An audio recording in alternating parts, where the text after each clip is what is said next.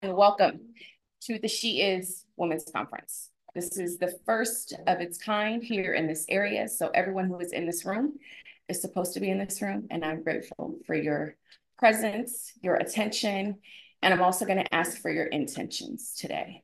So what that looks like is we are going to be present, participate. We're going to be aware of each other's feelings. HIV, I'm sorry.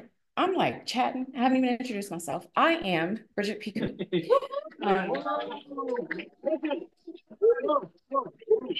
Thank you, thank you. We put this conference together. It's something that I have wanted to do for a long time, that Jeff Taylor has wanted to do for a long time. It's been an important mission of mine because as a woman living with HIV, I recognize that sometimes we don't feel seen, we don't feel heard, we're not recognized.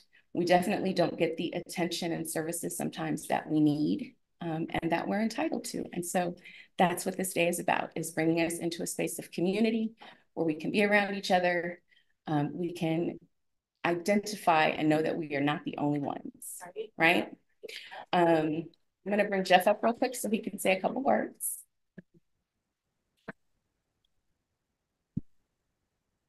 Great. Thank you, Bridgette. And thank you all for coming out today for the first time we're doing this. Yeah, awesome.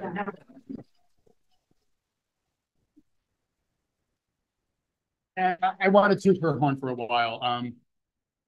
We talked about doing this. I've lived out here 23 years now and was always shocked and appalled that there was so little programming for women. We have so much for HIV here, but none of it was really directed for women and for what they need and what they deserve, as Bridgette said. So I was so excited to meet Bridgette when she first started working at DAP.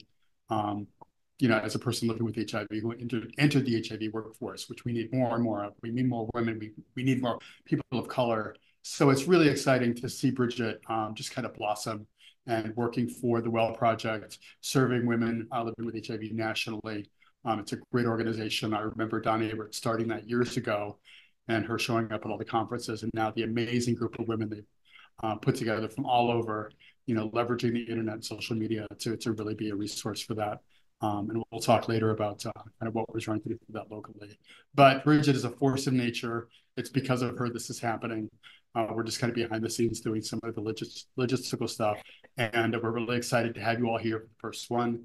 This is going to be an annual event. We're going to keep doing it. So please give us your feedback. Things you want to see, if you want to see it at a different time, a different format, how we can kind of keep the conversation going. We're just so excited. Thank you all for coming.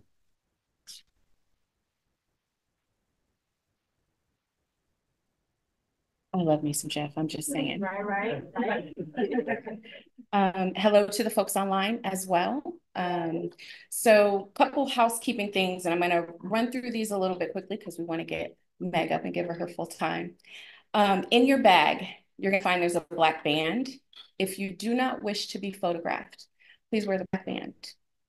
Part of the reason for that is because we want to be respectful of people's ability to tell their story in their own way. And so if you are a woman living with HIV who chooses not to identify as such, we want to make sure that there's no pictures of you at the conference and all of that stuff, right? So if you choose not to be photographed, please wear that. Chad is back there. Can you wave? If you see him coming with the camera, just wave him off. Right? So I'm not precisely a rule breaker, but I'm not a rule follower either. So rather than set us all up to fail with rules, I thought we'd do some agreements. And so the first agreement is, I don't think one that anyone will have a problem with it, which is that we're going to respect each other. The second agreement is that anything that you learn here on the stage, conversations you have with the vendors, community members, things we talk about, information, education, share that as you see fit. If you have a conversation with another woman, however, where she's being vulnerable, you guys are talking about HIV, those are things I'm going to ask you to hold between you and that other person. That makes sense? Agreed? Mm-hmm. Amazing. On your chairs, you have a couple things. First is there'll be a palm card for the virtual village. This is a project for community. Stephen is holding it up. So this is a project for community. It is an online group on Facebook. If you sign up for the virtual village, you will be entered into a drawing for right here, Fire tablet, Amazon Fire tablet, and a keyboard. Moreover, however, you should sign up for the virtual village because it's an opportunity for community. And for you to be seen and heard and to connect with other people that are where you are, where you have been, where you want to go. Okay. Then you also have a bingo card up there on your thing. So some of you are already talking to the vendors. Take it out. They'll stamp it. That puts you into a drawing for some goodies that I have at the end of the day. I won't say what they are, but they're pretty good gift cards. So do that. And then lastly is our survey, which Stephen is holding up. There's a ticket on the back. When you fill it out, you're going to put your email address on it so we can notify you if you won, and you'll take one piece of that ticket with you. So tear off a piece of the ticket, leave the other one stapled to it. That is how you get entered into the drawing for yet another Fire tablet. So we're giving 2 of those away. One for the survey and one for signing up for the virtual village. Yes. Sign up today. And we'll know you signed up for the virtual village because we'll see your name in the group. That's how we know. All right. Let's see. What am I? Already asked. Oh, I'm going to ask that if you are a person who usually doesn't speak up or doesn't talk a lot, stretch yourself a little bit because this is your community. This is your opportunity to talk.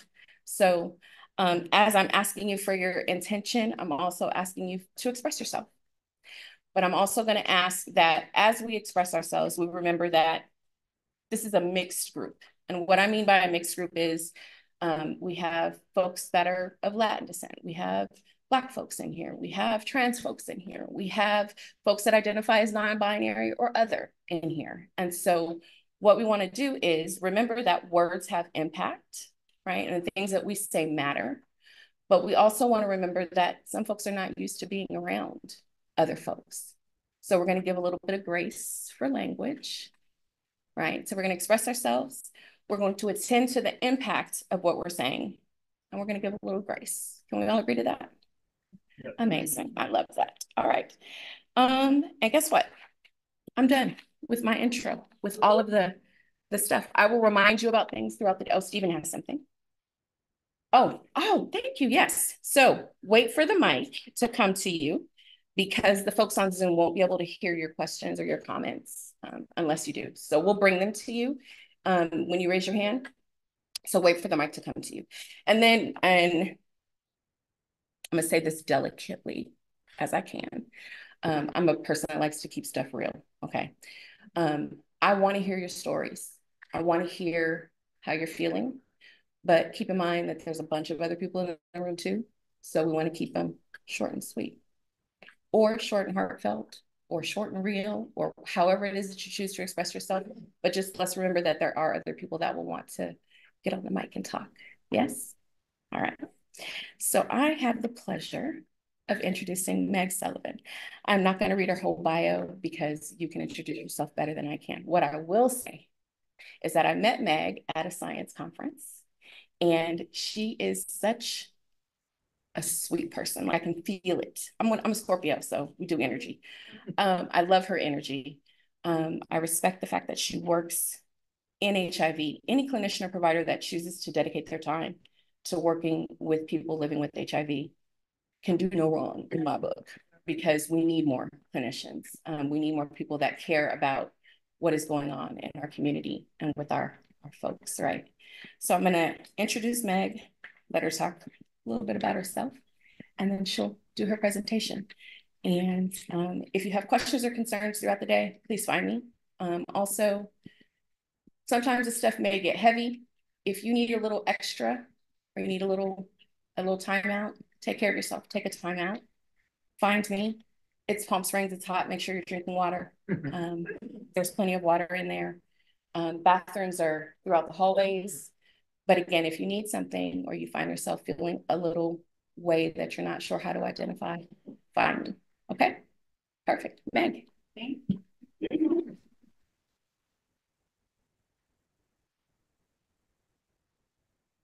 Thank you, Bridget and Jeff. It's a pleasure to be here today. And I just want to tell you a little bit about myself. I am not from California or Palm Springs. I'm from Boston, and I currently work for Vive Healthcare. And before that, I was at Boston Medical Center, where I practiced caring for people that live with HIV for 23 years. And I had a special focus on women living with HIV and reproductive health, especially. And I cared for women who became pregnant and were trying to bring into the world a healthy infant. And I loved caring for women for that care kind of special moment.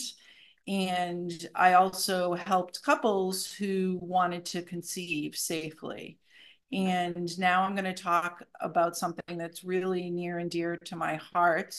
That's part of what I think we should all focus on is sexual health. I think it's part of overall good health. And I think that if we don't focus on it, we're going to miss out on sort of the whole comprehensive care that you and your provider can share in.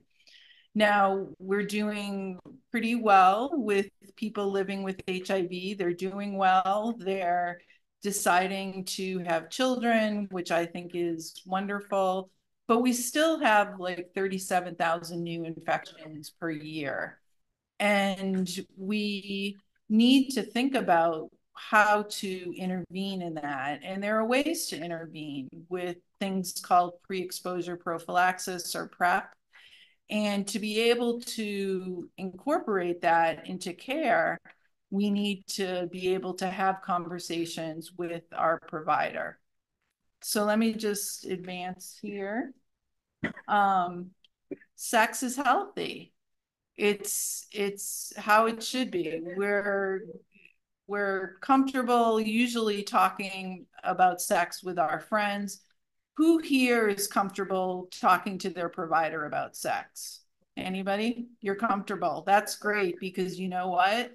As a provider, the providers aren't always so comfortable. So you have to push us. You really do, because who feels that their provider maybe is less comfortable than them? Yeah. So, and sometimes I know that providers also feel that they're in a rush, they may not have the time, and with that discomfort added in, they may not go on to talk about sex. But it's so important. It's important because of things like prevention and U equals U. I think we're going to talk about that a little bit later. If someone is undetectable, they're unable to transmit to their partner. And that's important to talk about. And that goes along with a healthy sex discussion. So sexual discussion helps to talk about things that you can prevent.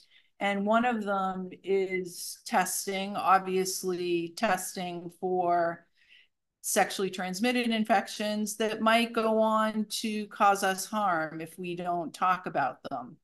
And if we don't have symptoms, we might not think to talk to our provider about it. But if you talk about ways in which you're having sex and things that you might want to bring up to increase your chances of having the new information come out, it's important to do that. So what is healthy sex? It's safe, it's consensual, it's liberating, it's pleasurable. It should be all those things. And if some of those things are getting in the way of your life sexually, don't just talk about it with your friends, talk about it with your provider and get them to engage with you to talk about this. You really, the onus is on me as a provider, and I should be really leading that. But sometimes other things get in the way. And you, as I said, you really need to push us and really get us to talk more about sexual health and your sexual health and things that might be getting in the way of good sex, things that are bothering you, symptoms that you might have, or symptoms that you might worry about. So it's really a personal thing, and sexuality is a personal thing, but it's something that we need to think about and talk about reasonably. And it is personal, but in that exam room, you should really be comfortable talking to your provider and get them to be comfortable, push them. So sexual health is physical, it's emotional, it's mental, it's social. It's all those things that go into what is sexual health. And it's important that you really bring that up with your physician or provider, whoever you're seeing. And you may have things that are getting in the way of that, that are in your mind, that you're worried about, that you need answers to. If you're not sure if we have the answers, push us to get answers and really get us to engage in the conversation. If you're having challenges with your sexual health, please remember to keep pushing us to get the conversation going. So why does it matter? It informs our identity. Sex is a part of our life. It's a part of our everyday life. And as women, especially, it's important, and it's sometimes pushed to the background, but it needs to be brought forth and really seen that it's part of our overall being and our overall health and healthiness. And as I said before, it promotes satisfaction and pleasure, which is really important in sexual health. And it also promotes us from making sure that we don't overlook the fact that there could be some infections that need to be treated. If these aren't treated, then we could go on to have issues with infertility or not have discussions about family planning. We should be, and again, this is on me as a provider, every time I see you, I should be talking about family planning and your intentions for how you want to live your life as far as potentially bringing children into the world or not bringing children into the world.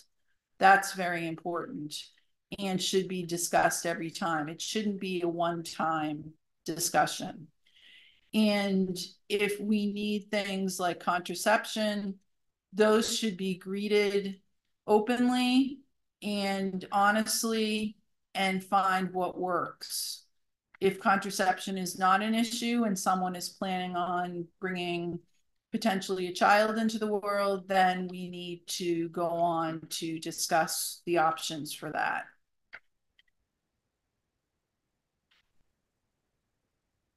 As I said, this is on us as providers. You guys are doing the right thing usually. You're feeling comfortable. And what I tell providers is that if you're not comfortable, then how is the patient going to be comfortable to share with you?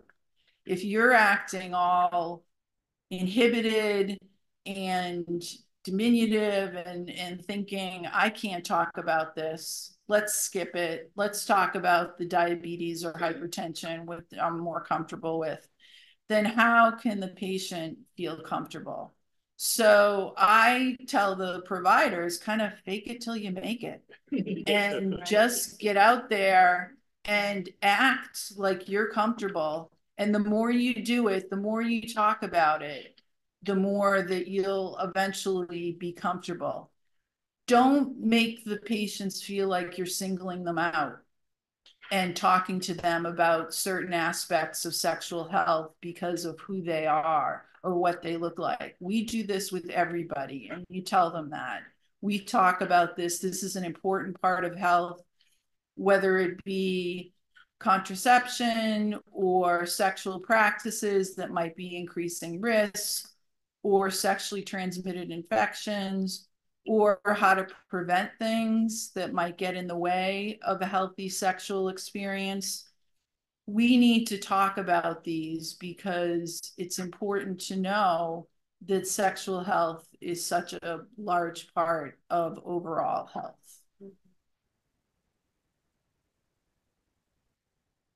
So let's go on to talk about how to get there.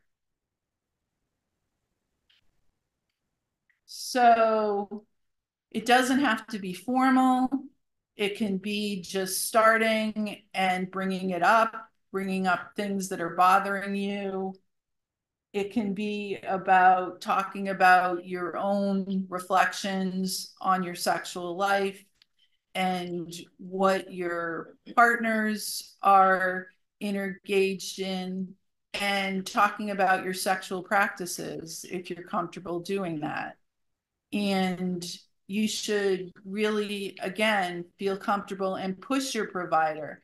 If they're looking like they're in a rush or they're not wanting to listen, you push them and you get to them to talk about the sexual health and bring it up and use whatever language is comfortable for you. It doesn't have to be scientific language. It can just be regular conversation about what might be getting in the way or what's working well. We also want to hear what's good in your life and celebrate that.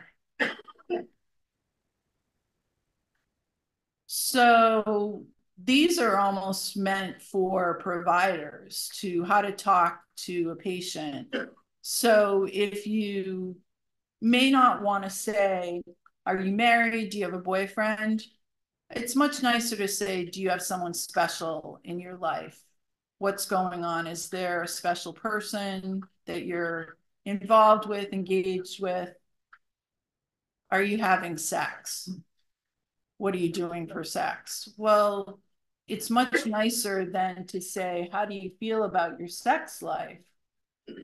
And not pushing, do you use condoms, which can be sort of accusatory in a way. You want to just say, how are you protecting yourself? And what kind of things might you need to further protect yourself? It's all in the way that you ask. And this is more, again, reflecting on me as a provider and knowing how to speak and really introduce the topic by having someone be more comfortable. So not just going, hey, any oral sex or anal sex? We should just be asking, how do you enjoy your sex, your sexual pleasure?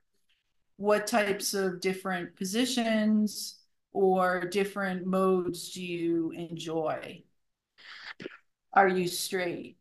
That's sort of accusatory and puts someone in a pigeonhole right away. And you should just ask who they enjoy having sex with, men, women, or both. Does your partner cheat on you? And that really puts someone, it makes them close off. And you should really be asking, are you with your partner? Are you with others? Do you think your partner is with other people? Because sometimes it can be that we're monogamous, we're with one person, but our partner might be living and having sexual relations with other people. And then we might be at risk for those reasons. I love this, the 5 Ps of sexual health: partners, practices, protection, past history, and pregnancy intention. And that's what we should be using as we talk to our patients. And it's easy to remember. 5 Ps: partners. How are you doing with your partners? Do you have several partners that you're enjoying having sex with? And put it in a positive spin so that they really feel that they can share. Practices, as we talked about, what ways do you get your sexual pleasure? Not just asking them starkly how that they have sex, but how do they get pleasure during sex, and what ways do they practice? Protection, do they protect themselves? Any past history of any infections that we might need to know about or need to treat? And also, as I said, every time you talk to someone, you should be talking about their pregnancy intention and their family planning, because that changes over time and it can play into how they approach their sexual health. The 6th P is pleasure, because that's really important. And again, as clinicians, we should be really celebrating that and really bringing it forward, because if we don't, we might miss something that's important to the overall sexual health of our patients. And if they're not having pleasure during the sexual health discussion and that comes up, then we might then uncover some things that we might need to delve into and help them with and help them approach it better, so they do feel more positive about their sexual health and that they are gaining pleasure from their activities.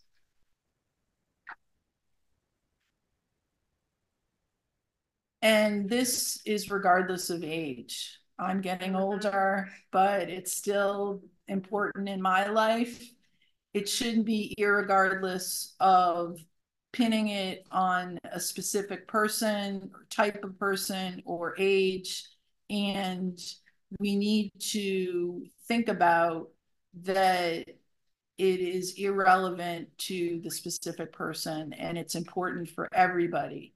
Sex is part of everyone's life, regardless of age or who they are, and we need to think about that. So just some ideas: know what you're comfortable with, but challenge yourself to be more comfortable. And in a sense, you're helping the provider. You think about the provider is there to help you. Well, as I said, and you guys know, that your providers can often feel less comfortable about talking about sex. So it's, as me as a patient, when I'm not the provider, and you as patients, you should be pushing your providers and making them talk about these things. It is important. It's their job. It's their role. And sometimes we need to push them. Be open, be present, be respectful.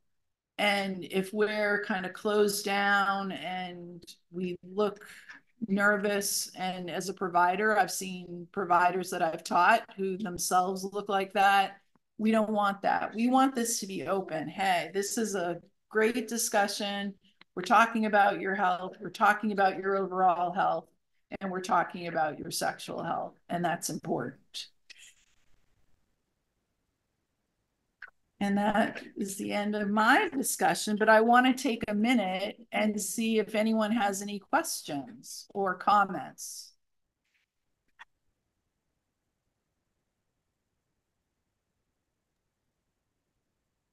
Hi, I'm moderating the chat on Zoom. Yes. And I do have a question. Sure. Do you have any suggestions of how we can engage providers who are resistant due to their own personal bias or beliefs? I think that we need to, as patients, push them and bring up the issues that you're interested in challenging them on. But I will tell you that it's totally within your right and potentially for your best interest of your health and sexual health, that if you can't get through to that provider after trying several times, that you move on. And that's okay. And a provider might learn from that and learn to then expand their horizons. So if you got to move on, you move on. Yes. Hi, good morning. Hi. My question is, how do you all engage frontline providers like OBGYNs and reproductive endocrinologists, not waiting till you get over to the HIV continuum, but still on the PrEP continuum to engage patients, because that is actually where most people will have a deeper relationship before they actually have to cross over. And it is lacking substantially, those conversations. So the providers that see patients more routinely, whether it's OBGYNs, reproductive endocrinologists, or even other providers or disciplines, how do you engage them to speak up and talk to patients? I think that's really spot on and so important, because most of these conversations, they should be in every realm, but they also should be in the places where most of, especially we're talking about women are being seen and intersecting the healthcare system. And a lot of times the OBGYNs or sometimes family practice don't feel comfortable talking about prevention. They're a little bit more comfortable talking about sexual health, and they will ask the questions they need to kind of get to their endpoint. But as far as prevention, and I know that in institutions like where I come from, Boston Medical Center, we're trying, coming from the HIV side of things, we're trying to educate and bring talks to places like OBGYN and also in medical school, because we have to start this when they're babies and really start to get them and change the whole realm. When I was in medical school, we weren't talking about sexual health and sexual discussions. And I think that's where we need to start, is early in medical school, so everyone's thinking about it and everyone's thinking that it's their role. Oh, absolutely. Absolutely. And their programs for sure. Yes. Good morning. Not necessarily a question, just a comment in support with your encouragement for the patient when they're engaging with their providers to push their providers, because just conversations with especially the aging populations, the providers aren't talking to the patients about sex or their sexual health. And that's where the discussion of reminding that individual that the doctor actually works for you. And, it's okay for you to help them do their job better. Absolutely. So good job for sharing that. And, as patients, we're there in some ways to help them, even though we know that they work for us, and we need to get them, push them along the continuum to get them to be where they need to be and help us to get to that prime place of sexual health. Yes.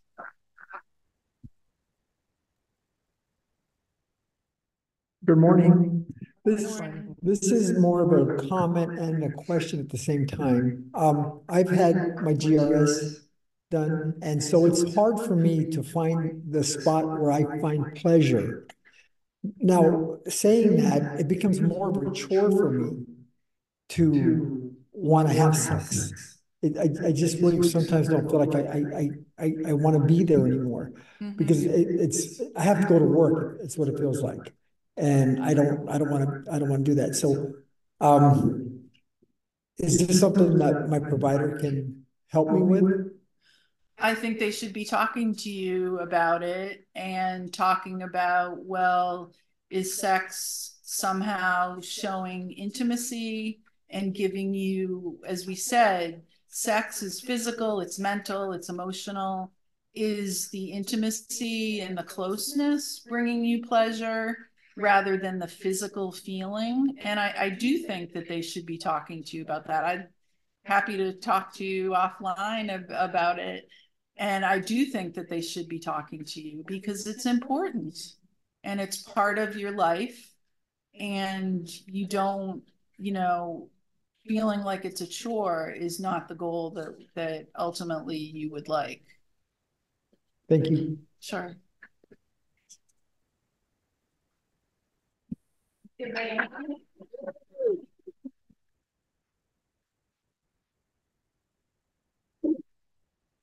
Thank you very much. There's some words that you said that I think I want to call out and call in. You said enjoy a lot because we should be enjoying sex. I love that you just talked about intimacy because that's part of I think we forget healthy is a encompassing of a lot of things. And I love that you said enjoy and intimacy. So yes, all right. So we are going to move into our first breakout session. Okay, so the way the breakouts are going to work, we have 2 breakout sessions planned with 3 sessions each, okay? So right here in this space, oh, and you know what? Let's take a second while we're in a clapping mood for Meg. Let's thank our sponsors, Vive and Gilead, our presenting sponsors. Absolutely. And then, yeah. And then we have some community business sponsors also. So we want to thank Walgreens, Bios Clinical Research, Palm Tree Clinical Research, NAPO, our AV guys, Icon City, Chad for doing our photography, Sunny Wood, who did the printing of everything, and then Urban Yoga, who's going to be doing one of the sessions. So let's talk about it. And then when I come back, I'm gonna thank our community sponsors. We're gonna keep this going throughout the day. Good feelings. Okay, so in this space right here, Carla Torres is gonna be talking about living well with HIV. So you'll stay here. If you wanna take part in the chair yoga, you're gonna go right behind in the next room.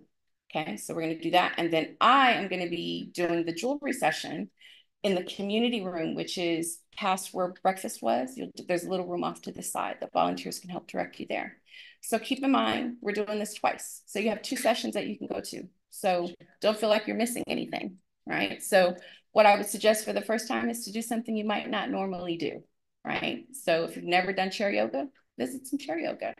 If you are wanting to find ways to live well and thrive with HIV, stay here. And then you can always come see me in Joel. We're going to be talking about affirmations too, because it's not going to be all fun. We got to get some work in. Okay. So let's break for that. We're going to move through that. As soon as we're done with that, we'll move right into lunch. So the breakout session is going to end at 11:30. Between 11:30 and 12:15 is where you'll have time to grab your lunch, do some networking, make some connections, make friends. That's why you're here in part. And then at 12:15, we want you to come back in here. We're doing box lunches to kind of simplify things. So you can bring your lunch right back in here. Kathy Chen from Gilead is going to be doing a talk. I encourage you strongly, hint, hint, to come in and have your lunch and listen to our lunchtime plenary. All right, any questions right now? Concerns? I'm so happy y'all are here. Have I said that? Yeah.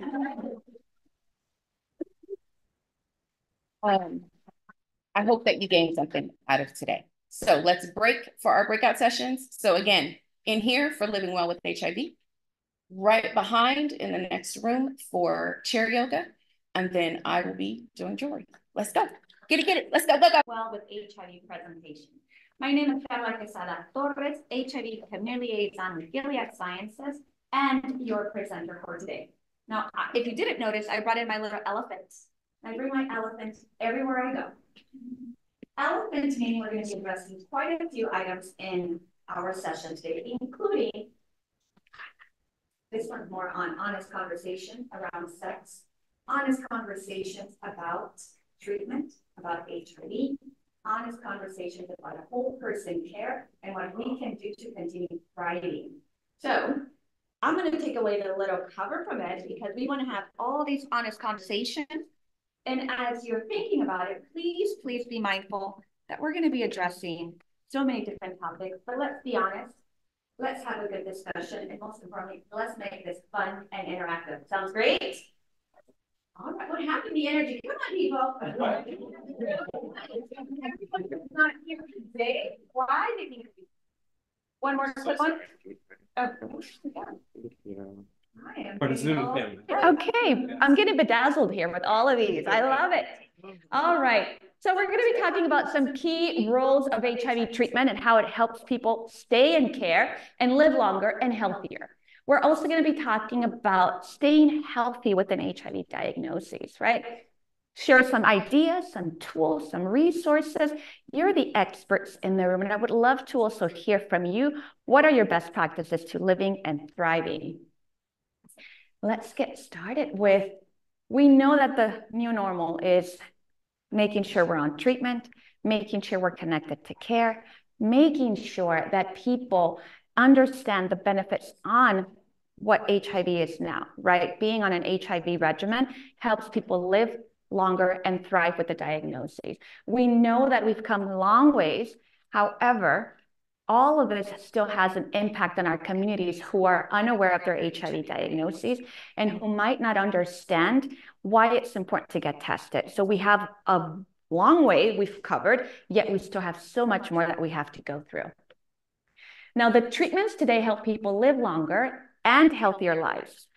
Now, we also want to make sure that people understand and have these rich discussions on treatment options, and that they know that they have a variety of options. And when the right provider and the patient comes in and has these important discussions, they can make an informed decision of what treatment options are great for them. HIV is a term that people still think is a death sentence, especially in communities of color. We talk about the stigma associated with HIV, and we fear many instances just even getting an HIV or being offered. What has been your experience when it comes to people perceiving that HIV is still a death sentence? Has anyone heard that from your clients or your patients at this nowadays? And we're 40 years into the HIV epidemic, right? And yet the fear is still there. Is there certain areas, we're in the Inland Empire, is there certain areas within the Inland Empire area that you have seen this a lot more? Yes.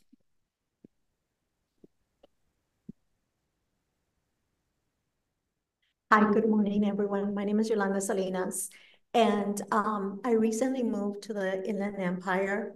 I used to work in East LA for an awesome organization where I was able to thrive and be able to help individuals who are infected with HIV and AIDS. And me being also HIV positive, I was, able to advocate very strongly on their behalf. Mm-hmm. However, moving up to the high desert, I see that there is a great discrepancy of services. There is no services whatsoever available in our community. The only organization that there is FAP, which is in Hesperia, and they only provide case management and housing services. However, support groups for women like us, there is none. Mm-hmm. And those are important discussions to have, please. And when you do have the lunch opportunity for networking, come together and find opportunities to collaborate, to have these partnerships with agencies like FAP. FAP has Riverside and San Bernardino locations. And you have other agencies that can actually also be open to starting a group with you. It is so important. We're going to be talking about these best practices and tools that help people live and thrive with an HIV diagnosis. Thank you for bringing that up. Yes. Hello. Hi. So lovely to see you. Great to see you too. Dr. Christina Madison. I am hailing from Las Vegas, so from one hot location to another. I just wanted to tell you, just because this is like hot off the press, but IS is specifically, they just sent out a request for proposals around peer support and peer navigation and funding for specific programs around peers and peer navigation. And so I know that I can't give you an easy, quick fix, but I can tell you that the organizations that are really leading the way in this space are looking for ways that we can fund opportunities to get more peer support. And one of the things that I will say is that with that request for funding opportunities is specifically looking at women and women of color, because we know that that is a pain point and a place that we need to do more. So thank you so much for your comment, my dear. Thank you for bringing that up. Absolutely. We have more comments over here in the front. Let me build this up. And it is important to support women and build the bridge between patients and providers. Absolutely. And peer navigation is the way to do that.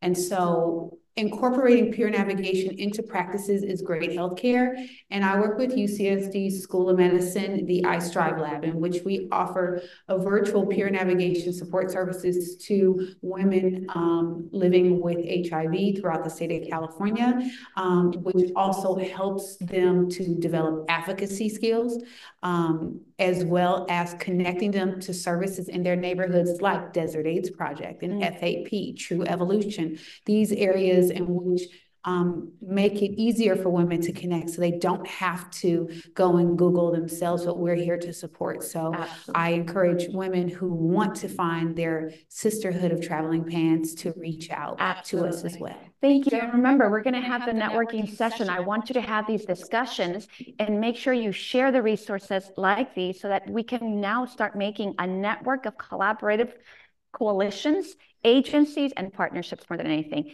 Sandra? I just wanted to tell you as well, 30 years ago, I started a support group in South LA for Black women because there was none.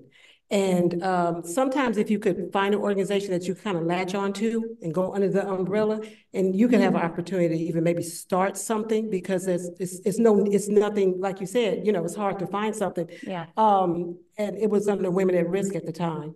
And they had support groups for women in Manhattan Beach, Hermosa Beach, all the beach cities, but nothing in the hood. Right. So I just said, you know, you don't have anything in the hood for Black women. And she said, well, you want to start something? Mm-hmm. And that's how it was that easy, you know. So that's just an idea. That was 30 years ago. So, but I think the thought of it can still work. Mm-hmm. Thank you. And I'll say also, probably almost 30 years ago, I started a support group at Minority AIDS Project, and there weren't enough women in our agency, so we collaborated with 3 agencies. So we had the Gathering Place, Minority AIDS Project, and THE Clinic for Women all came together to have one support group. So that's maybe another idea too. And also when our discussions come about, right, thank you everyone for sharing opportunities about what can be done and what has been done. And that's a huge foundation moving forward. And incorporating discussions like treatment options, knowing that people who are on treatment reach undetectable. We talked a little bit about undetectable earlier in the session, about undetectable, untransmittable, and that is still a key messaging that doesn't resonate with our community. It doesn't make the connection that they can be undetectable, that they cannot transmit HIV through sex with their sex partners. We also want to make sure we educate them about keeping that immune system strong, and it helps them live and stay healthier. We know these guidelines from the Department of Health and Human Services have been shared. However, again, communities of color are not yet listening to this messaging consistently or unaware that this even exists. Now, treatment options, we know that there's various different options available. Do you have regimens? Some of them have 3 medication combinations. Some of them have 2 medication combinations. It's an informed decision between their healthcare provider and the patient to decide which treatment regimen is right for them. Medicines can help prevent the spread of HIV among other people. Now we know that undetectable, untransmittable, or treatment as prevention is the key message. Please share it with our communities, especially communities of color. What else can we do? Communicate regularly with our healthcare provider. That's key. If we don't have someone that's listening, we mentioned earlier session, start thinking about somewhere else. Start working with another provider. Start finding other options. We also want to make sure that we incorporate eating healthy, being active. How many of you were able to get up this morning and do a little jog? Lap around the pool, maybe? Exercising. We have yoga, chair yoga. Next session, we're going to all do yoga. Get some exercising going, please. Physical activity is key to living and thriving. Keep your mental health healthy. That elephant in the room, remember? Mental health. People don't talk about mental health and the impact it has. When you ask folks, have you had a counseling session? They're going to say, no, I'm not crazy. I don't need that. Right? When was the last time you sought mental health? I always tell my folks, go at least once a year, whether you need it or not, just go and meet them. It's good that you start building that rapport when you don't need, when you think that you don't need, and you at least have an ally there with you when you do need it. We have to remember, we have all experienced trauma before birth, okay? As a child, as an adolescent, as an adult. So start having these discussions and addressing these elephants in the room. And then ask for support. We just mentioned great resources from LA, Long Beach, okay, Inland Empire, national organizations. It is so important that we start building this support. And if it doesn't exist right now, let's create them. Eating healthy, balanced meals. What do we have for breakfast? Donuts? Coffee? Barely coffee, right? Oh my God. Right. We have some yogurt in there too. If you all want some fresh fruit and yogurt. Balanced meals means having a balanced meal, not just items that have high calories, right? Carbs. So choosing the right type of food and removing as much as possible salt, added sugars, or saturated fat. Having items with the right nutrients will help you feel great, exercise, and become that person, that healthy individual. And it also helps manage HIV symptoms, complications from our lack of nutrients. Exercising helps relieve stress. What do you like to do for exercise? What do you consider exercise? Sex is a great exercise. It is. You get a workout out of that. 5 minutes. Well, come on. There's a little bit more of a playful in there. It can't be. Right? 5, 10, 15? Hey, it could be a very intense 5 minutes. We'll take it. It helps release stress. It helps combat depression too. It helps build muscle. Okay. I love to dance. That's an exercise. So I prefer putting on some music and doing a workout quickly, 30, 15, whatever time frame you want. But get some exercising. I am not a runner. I have scoliosis and a herniated disc, so I cannot run for my life. So please do not put me to chase after you. I'm not going to go chasing after you. I'll dance behind you. It helps burn fat, keeps your muscles strong, your heart healthy, your immune system working and fighting infections. It really helps prevent also losing that muscle, okay? We're not getting any younger, unfortunately. And if you are a woman of childbearing age, if you have children, I have 6, and I just turned a grandma late last night. Woohoo! All of that also puts me at risk of other complications if I'm not eating healthy and I'm not building my muscle and maintaining my muscle, right? So it's all part of then being healthy and being mindful of what you need to incorporate to increase that physical activity level. Talk to your healthcare provider. If people say, Carla, I cannot dance, I cannot move, I'm really having struggles, like you can easily pick up, sit down, give me some weights, right? Use your arms, use your legs, do something. You're already working out your abs. It's a matter of finding the right type of activity for you. Chair yoga, walking at the beach, taking a walk around the mountains, hiking, anything is going to be a great activity that it's going to help with overall physical health. Your emotional well-being, again, working toward accepting that a whole person care is more than just your physical well-being, that your mental and emotional and your spiritual being needs that same level of love, attention, and support. So tell your healthcare provider if you are feeling stressed and depressed. I always experience depression in a certain time of my life when I've lost family members. And I didn't realize during that anniversary, I was feeling very anxious and sad, and I didn't want to get out of bed. I'm like, what's going on? And just recently, for the first time, and I was a strong advocate of overall whole person care and wellness and self-love, and especially during COVID, then all of a sudden, here I am having a panic attack and my kids not knowing what to do with mom, when mom is the only one holding people together. Why is she on the floor crying when she couldn't even catch her breath, having to call 911?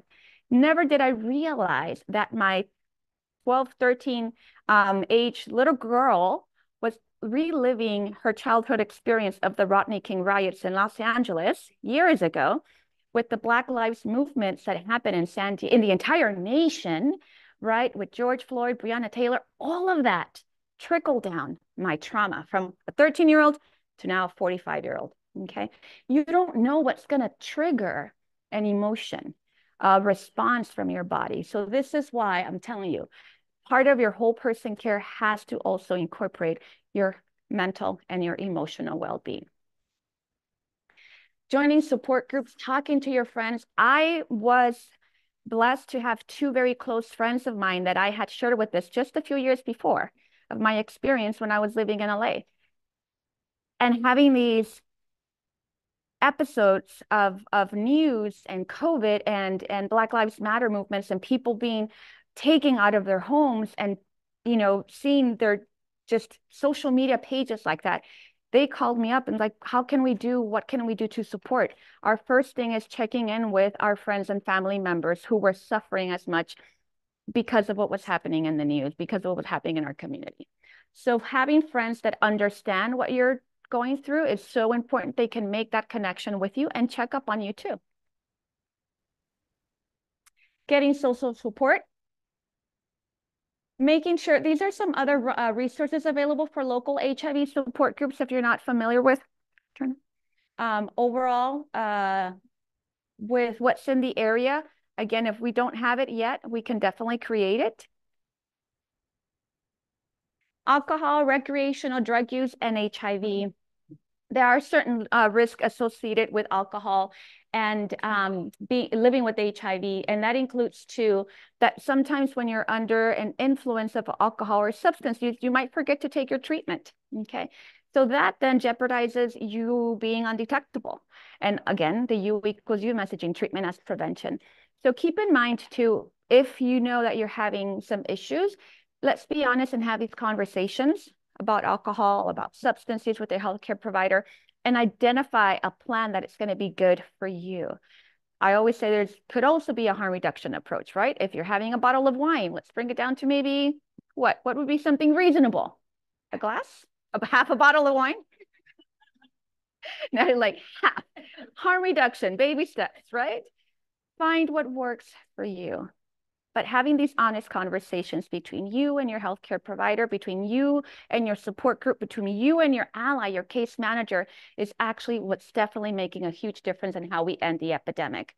Interact, right? We know that alcohol interacts with some medications. Sometimes that's been what really stops people from maintaining that undetectable status. So it helps also, it worsens the immune system. It makes it harder for you to recover from infections. So having these discussions is really important with your healthcare provider. Smoking and HIV. Another condition too, and I know that providers are asking and doing some assessments upon check-in. And if you know that you're having issues in quitting smoking, there are hotlines that people can call and have more support. It does bring in, there's a poor response to HIV treatment, lung cancer. I'm preaching to the choir when it comes to all of this, but having these often discussions is so important because maybe you're not ready to quit smoking now, but maybe if you start building that report and that information, it might take another year or 2 or 3 before you decide to stop or reduce. Challenge of treatment fatigue. now that we have so many options of treatment, I don't really hear people saying, I'm just so tired of my treatment. People are living, people are thriving, people are exercising and maintaining overall holistic whole person care. That I haven't seen as much as treatment fatigue. It's really important to share your stories with people that are not familiar with where we were 40 years ago with the epidemic, what treatment options were there, how many people were taking dozens of medications, and now you have options such as one pill or even an injectable. Travel. One thing that COVID did teach us was that we cannot just stay with your 30-day regimen of medications, right? That it's so important to have your backup. And if you're going to be traveling, that you know where you're going to get your next dose of medication. I had folks who were in a cruise, and how many ships were actually just stranded out there? They couldn't hit the land back. Medications they were short, or they ran out of medications, and pharmacies were trying to figure out their policies during the COVID early stages. So having a backup, where can I connect with? Who are my pharmacists? Who would have samples that I can actually grab for the next 7 days? That's information that a patient needs to hear from their healthcare provider in preparation of, because right now we don't know. That's one thing I learned from COVID. We cannot just assume and just wait for folks to think about it once we have a pandemic. If they are going to be traveling to different countries, it is summertime. Palm Springs is beautiful, but there's other places in the world that have wonderful tourist locations. Where are your plans for the next 30, 60 days vacationing? Where are you going to go other than Palm Springs? Cabo. Ooh, I love Cabo. Where else? Chesapeake Bay. What was that? Chesapeake Bay. Chesapeake Bay. Never been. So options are all over, right? We can travel. We also have to make sure we're taking the medications with us, especially the medications for HIV. Living well as we're aging. Anyone aging in here? We're all under 21? All right, my husband like, no, 21, because then, you get to party and you're legal. Legal 21-year-old. So yes, we are all advancing in age, and with that comes certain cancers, liver disease, bone loss, mental decline. People living with HIV do have other situations of faster aging with the body's immune system, certain lifestyle choices like smoking, less activity, drinking too much alcohol also impacts the body. And then the long-term, the chronic HIV inflammation, which is a silent process that can damage the body organs. Keep in mind that a lot of our patients are living and thriving, and they're living longer, which is a great thing. But as we're aging, then we also have to be mindful of co-occurring conditions and chronic conditions that are not manageable as easy when we're in our 20s or even 30s. So a lot of our patients have no geriatric care, have no idea where to go. And if we know about these resources, keep mentioning it back to our patients so that they know what resources they can utilize as they're aging with HIV.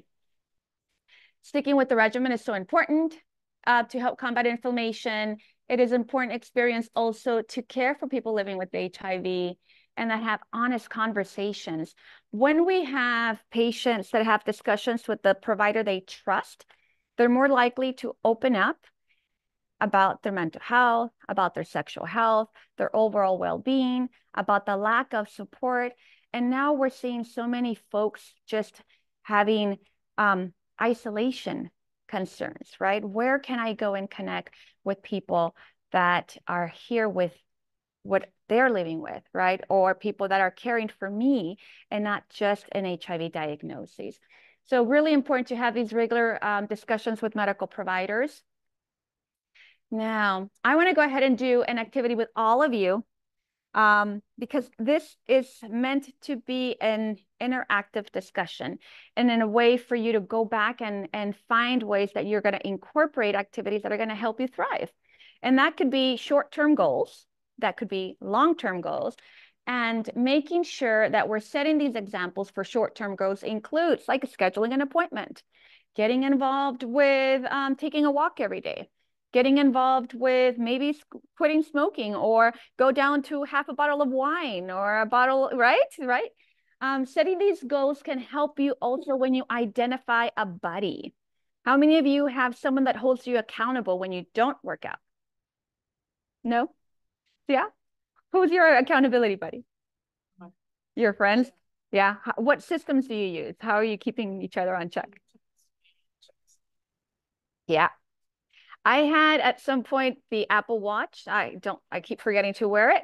And then we were competing. And then when I didn't close my circles, I'm like, oh man, I gotta get up. And my husband's like, wait, it's 11 p.m., but I didn't close my circle. And my comadre is gonna tell me that I didn't close my circle. Right. So finding these goals, or that commitment and that buddy system, is so important because it holds us accountable. It makes us do things at the long run that is helping overall me. It's not that person, but they're holding me accountable because for their own sake, they're also holding themselves accountable. Adjusting their goals, start slow, work your way up, and reward yourself. What techniques do you use, or what items do you use to reward yourself when you accomplish something? What is that? Healthy, you're living, you're thriving, right? Sometimes you're like, oh, I'm gonna go ahead and get some pair of bling glasses, right? I love hats, if you can see. So I'll go in and I'm like, oh, I'm gonna reward myself with a hat.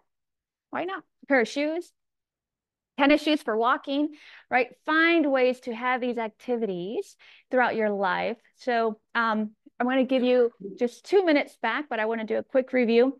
HIV does not stop you from living. HIV does not stop a person from thriving. To live well with HIV, it's important to have these goals. And as you're working with clients, or if you're living with HIV yourself, these goals are so important because they keep motivating you to live. They keep putting you in a position of taking control over your life, over your HIV, a chronic manageable disease. Okay, taking the medications as prescribed, having these informed decisions with your healthcare provider, and determining what is the best care plan for you to maintain that undetectable status and work toward having those discussions helps you stay in control overall with your HIV. These are some helpful resources, including Help Stop the Virus. If you get a chance, look at those videos. They help educate not just frontline staff, but also people who are newly diagnosed, people who have been living with HIV for quite some time. They also have resources at the Greater Than HIV and Let's Stop HIV Together, San Francisco Foundation, just to name a few. You have quite a room full of agencies here. Take advantage of the next 40, 45 minutes before we start with our lunch plenary, and ask questions. Start that networking, start that discussion of holding each other accountable to make sure that as we're aging, with diagnoses or not, that you're still in control of your health. Yes? You should have Positive Women's Network on that. I agree with that. Positive Women's Network. And these are resources that are constantly being updated. And I'm definitely going to go bring it back to our team to make sure that they add it. And thank you for bringing that up to me. Yes.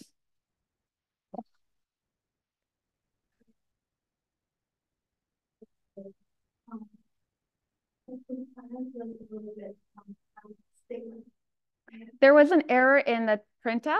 It is living with HIV, and we incorporated some of the stigma associated with it. But yeah, it's. Yeah.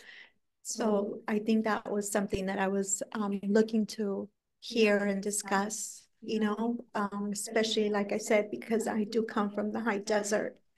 And I also work for an organization up in the high desert. And I just want to share this, this is how bad the stigma continues to be, even after 40 years of people living with HIV and, with this disease, right? I had a female who went through the whole intake process, and everyone that had met with her prior to me meeting with her were not able to pick up on the symptoms that were so obvious. When I sat with her, she was having such a hard time speaking because of the major thrush that she had in her mouth and the foul odor that was coming out. I picked up on that immediately, and I asked her, what is going on? Are you okay? She's like, you know? And I said, yes. And she goes, why is it that no one has ever been able to ask me that question or has given me the resources to get the help that I need? And I go, I don't know, love. I go, but what I am going to tell you is that I'm going to take you to the hospital right now. We took her to the hospital. I advocated on her behalf very strongly in the ER office, because even the medical staff there were asking, well, why are you bringing her in? I go, because this woman can barely swallow water now. You know, she has major thrush. She is having diarrhea episodes, you know, where she cannot even hold her own bowel movements, and she is extremely dehydrated. She needs medical attention. After having her take her vitals, they did everything. They admitted her, but I had to be there by her side to hold her hand and walk her through the whole process. Unfortunately, she was discharged. You know, 7 days after being admitted and being isolated, you know, in a department, she was isolated and thrown back out on the streets. This woman died in the desert alone, without being able to be linked to any services, without being able to be referred to a SNF or any other programs out there. That's how bad stigma continues to be. I completely agree. It's sad to see on the side of the providers who are still in denial, on the side of the community who are still not speaking about HIV, and seeing that stigma is much more connected and rooted than we can ever imagine. And unless we bring back the stigma and presentations and education and awareness and accountability at all angles, at all levels, is how we're going to end the epidemic. And I apologize for the error on the program. We can definitely provide, if you know of any healthcare provider, agency, nonprofit that would need and benefit from a discussion specifically around stigma, I would love to bring back those resources to the agencies. I'm happy to connect with you afterwards too. Thank you for that story. Yeah. And stigma, it needs to be talked about in every HIV conference, because 30 years ago, I had a 19-year-old who was HIV positive. He says to me, what the hell am I going to do? I can't go home. My parents will kick me out the house. Last year, I had a 22-year-old told me that HIV positive. What the hell am I going to do? My parents don't kick me out the house. Right. 30 years, it's the same song. Yep. So stigma, every conference we have, because stigma is still going in HIV. Women come into the doctor, they wonder, well, how many sex partners she has? She must have a lot of sex partners. Stigma, gay men having sex with men, all that. People talking about the gay boys, and well, they ain't learned yet why they getting HIV. Stigma is always going to be an issue, and stigma needs to be discussed in every HIV conference. Thank you. Because it ain't going away. No, it's been going around for 40 years. Stigma is a huge issue in HIV. Thank you, Sandra. Thank you. We're at time right now. Oh, sir, that I know people are. I just have a quick question. So for any of the ladies who spoke about resources, if you don't mind sharing any information you have about peer support networks, let me know so I can type it in the chat for people on Zoom. I do have resources in Los Angeles. We have a big program in Los Angeles. Okay? Good morning. My name is Francisco Valdez, and I work for UCLA Health. We have resources for women of color with HIV, peer linkage and engagement. And this is the first program of its kind for women in Los Angeles. It's funded through the HSP and HRSA. And we support newly diagnosed women or women out of care for 6 months, but we are in Los Angeles. I have a few flyers I can share with you, so feel free to refer anyone that you may think from our program, but we are only in Los Angeles. Okay, thank you.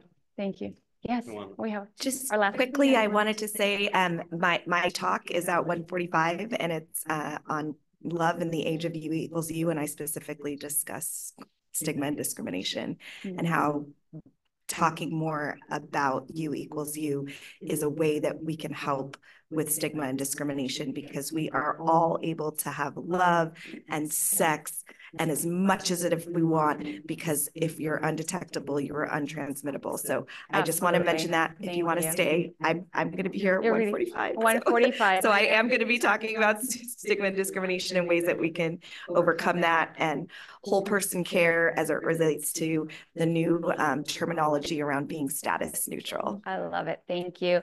Lunch session has started, and networking. Grab your box lunches. Go through the tables, please. Come back for the lunch plenary, which we're going to be focusing on specific HIV epidemic in Black African-American women. And we'll come back then for that session. Thank you, everyone. So let's focus attention. Good afternoon. Y'all just ate. Good afternoon. There we go. Yes. We do energy around here. Okay. So couple of acknowledgements. So I want to thank our community sponsors this time. So we have Heart PS, of course, big shout out, clap, clap, clap. So the Well Project is the organization that I work for, which I have not shouted them out yet. So at the Well Project, we focus on women and girls living with and vulnerable to HIV, www.thewellproject.org. You will find fact sheets, community. We have a blog. We have a blog for women living with, and we have a blog for folks who are caregivers, fringes, all of that. So we have plenty of resources. You will also find me there. So find us there. We have PS Test, the Transgender Health and Wellness Center, Christie's Place, ANAC, exactly, yes. ANAC, which is the Association of Nurses in AIDS Care, another organization that I'm affiliated with. I know it seems like I do a lot because I do. You do. That's all right.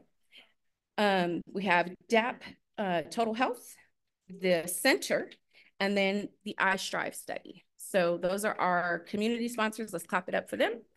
Whoa. And then one more group that I want to shout out. On your chair, everybody see this little card? So this is for the Confessions podcast.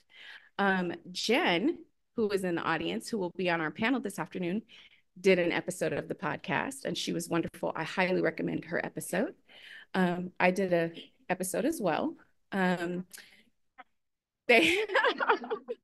So it's English and Spanish. They have sessions with some trans folks' experiences. This season was experiences of Black women living with HIV. Next season, if I'm not mistaken, is aging? No? Yes? In a way. Yeah. In a way. Okay.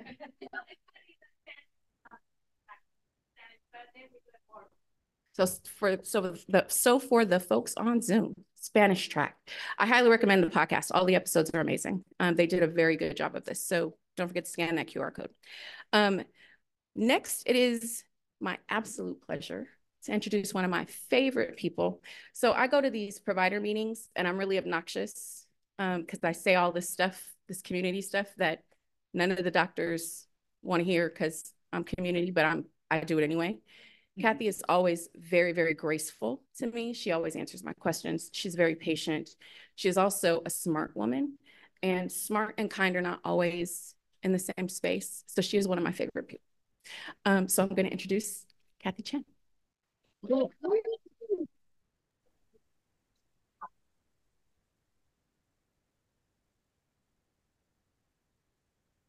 All right. Hi, everyone. It's always hard to be right after lunch because I feel like the food comes setting in. So I appreciate the energy that you all had a moment ago with Bridgette. I'm going to try and keep that alive. Thank you all for being here, showing up today, being part of this amazing community. A huge shout out to Bridgette, to Jeff for allowing me this time to speak to all of you. It is a true honor and pleasure to be here. Okay. So let me introduce myself. I know a few people in the room, but for those of you that I haven't met, my name is Kathy Chen. I am currently the Gilead HIV medical scientist based in Southern California. So I cover Los Angeles out to Palm Springs. And In the first phase of my career, I guess, I was in clinical practice as well. Like Meg, I worked with AIDS Healthcare Foundation in downtown Los Angeles, caring for mostly uninsured, underinsured patient population living with HIV. Given the location of our clinic, we were very close to Skid Row, so I cared for a large homeless population, housing challenged. It was a wonderful patient population to work with. I enjoyed it very much. And, one of the populations that I always felt was underrepresented, and I would complain that our waiting rooms were too geared towards the MSM population, that we needed more materials that would make women, cisgender women, transgender women feel comfortable in our waiting area. Support groups, that has come up earlier this morning, that the support groups, many of my cisgender women didn't feel comfortable attending the standard support groups because they would be the only woman in the room, and they didn't feel that their experiences were kind of similar or shared with the other people. So we really advocated for developing support groups within our organization that allowed for cisgender women and transgender women to have a space and a voice to feel safe. So after about 12 years of doing that, I transitioned into this role at Gilead, and I've been here for, shockingly, just over 10 years. I don't know where the time goes. But it's been a really fun journey because in this role, I get to, spend more time in the science of it all, attending conferences, really culling down the data, sharing it with frontline providers, with people living with HIV in a context that people can put into their practice, right? Whether they're frontline clinicians taking care of people living with it, how do they use this data to apply towards their patients? And so doing things like this is honestly like the highlight of my job, being able to, bring materials, have a discussion. And that's what I want this to be. You'll notice the topic, but maybe you won't. Where do I point this?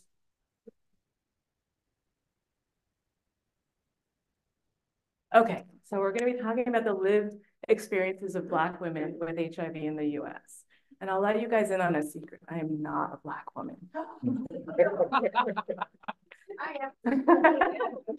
And I'm not living with HIV. I'm living with hypertension, migraines, and eczema. But, my point is that, I already kind of gave you my background, right? My touch point with Black women living with HIV was as their provider. And I learned a lot from them. And I continue to learn. And in this forum, I want to learn more from all of you, okay? This is a safe space. I love how Bridgette set it up at the beginning. This is a safe space. It's a safe space, hopefully, for me. If I say something that doesn't sound right or I'm using wrong terminology, call me out. Bridgette has no hesitation doing that. So I'm used to it. So please do.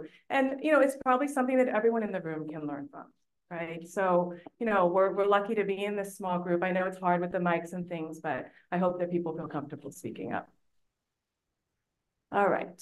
So, this is just the general context of what I'll be talking about. I won't spend too much time on this, but I want to go over some of the epidemiology around Black women living with HIV in the US, but really focus a lot of time, like I said, using these case examples to talk about the lived experiences, to explore some of the barriers. Why do we see these disparities among Black women in the US? So look at some of the barriers, maybe some of the solutions, and put our heads together and contribute to that list as well. Okay, so let's start with some of the epidemiology. It's often shocking, when I talk about this to groups, to this first statistic. If we look at the global HIV statistics, over 50% of people living with HIV globally are women, right? That's not what we see here in Palm Springs. That's not really what we see here in the US. But globally, 54% of people living with HIV are women. And this second statistic is kind of staggering and sobering, right? Almost 5,000 new HIV transmissions are happening each week among women aged 15 to 24. Women in the peak of their life, childbearing age, full potential of them, right? This is still happening. And then if we move to the right there, looking at some of the US statistics, right? It's a little bit different in the US. About 20% of the population of people living with within the US living with HIV are cisgender women. Another 2 to 3% are transgender women. So, it's about a quarter of our US population living with HIV is women. Among the female US population, again, notice 54% of new HIV infections are in Black women, okay? And we say this is a disparity, this is disproportionate. What does that mean? Well, 13% of the overall US population is Black. but yet they're accounting for 54% of the new infections. That's what we mean when we say this is a disparity, okay? Another way that I really like the CDC has started talking about kind of our US statistics is using data around incidence and prevalence in the US to calculate what they're calling a lifetime risk of HIV. So it's basically saying, you know, these data I think are using data from 2017 to 2020, saying if we in the US did everything, if everything sort of stopped in time, that we didn't do more PrEP, we didn't do more treatment as prevention, what would be the likelihood of someone born today ending up with HIV in his or her lifetime, okay? And so for women, that statistic, for US women, that statistic is about 1 in 300 women will end up HIV positive in her lifetime. But for Black women, 1 in 75. Okay, so it's not on the slide, but when we compare that lifetime risk to the lifetime risk of white women living, potential for acquiring HIV, Black women have a 12-fold higher risk lifetime of acquiring HIV compared to white women, okay? And then moving to the bottom left here, the other concern is that oftentimes Black women are presenting late in the course of their disease. The example that was brought up just before the lunch break in our room, right? This was a woman with full-blown thrush, you know, probably esophagitis. She has been living with HIV for 10 plus years, right? So why did that go undiagnosed? And we're going to talk about some of this in the cases. Okay, so 20+% of new diagnoses in women are in women who are already presenting in the A stage, meaning their CD4 counts are under 200 or they have opportunistic infections. This is, you know, we know now, right? It's better to start treatment earlier. We want to diagnose people early in the course of their exposure to HIV. We want to get their virus suppressed as soon as possible. Why? Because that unsuppressed virus, that unchecked virus, right, for 10 plus years in that woman, slowly chipping away at the immune system, but it's also creating a lot of inflammation in the body, right? And we know now that the sooner we get that virus suppressed, we're also suppressing the inflammation in the body. And that leads to better long-term health, better long-term outcomes, better life expectancy. Okay, so nowadays, if we look at data among people living with HIV who were diagnosed early and started treatment while their CD4 counts were over 500, generally speaking, their life expectancy mirrors that of the general population. Okay, so if we intervene early, that should be the goal. And so we want to try and, you know, get people aware of their risk, into testing, into treatment, undetectable earlier before this happens. And then the last kind of box there is talking about transgender women. Among transgender individuals diagnosed with HIV, almost 50% are Black transgender women. So again, even within this sort of subpopulation of populations, we're seeing a disparity. Okay, so now this is looking at some CDC epidemiology statistics. On the left is the rates of new HIV diagnoses in the US in 2020. This is kind of a heat map. So the darker the color, the higher the rates of new infections. Okay, this is a rate per 100,000 of the population. So where do you see the darkest colors there? In the South, exactly. And California, but really in that southern belt there, right? And then where are a lot of Black Americans living? In the South, right? Right, that absolutely. So we talk about HIV being a consequence of zip code. It's not necessarily just about, you know, being female, being Black. It's also about where that individual lives and the resources that are available, right? So we'll talk more about that as well. Okay, so how many of you have heard of the HIV continuum of care?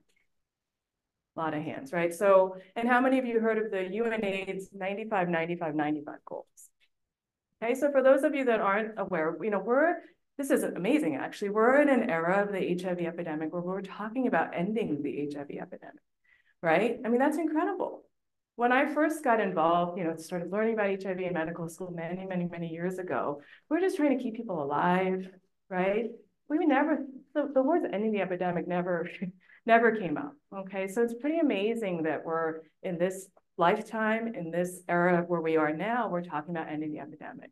And, you know, again, people are often surprised when I say this, but we have all the tools we need right now to end the epidemic. Yes, there's new drug development happening. We're trying to make things easier, better, you know, so on and so forth. But if we stopped right now and looked at what we have available, we could end the epidemic. We'll come back to why we haven't, but we could, right? In theory, if we could like look in a crystal ball and identify everyone who is living with HIV, put all of those people on treatment, get all of those people undetectable, right? You've heard already many times, U equals U, undetectable equals untransmittable. So if everybody living with HIV was undetectable, we're done. There'd be no more new transmissions, right? But in addition to that, we have prevention. Right? Since 2012, we now have 3 FDA-approved drugs for prevention, for PrEP. So what if we also looked into a crystal ball and said, who are all the people who are at risk for HIV? And we talked to all of them and we put them on PrEP. We could get there even faster, right? So we have all the tools, but we're not there yet. And so what this continuum is looking at and what UNAIDS 95, 95, 95 is addressing is that by the year 2030, we could end the epidemic if we got 95% of the global HIV population aware of their diagnosis, 95% of those people on treatment, and 95% of those undetectable. Okay, that's what 95, 95, 95 stands for. So what you see on this slide is the stats for US Black women. 90% are aware of their diagnosis. That's actually not bad. 80% have been linked to care, meaning they've had a touch point in a healthcare center. 57% are engaged in care, meaning they've come back. Okay, notice how much that drops off, 80 to 57.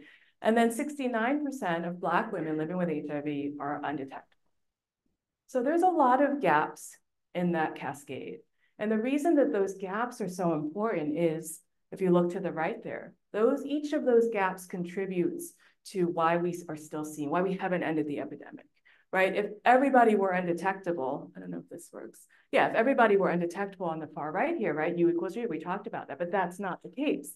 So this is some older data from 2016 and not related to Black women. In the overall population in 2016, 85% of people living with HIV in the US were aware of their diagnosis, but that meant 15% were undiagnosed, unaware.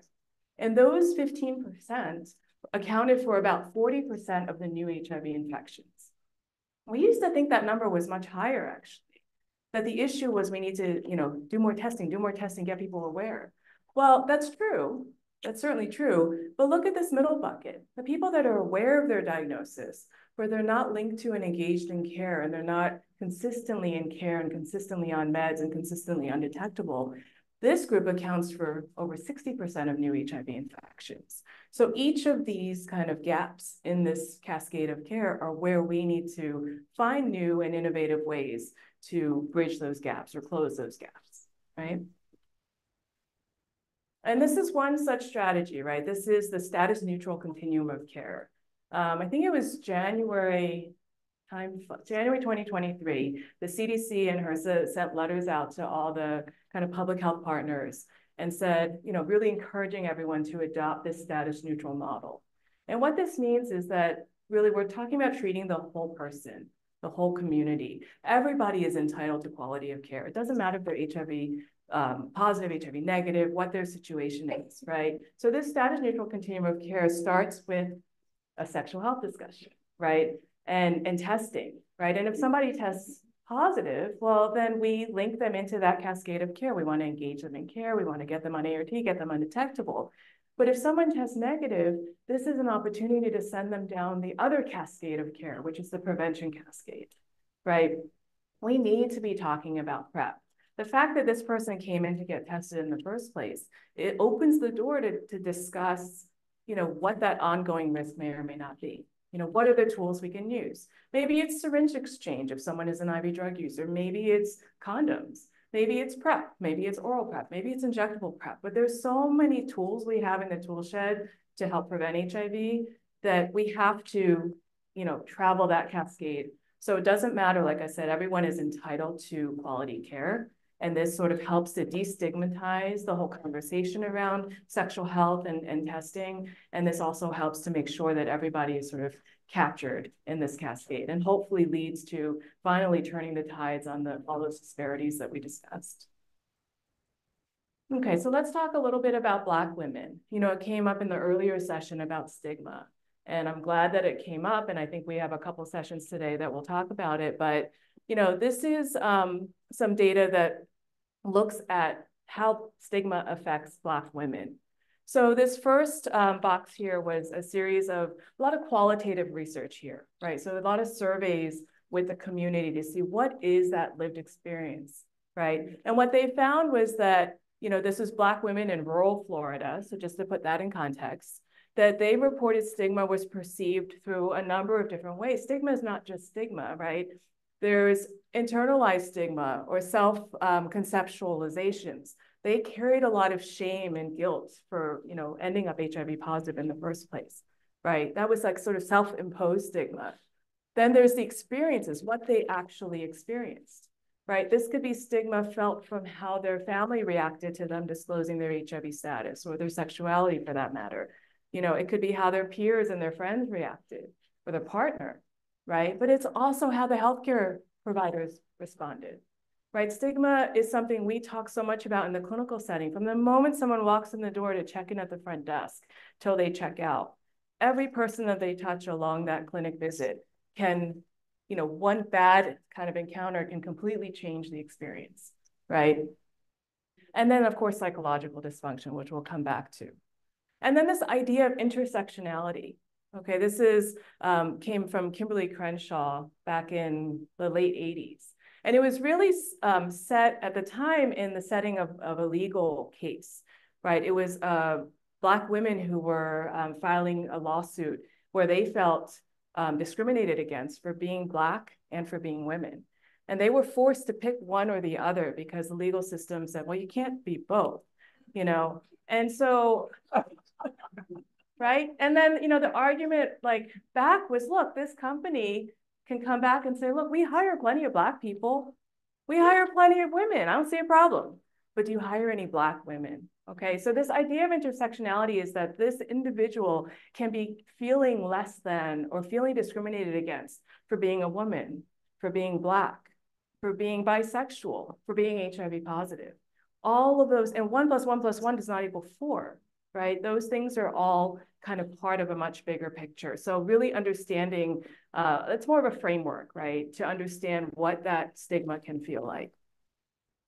And, most importantly, we talked about that cascade of care. What does stigma do to that cascade of care? Among Black women with low income, stigma caused hurt feelings and decisions to disengage from care.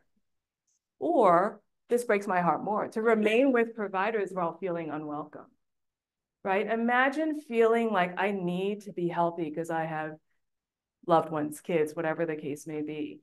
But I have to go to this place that makes me feel less than to get the care I need, the meds I need in order to achieve that, right? That shouldn't be happening. Okay, so this goes back to my first point about how every step of that cascade of care can be impacted by stigma. Okay, starting at the entry into care. Why would women not get tested, right? If they're touching the healthcare system, why is this conversation of sexual health not happening? Why are they not getting tested? I'll share a personal story. This was, I don't know, probably 15, 20 years ago. I was living in the South Bay, and I found an OBGYN doctor in Manhattan Beach. So kind of a more white community, we'll just say. And I went to my appointment, and I was already working, I was doing my fellowship, I think, in HIV. And I knew that I was, low risk, given my habits, but I wasn't zero risk. And I was in there thinking, I need to practice what I preach. And so I sat through the whole visit, got my pap smear, and the doctor never once asked me about my sexual habits, my partners, any of that, or whether I wanted to be STD screened. So I asked, I said, hey, can I add on STD screening? And she looked at me and she was like, oh, okay. She was like, gonorrhea, chlamydia, syphilis. And I said, and HIV. And she said to me, she goes, wow. She goes, in all these years, I've never diagnosed anyone with HIV. And I said to her, I said, you can't diagnose it if you're not testing for it. So, I felt like I was, on my soapbox, but, then this was one of those offices that, they draw the labs in the nursing area. So then I went and sat down and, the nurse's MA is drawing my blood. And this is, like I said, many, many years ago where I can't remember if it was actual a consent form, but when they're like, is this your name and your birth date? And we're going to be doing a chem panel and, blah, blah, blah, blah, blah. And she goes, and I was like, what? I was like, oh, and an HIV test? Yeah. So, and everybody looked at me and I was like, you know what? Like, and this is me, someone who was working in HIV, who was already committed to the cause. Imagine how someone feels who is shy, who doesn't want to, talk about their risk, and their provider doesn't bring it up, or they bring it up and they get treated like that, right? So, it's just an example, but, you can see how easy it is for these gaps to happen in the cascade. Now someone is, finds out they're living with HIV, where do they go for care? Again, if they have a bad encounter with the front office person or when they call to schedule their appointment, there's already inherent distrust of the healthcare system, right? And then there's always the stigma and the fear of being seen at HIV clinic, and when I was in practice, I worked at this clinic that was called the Magic Johnson Clinic. And it was based in West Adams in Los Angeles. And AHF spent a lot of money to get Magic Johnson to endorse his name on that, because they felt like this is a clinic located in a very Black community that will bring people in. Didn't work. People in the community didn't want to be seen going into a clinic in their neighborhood that said AIDS Healthcare Foundation, even if it had it had Magic Johnson affiliated with it.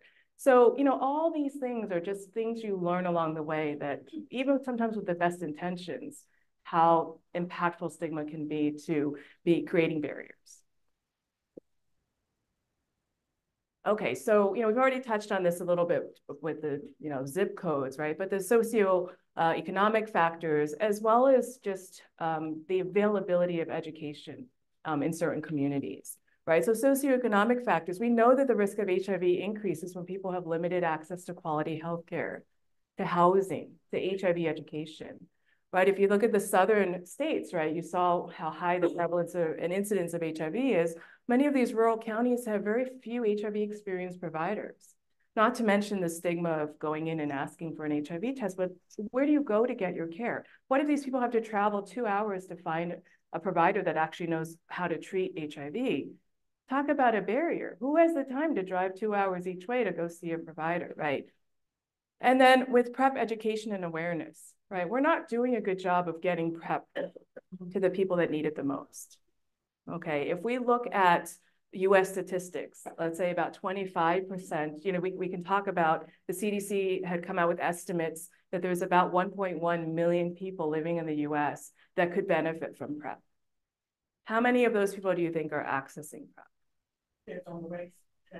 Absolutely, right? So you can see some of those data here, right? Among men who could benefit from PrEP, about 34% are accessing PrEP. Among women who could benefit from PrEP, only 12%. Among all races, everyone who could benefit from PrEP, again, about 30% are accessing it, but among Black individuals who could benefit from PrEP, only 11%. So we see disparities across the board when we're talking about HIV treatment, prevention, incidence, prevalence, and we see it again here. This was a report from a site that looked at all of their Black women who came in who were eligible for PrEP.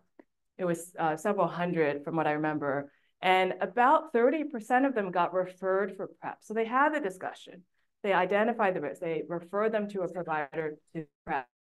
Only 8% of them were linked to a PrEP provider. Only 5% of them actually received PrEP. So again, in that prevention cascade of care, there's so many points where people can drop off and when we create more barriers. All right, so let me pause here for a second and just see if how's everyone doing? Any comments or questions? And then I'm gonna keep a close eye on time. I know we have about 15 minutes left. We'll go through some of these cases to illustrate some of the barriers and things that yeah.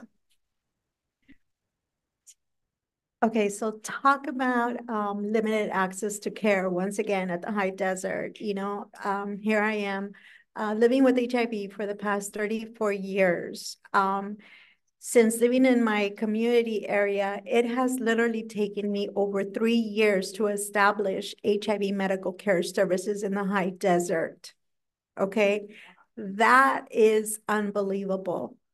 Okay, now can you imagine, individual who does not have any knowledge of their condition or anything, they can remain untreated you know, and especially in our Hispanic community, if you call and try to schedule an appointment and they tell you that services are not available or they're calling the wrong clinic, they're just going to say no. They're just going to say, okay, you know, because they're not used to advocating on their behalf. For us as Latinos, if you tell us no, we'll say, okay, no, pues no, you know, que no hay servicio, right? They'll say, well, services are not available, and they'll just move on, right? But like I said, it's taken me 3 years, and I'm still working on it to establish medical care services, because a provider will not see you in face-to-face. They'll want to do telehealth services, and I will not submit my care to someone that is not willing to put hands on me. I will not settle for that. Thank you for sharing. Bridgette? Here I go. I know, I'm gonna hide. I'm totally kidding. What I wanted to highlight was that in your, on one of the slides, you talked about stigma causes hurt, but I really want to highlight the fact that hurt translates into trauma when you do it often enough. So like what you were just talking about with not being able to establish care, that's trauma. And those kinds of things happen over and over in communities of color, and not just communities of color, but for our trans folks too, who experience trauma over and over again. And it's such an important part of the cascade, I think, that gets missed. It's not just you hurt my feelings, it's you're creating a space of trauma. Okay, so we'll touch a little bit more on these through these cases. Let's see. Oh, here we go. Okay. So the first one is Elizabeth. She's a 68-year-old Black cisgender woman. She's transferring primary care providers because her provider retired. She's had unintentional weight loss of 16 pounds, which she says, oh, it's just stress, right? She's a retired teacher. She's recently widowed. She lives alone in South Carolina. She has 2 adult children who are, you know, good support for her, helping her with her finances. And you can see her medical history. She's hypertension, osteoporosis. She's on meds for both. And then she gets diagnosed with HIV. Okay. CD4 count is 154. Viral load is 600,000. This is reminding me of the patient you brought up, right? She is not someone who just got exposed to HIV a year or 2 ago. She's been living with HIV probably for on the order of 7 to 10 years, if I had to guess, right? So why did she go so long undiagnosed? You know, what are some of the things that come to mind when you hear this story? What was that? Low perceived risk, right? By her provider, yeah. And it could be both, right? She was clearly married. She just was recently widowed. Maybe she thought she was in a monogamous relationship. Maybe she thought her risk was low. Her provider too said, oh, you know, this is Elizabeth and I've met her husband. They're great. Like, don't think about the risk, right? Now she's losing weight. She's 68. People are like, oh, we should do all cancer screening, right? But somewhere along the line, obviously this provider finally said we should probably screen her for HIV. Thank goodness, right? But this is why sometimes people fall through the cracks, because they don't fit the typical perception of who is, you know, going to get HIV, right? Yeah. So what would be a trigger for the doctor screener for HIV at this point? He hadn't screened her in the 7 to 10 years you said she could have had it. Why now? Well, this patient went to another doctor. Oh. Her primary care provider retired, and the new provider said, we're going to do a full physical. And guess what? I talk about sexual health with all my patients. I don't care what color you are, what race you are, how old you are, right? And so that's how that was ultimately picked up, right? I think I saw a hand, yeah.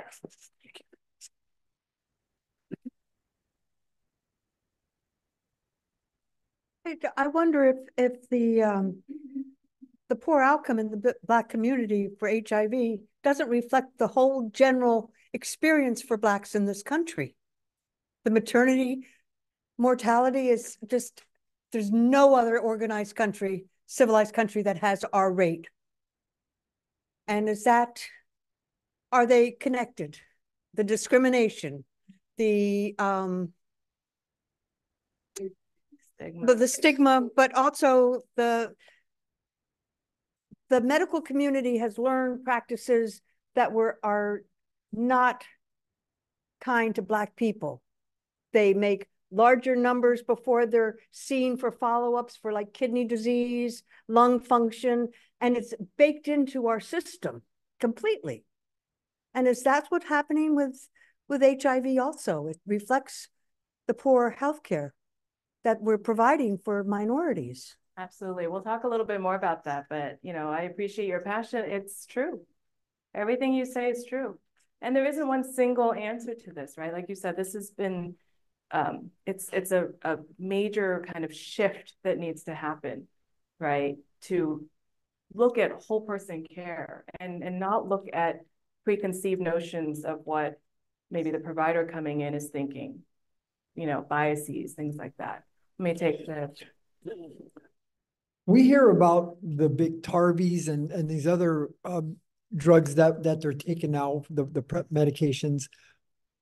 But what about the, you don't hear about the education part of it, especially like in her case, in Elizabeth's case, maybe she knew about it, but she didn't want to tell nobody about it because of the stigma that's attached to it. She didn't want her family to hear about it. She didn't want her friends or neighbors to hear about it.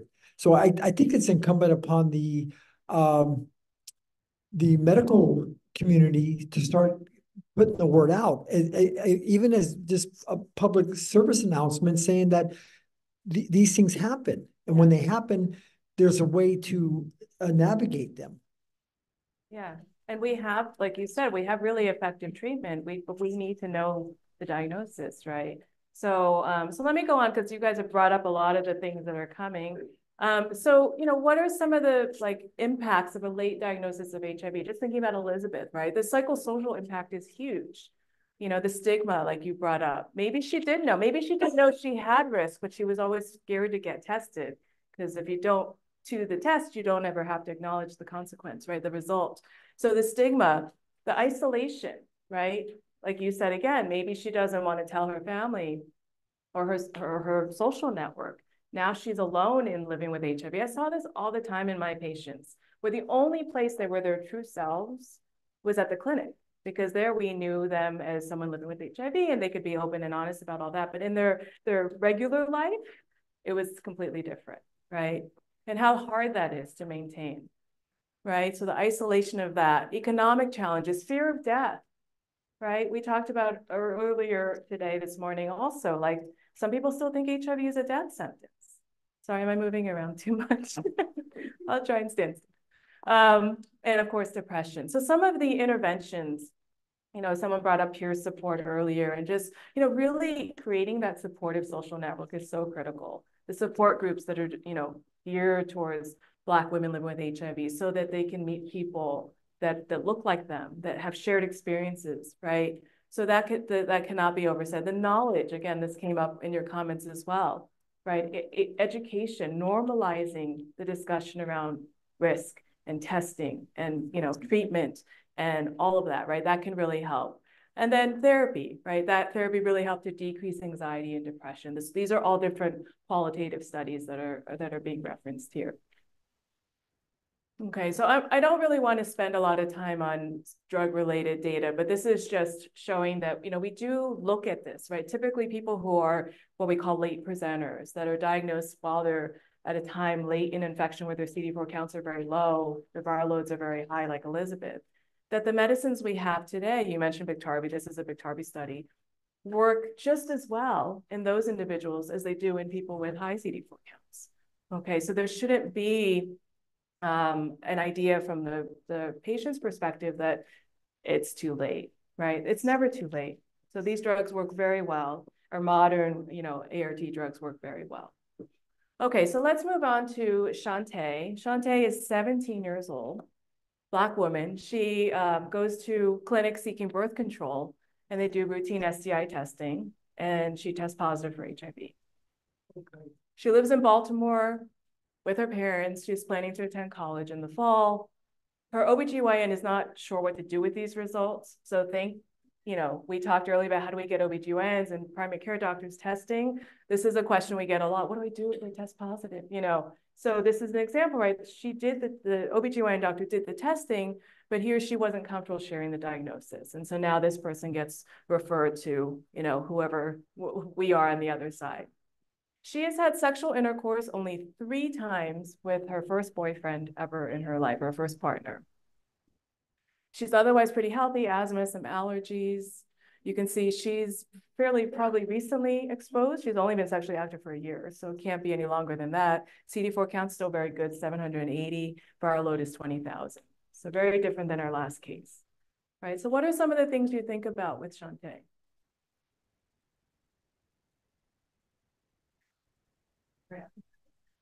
Peer support, Bridgette said.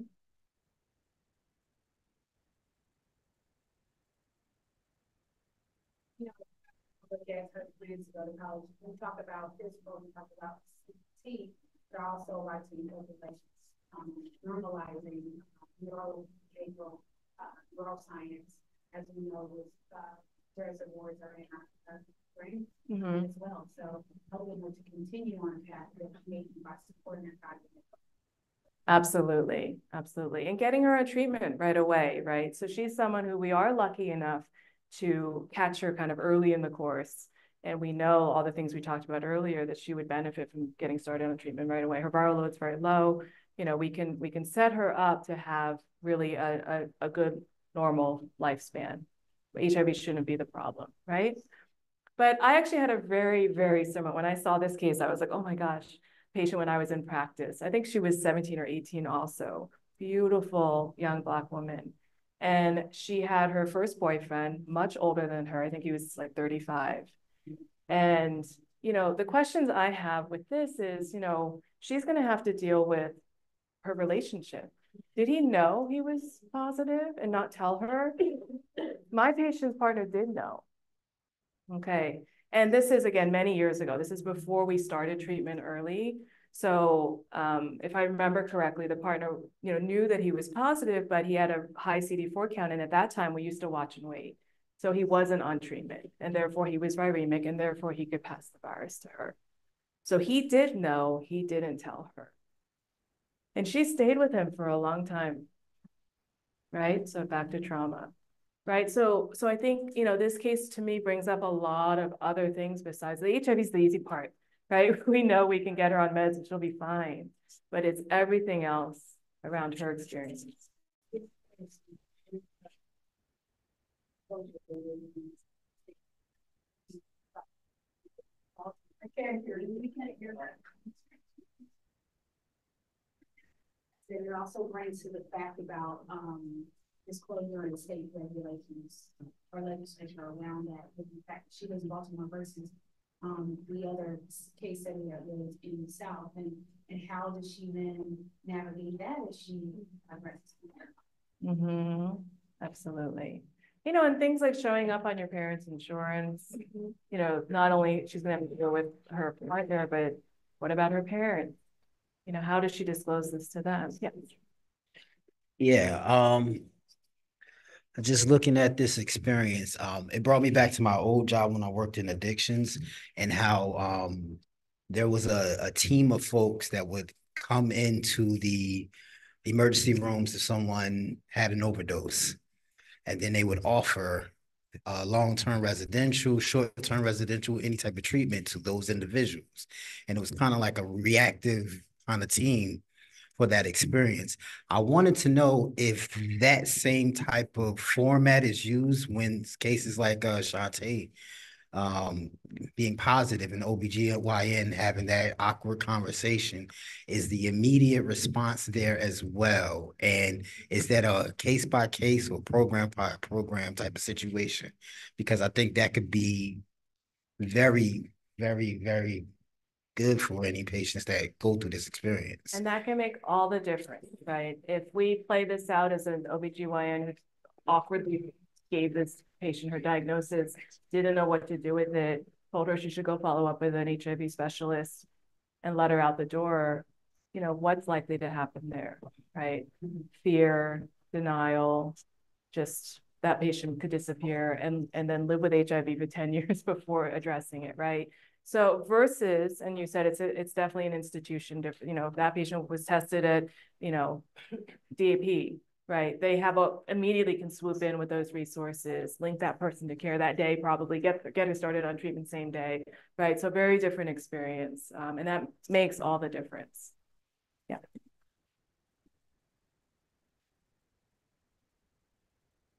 Thank you. And also something is the OBGYN needs training because, okay, we learned that you were fearful of providing medical information to a patient, which that's serious. So now let's help you so that you can be ready when it happens again. Absolutely. Right? Like on the one hand, bravo, you tested, right? But then we need to, like, what's the next barrier? What else can we do to support this person so that they can really provide comprehensive testing and care?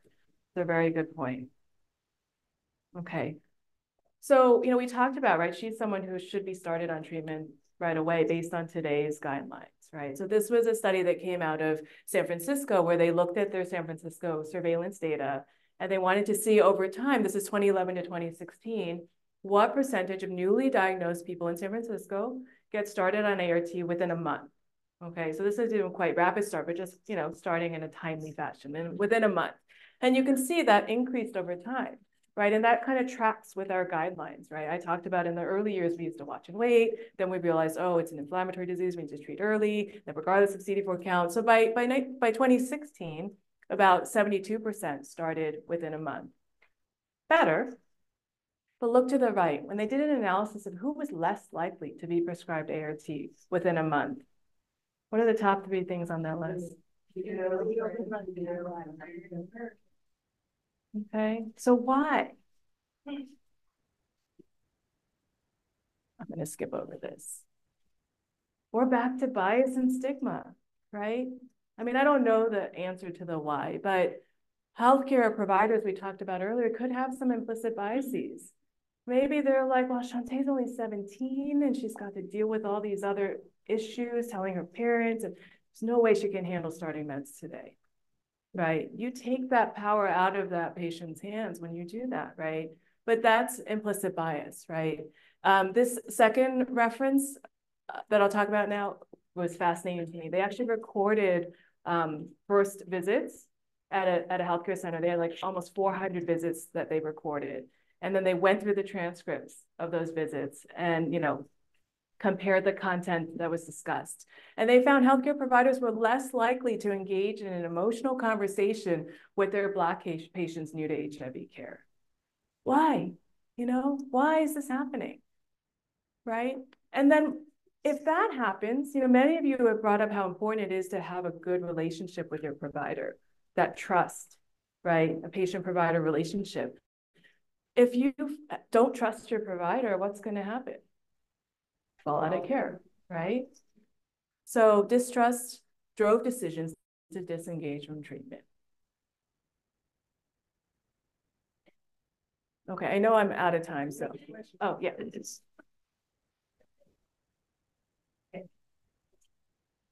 Hello. So I think another contributor to why women are not connected to medical care as quickly as gay men is because there's not targeted testing programs for women.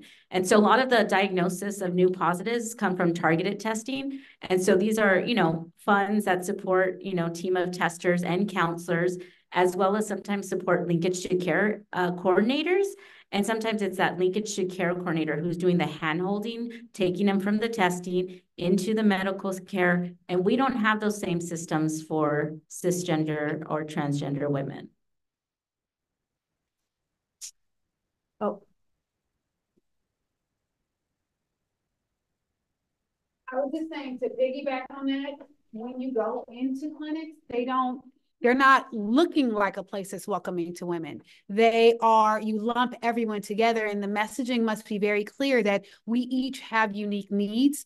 And there's also interpersonal violence that is a existing trauma that may prevent a woman from going into clinic. And so you have to meet her where she is in a space, in a sanctuary that is comfortable and unique for her and her circumstances. So if you go back a slide, I'd like to talk or unpack a bit about why we perceive that to be implicit bias based on race on the part of the healthcare provider. The healthcare provider is acknowledging a bias in the most traditional sense of the paradox, right? It is a bias. It is a form of discrimination. It's not something that cannot be articulated as in the case of implicit bias. So I think we should reframe just a bit how we talk about implicit bias in the context of healthcare providers. The providers are saying outright that they're not having these HIV-related conversations with their Black patients. Well, they're not. And this analysis, it was just, they listened to the transcripts of these visits to see that there were differences in how the same subset of providers spoke to patients who were Black, new to HIV versus those that were not. And, you know, I think when we talk about biases, there's ones that we may be aware of about ourselves, and we may try to check those things, but there's a lot of other unconscious bias that happens, you know, and it's not putting blame on anyone. It could be with intention, you know, with good intentions, but they don't know, right, that they're doing this until someone calls them out and says, do you realize, I just listened to the transcripts of all your patients this morning, how differently you talked to these patients versus these patients, right? So, you know, I mean, no one gets a pass in this, but I'm saying that we have to talk about it because it raises awareness about, you know, even at Gilead, we had to take a whole course on unconscious bias. And it was really eye-opening. You know, a team of healthcare providers collectively did not talk to Black patients about HIV. Why don't we give the mic back to her? Well, this is one study. Right. In this study, the entire team of healthcare providers did not talk to their Black patients about race. That when they compared, again, this is qualitative research, so they compared the transcripts of these encounters, and these are the things they pulled out as being different. I don't know how many providers were in that practice. I'd have to go back to the reference and see, you know, how they were actually categorizing, right? With qualitative research, it's very challenging to take statements and, you know, and put them into categories of types of statements. That's exactly what.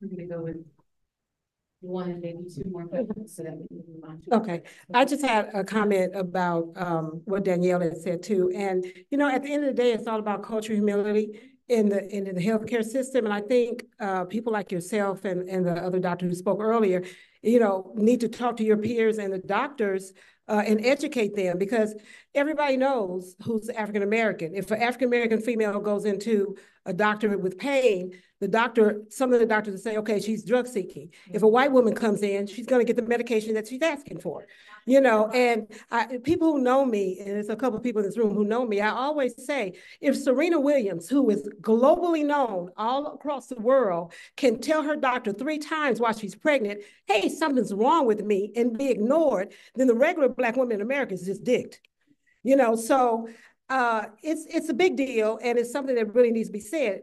Black people don't like to go to some doctors because they are treated differently. They're made to feel small. They're made not to speak up. They're already, you know, looked at when they come in the room, and the doctor's already thinking, okay, this is what they're doing, and when it's not. So, and when you have a community that experiences so much and already dealing with disparities anyway, then, you know, you wonder, well, I wonder why they didn't come to the doctor. She's been HIV positive 5 years. Well, the doctor treated like shit 5 years ago.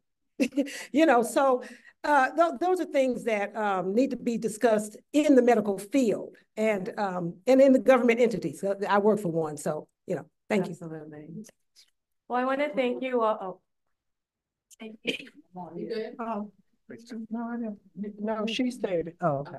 We also have to clarify distrust and mistrust. Distrust is, I feel like the mistrust is evidence that everyone has spoke about that has said, I have clear evidence as to why I feel like this, and you have shown me that there is a reason for me to mistrust or to mistrust. So she was talking about the difference between distrust and mistrust for those of you who've been hearing that, because there is a difference between distrust and mistrust.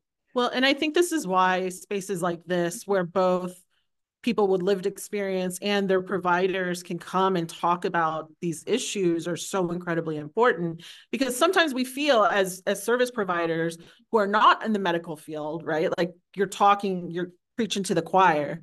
Whereas if more information like this and more cultural humility trainings, more trauma-informed trainings were to happen in the medical system, so much of this could potentially be addressed. And there's just not enough, care and forethought for that to happen. So something needs to change within our medical system. Absolutely. Definitely. So I want to thank you all for, contributing to this discussion. I really appreciate the comments, and that we spoke in this room with each other. This is something, we're not going to move the needle, to your point, if we don't have these discussions. And if we don't bring this experience to other places we go to say, it makes a difference to talk about it, right? So we may not get everything right the first time, but we're here and we're talking about it. And again, I really appreciate your attention and all of your thoughts and comments. Thank you.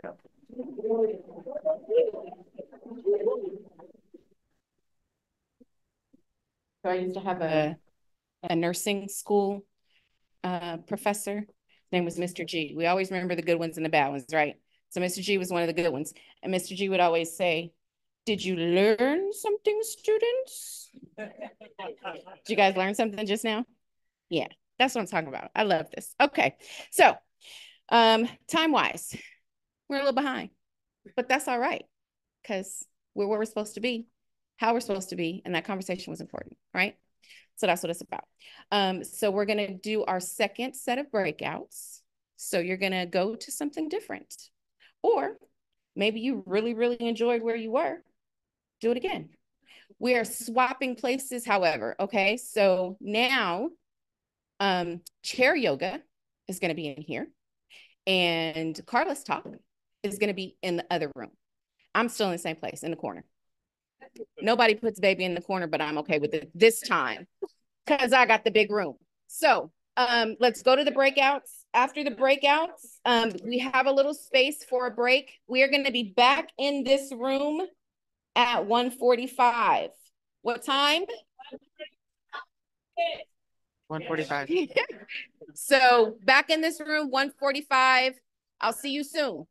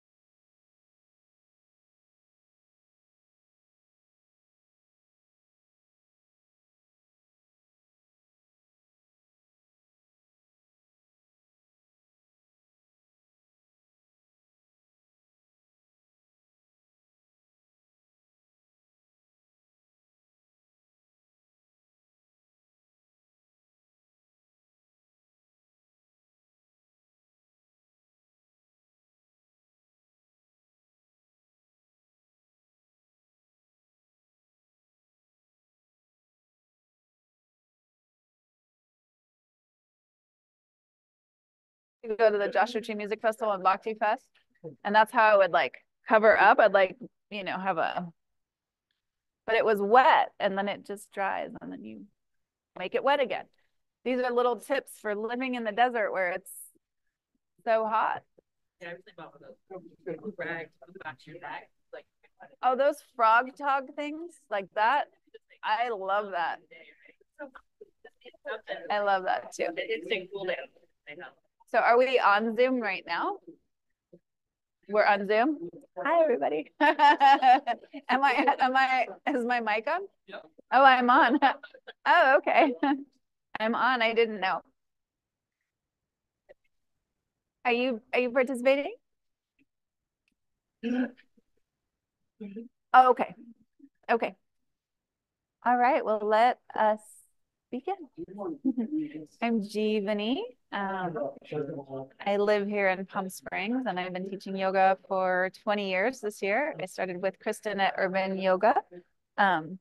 So just so that I don't forget, you can come up here after and there's a certificate for 2 free classes that you can choose to come to DAP or to the park. So that's wonderful.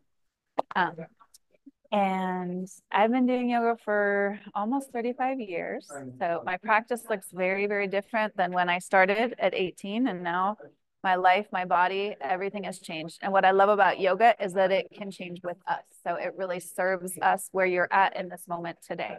Today might be different than yesterday or tomorrow. So what I invite you to do is really stay connected to your breath. And that keeps us in the present moment. You know, this practice, sometimes you're practicing and like you have a thought and it's like, oh, I'm thinking, grab your mind, pull it back.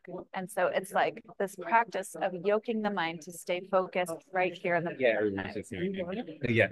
most integral part of this is the breath. So what I love to do is we'll do a little breathing. I want to get you all grounded first. So first of all, you know, when we sit in a chair, and chair yoga is an amazing way to make it accessible to virtually everyone, right?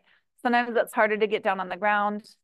What I will recommend, however, is if you were able to get on the ground, to do that at least once a day for the rest of your life, because then you're always using those muscles to get back up.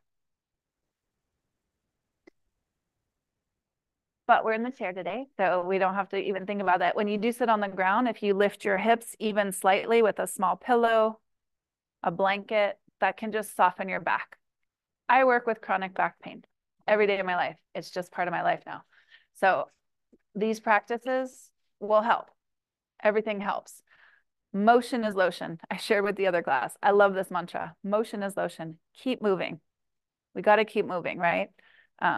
It helps to lubricate our joints. So we just want to be able to keep moving and enjoy our lives. So look down at your feet, make sure that they're grounded. When you do this in a chair, you want to feel your sitting bones root down and connect. And I would have you do this on the mat as well. I always do this, internally rotating the thighs. So you'll find where the inseam of your pants, or if you imagine that you're wearing pants, you draw the inseam down and in and lift the outer seam up and out. And we do this on both sides. And what that does is create a little bit more space in your sitting bones, and it should open up your lower back. So every time I sit, I do this, especially on the ground is what I mean. But when we're doing this here and just getting focused and present, it's a really good thing to do. The reason being, you want to be able to sit up tall to receive your breath. So when you collapse, right? A lot of us on the computer, on the phones, in the couch slouch, it's a real thing, right? So we need to think about opening this way to combat this. And I like to just show this. This is an exaggeration. If this is your neck, that's a C shape. When you look down, it flattens. I just heard recently, it's called tech neck. I don't know why I never heard that before. This is a thing, right? Our practice looks different today, maybe, than 5,000 years ago when this started. The body is different. So you do what feels comfortable. If anything that I invite you to do doesn't feel good, absolutely don't do it. If it feels good, breathe into it. There's 2 types of pain, delicious pain and dangerous pain, right? So delicious is like, I can breathe into it. It feels good. I really want to do this more. It feels really good. Even though it hurts a little, you can breathe. When you cannot breathe and it's like, that doesn't feel good, that's where you don't do it. And then you either back off, come out of it, don't do that like that, or you change it up.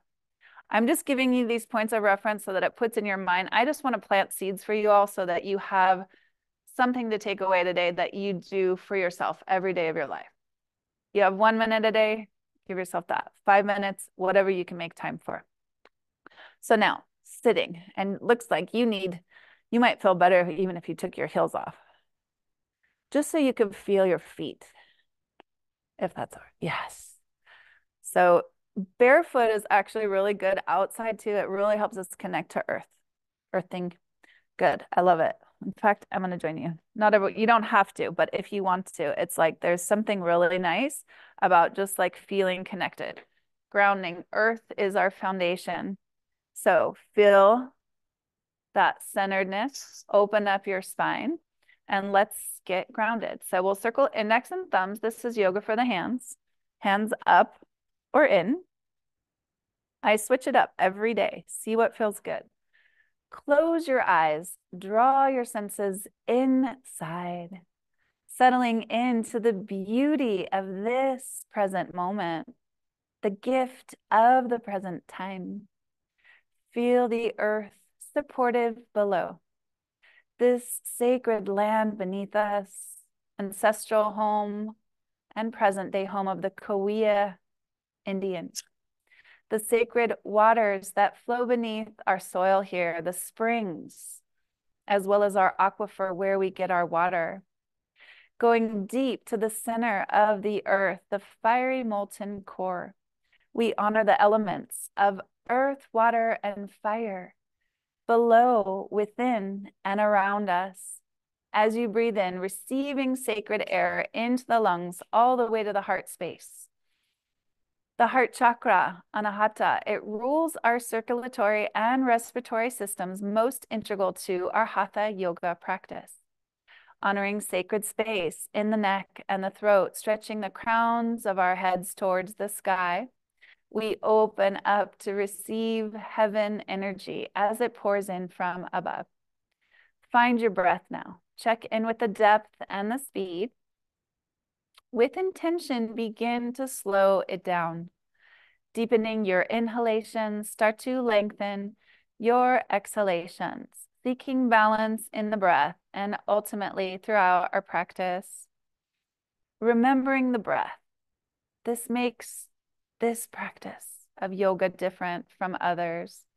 As we stay connected to the breath, we limit our chance of injury or re-injury, and it is perhaps the best way to keep your mind focused in the present moment. When your mind wanders, pull it back. Again and again, come back to the breath.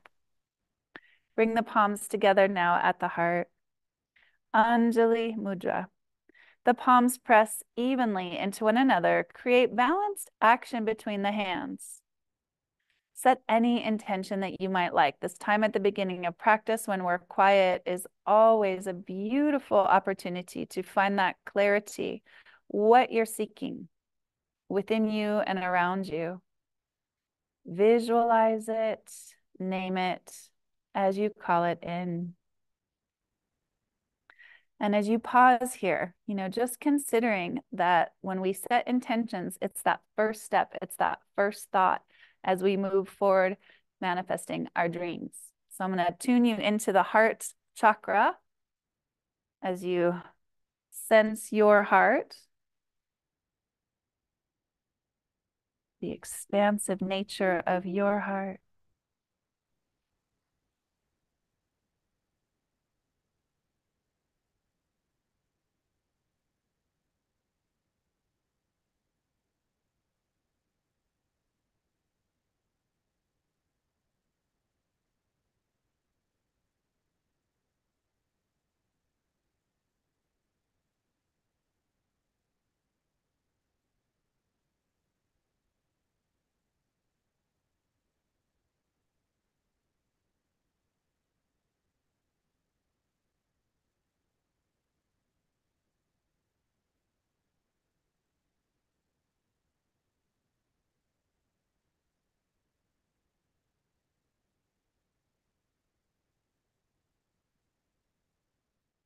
We'll drop into Ujjayi Pranayam, victorious breath, drawing sound to the back of the throat, breathing over the vocal cords, to and from the throat center, from the nostrils when the nose is clear. And if your nose is not clear today, then you'll just breathe however you can, whenever you need to. If you're not familiar with this breath, you can find the collarbones. To the center and above is that hollow spot that draws in. At first, you might open your lips as you breathe into the fingertips. And as you exhale from your fingertips, imagine fogging up a mirror or your sunglasses before you clean them.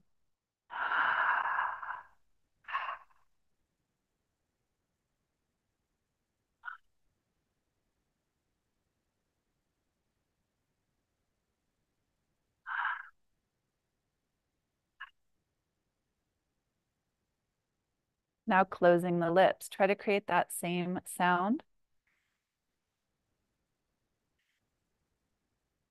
A little softer with the lips closed.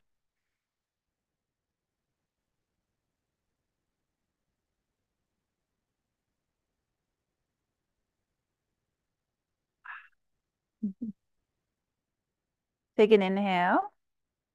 And exhale, bring your hands to the top of the thighs, chin in towards the chest. Feel how the weight of the head as you bow the chin forward helps to open up the back of the neck and shoulder tops. Take fingertips, middle and index work well to find your occipital points. So at the skull crest, the base of the skull, these two kind of bony points on either side of the spine. Make a few circles, 5 to 10 in one direction. See how that feels depending on how quickly you move. And then going in the other way. See if you're holding tension here. Many of us hold quite a bit. You can also open your jaw and just release. We're just trying to let go of tension. Now, interlacing the hands, the index mounds in the ball of the hand will rest on those two occipital points. Root down through your sitting bones as you inhale. Lift your heart, head back, elbows open up nice and wide. Feel that, bring your shoulder blades together. And as you exhale, gently curl inward. Inhale, hearts up, head back, and exhale, curl in. And inhale, and exhale, and inhale, and exhale. And one more. And then inhaling up, drop the shoulders down. This is chalice pose. So think of your favorite goblet that you love drinking out of, and you become this vessel. A vessel for love, for goodness, for sweetness coming through you. Wiggle your fingertips. In remembrance, hands are an extension of our hearts, how we give out in the world, how we open up to receive the blessings coming. And now through your feet and through your seat, pulling up this wonderful spring energy from beneath us. Fill up your cup, filling up your heart. We breathe it in. Now releasing anything you don't want or need into the earth. And that sound of helps us to let go. Sometimes we pick up energies that aren't even ours. We carry weight on our shoulders, not even our own burdens to bear. So sometimes it's just nice to release, give it to the earth, right? Mother wants to take care. She gives us everything. She's here to support. So that's one way. And I think everyone liked this other little practice, which is giving it to the heavens. So here we have the hands right, for women, it's right at the womb space, the second chakra level, Dantian, this creative energy center. And here we use the snake sound, so kind of spirit of the desert. I love it. And what we'll do is inhale up to the eyes, and then we'll flip our hands up, and I'll just do one so you can see. So it's like this, I inhale up.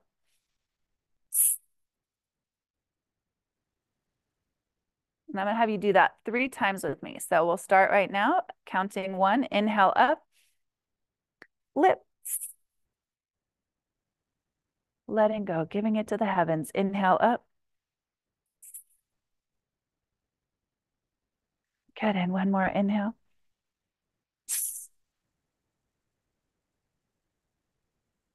Feels great, right?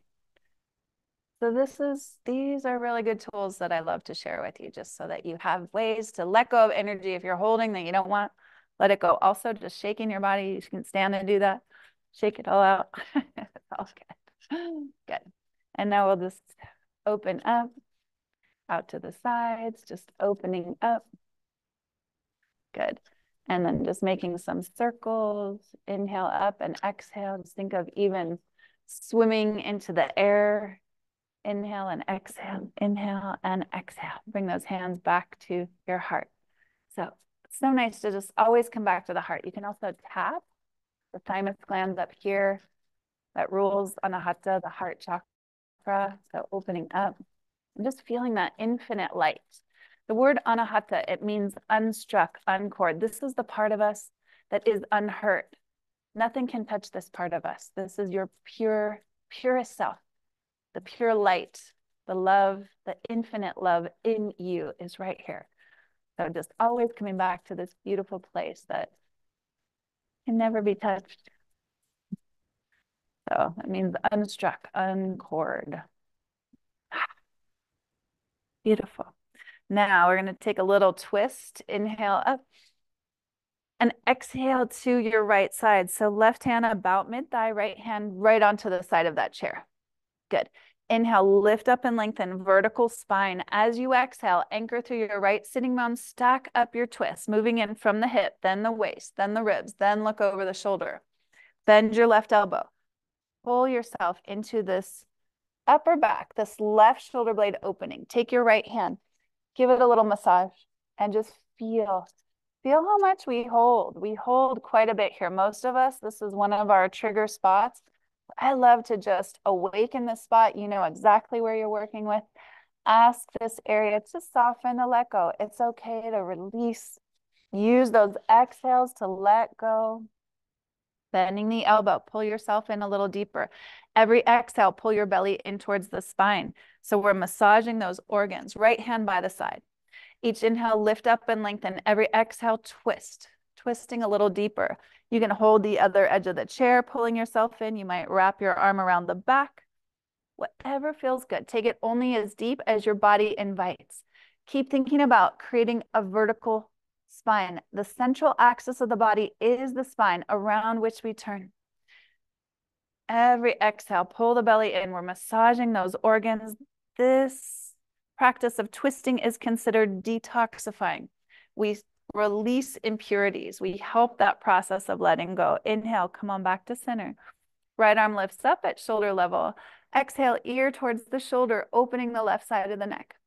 Just this alone opens you up, yeah? So you can ask these muscles to soften, to let go. I feel like, you know, something really happens in the brain when you touch an area. You can do this with each other too. You see someone's shoulders like tensing up and you just come behind them, just reminding us to just try to soften a little bit more. Bring the hand by your side. Let that arm be heavy. As you inhale, lift up. As you exhale, stretch and extend through your fingertips. Inhale, lift up. Exhale, reach out, extending away.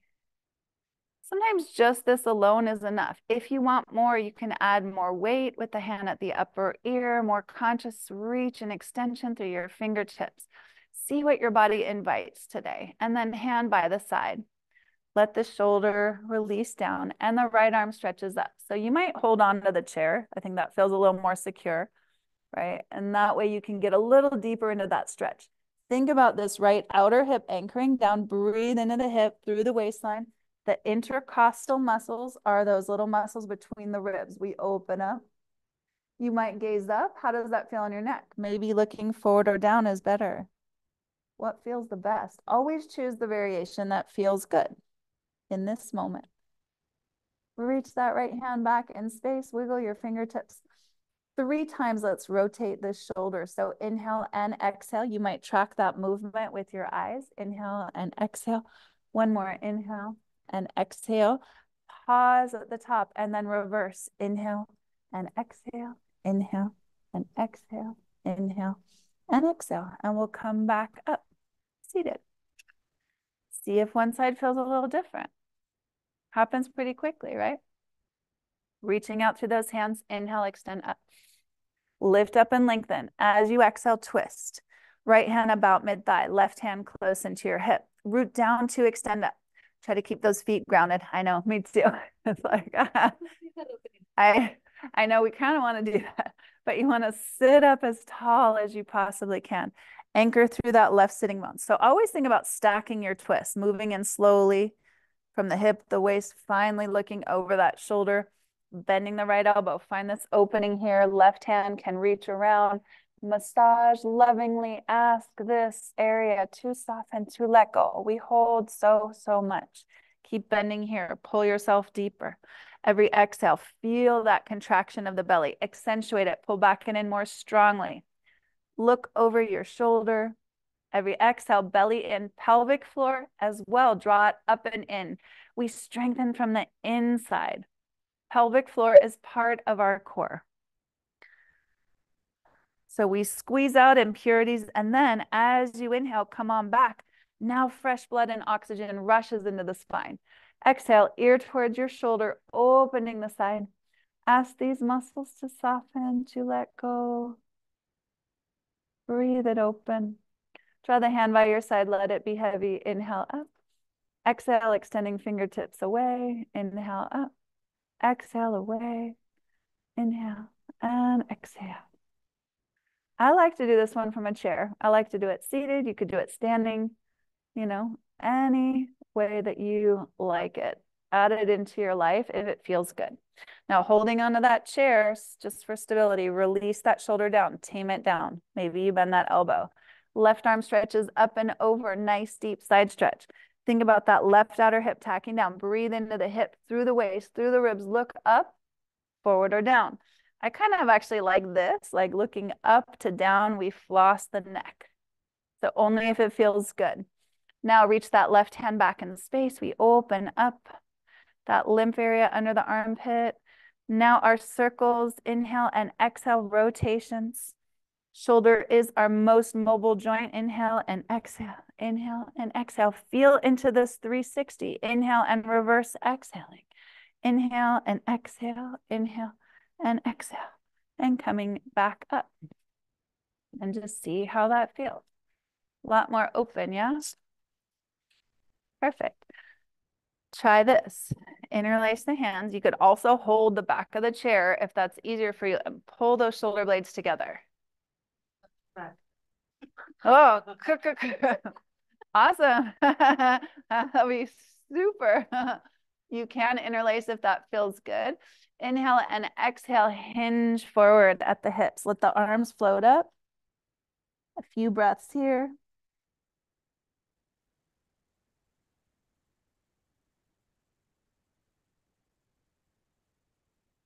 Coming back up, inhaling up. Good. Right ankle, can you cross it over? So you want to avoid this kind of knobby part of the ankle. Try to get that off of the thigh because that can be heavy and feel awkward.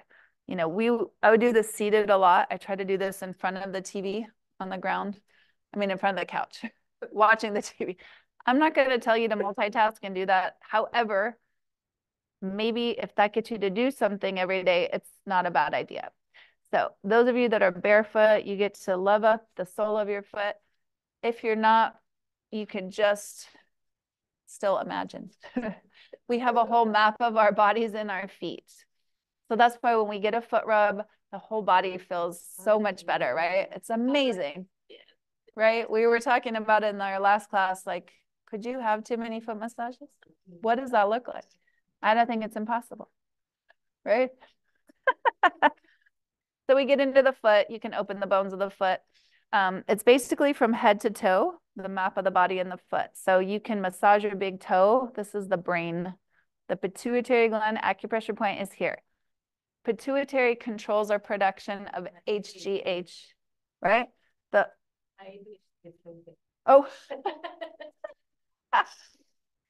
HGH, human growth hormone, keeps us feeling young. So I'm like, keep that producing, keep it up. Yeah.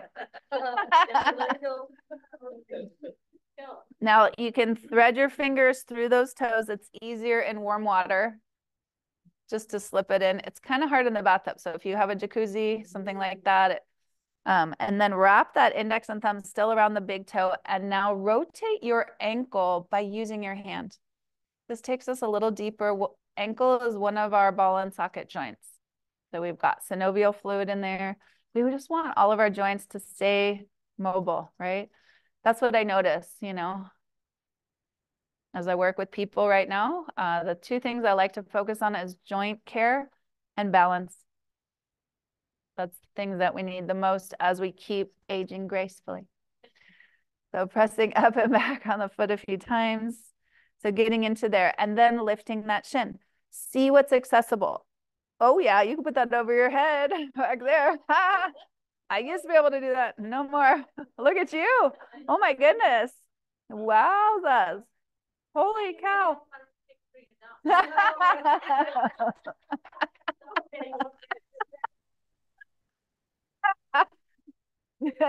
You are a fun bunch. My goodness. So we rock it open. And then here, one hand to the sole of the foot, the other to the top of the knee, swing it open. This becomes a Padmasana, lotus preparation. Oh yeah, no. Nobody's like, I know, I wasn't thinking about this part. It's all good.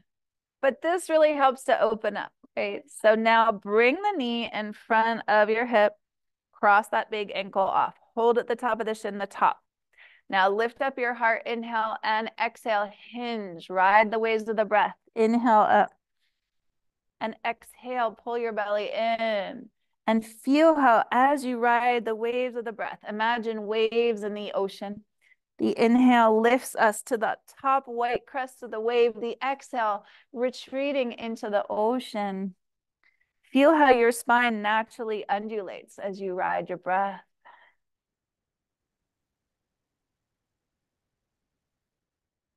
Inhale up and exhale, release. Now, I'm not sure if this works in chair yoga, but I think it does. If you extend your legs out, can you feel like your right leg's extending a little bit longer? I see it. I see it a lot. You got like an inch. It happens even more on the ground, I'll just tell you, but we can still do it here. So, oh my gosh, look at you. Holy cow. All right, we're going to balance you out. You know, I'm not going to leave you lopsided. So what I didn't mention in the first side, just this is a hip opener. Just that. It hurts? Yeah. Yeah, it's outer hip, like, yeah. But it's okay. It's a delicious pain, right? Okay. It's okay. We can work with it. You can breathe. It's all good. So we're going to get into this foot just like we did before, if you like. So getting in there. But just sitting like this will open your hip, even if you did nothing, even if you don't focus on your breath. So I just like to mention that. So if you work with hip stuff, this also helps to stretch open the lower back. You can do this on your backside. I could show you a whole sequence. We could spend a lot longer. I could spend a lot longer with y'all. I would love to. When you said, even if you do nothing, as women, what does that mean? Are we still doing something? Always. We're always doing something. It's true. But when you sit like this, right? Yes, right? It's good. It's good just to really sense like, oh, that feels good. I'm going to do that more. Like just if you take one of these practices home, I would be so happy. And then come back for more. I'll give you more. So opening up, thread your fingers in there. Rotate your ankle. Can you feel that when you use your hand that it gets us deeper, right, into that ankle joint? We keep this motion. Go both directions. Press up and down a few times and then lift that shin. One side might feel like a completely different person. Harder. Yeah, me too. Oh, almost always. Most people are asymmetrical. You might have a tighter side. You have the hand that you write with, right? Some people that side is tighter. Sometimes the other side is compensating and doing other things, right? So I've been looking for patterns for 20 years. It's so different. It's really hard to see in people. Like you know, because we're all so different and different things happen to us every day, right? So it's all different. I'm sure that we're gonna balance out, finish up this little practice here. They told me I could have 30 minutes, so I didn't want to cut it short. Gotta balance you out. Okay, so knee in line with your hip. Lift up as you inhale, exhale, hinge at your hip, pull the belly in, inhale up, exhale, inhale up, exhale. Can you just feel how your spine naturally moves, right? We have 4 curves in the spine. We want to honor those. They help us to support, to carry us through life. Use your core as much as you can. Your abdominal muscles support your back, both in yoga and out there in the world. Every single exhale that you have, think about pulling your belly in. That alone could change your whole life. Inhale up, exhale. Let's stretch those legs out. Did they even out? Looks like it. Good. Perfect. So let's come back. Bring your hands to your heart again and close your eyes and just notice how you feel. So after just a little practice, has anything shifted? Has anything changed for you? It doesn't take long. It might just be a few breaths. So just tuning in, notice the difference. And you might come back to that intention that you set at the beginning of practice today. One step towards your vision of manifesting your dreams, our dream life. We create it together in community. Every breath is a gift.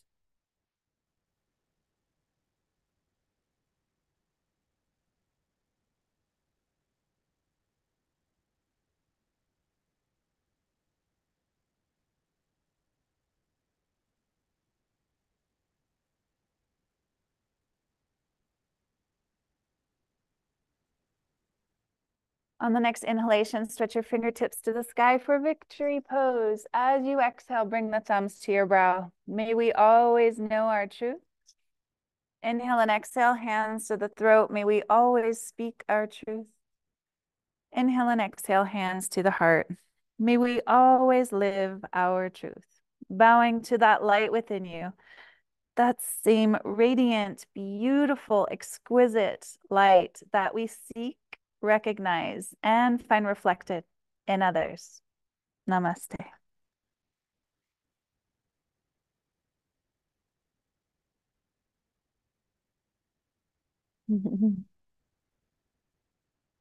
Thank you all for joining me. Lovely.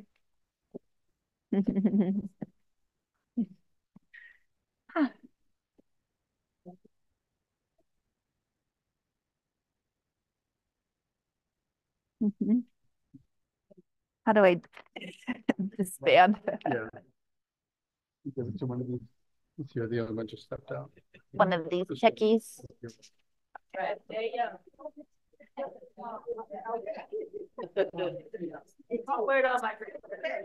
Thank you. They're very good. Okay. It was lovely to have you. I know. What's you all? We all hooked up. My first. Perfect. Thank you. Of course. Thank you.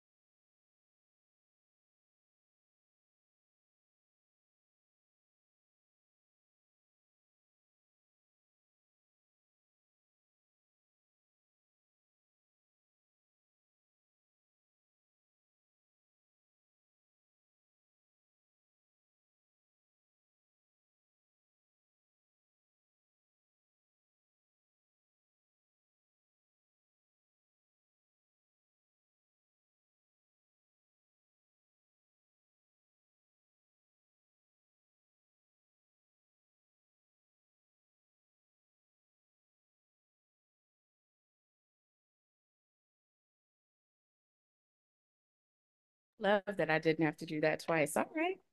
So we are going to get started with our next presenter, who is Christina Madison. Christina is a PharmD. I don't think that we in the HIV community take advantage of our pharmacists as a resource often enough.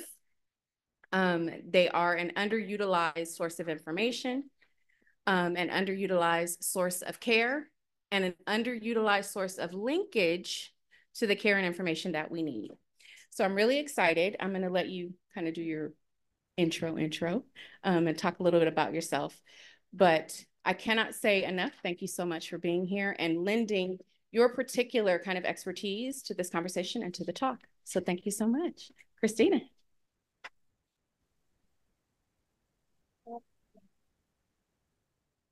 All right, I believe my mic is on and I have my clicker.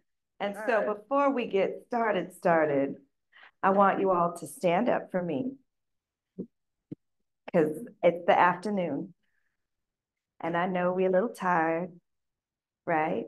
Okay, here we go.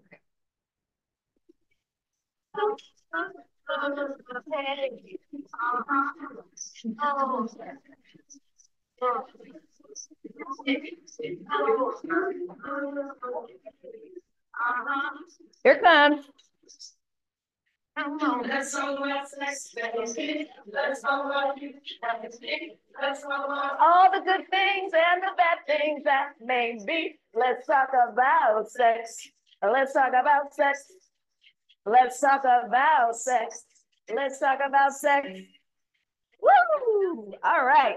Now that we have gotten things started, because I love music and I love energy, as you can see, I brought the brightness to you all the way from Vegas. And today's presentation is all about love and sex and how much we should all be having it as much as we want and enjoying it. Can I get an amen? Amen. Thank you. I'm not trying to take you to church, but I will if I have to. Okay? Okay. All righty now. Okay. So U equals U. It's a very important concept. It's a very important topic. I'm going to talk a little bit about the history of it. I'm going to talk about some science, some data, and then we're going to dive into enjoying each other's company. And as we age, sometimes we need a little more assistance with enjoying each other's company. That might mean a little blue pill. That might mean some lubrication. Or it may just be having the conversation about how we want our pleasure. Okay? All right, so I'm going to start off with a quote inspired by the lovely Maya Angelou. In the face of adversity, love becomes our greatest resilience. Health, our most precious asset. So let us stand united, empowered, and fierce as women living with HIV, proving that love, health, and resilience can conquer any challenge.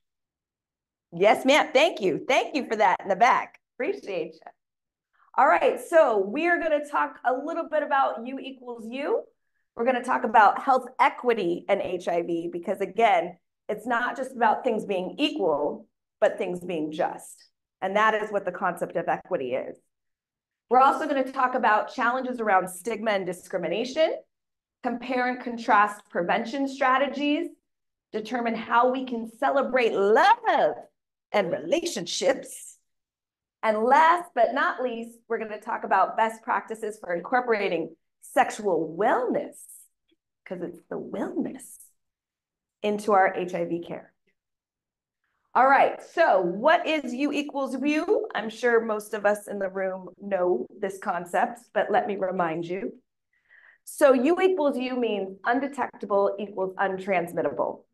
So in 2017, the HIV Medical Association endorsed this concept and put out a consensus statement right in time for Gay HIV Awareness Day. Okay. So again, the science had been clear for many years. I just want to point that out. We knew that when folks had an undetectable viral load, that their chances of spreading HIV to their sexual partners was very low. But at the time, we couldn't prove it. Even when I first started doing this work back in 2007, we knew that they had a very low chance, but we couldn't say it out loud. We couldn't be like, okay,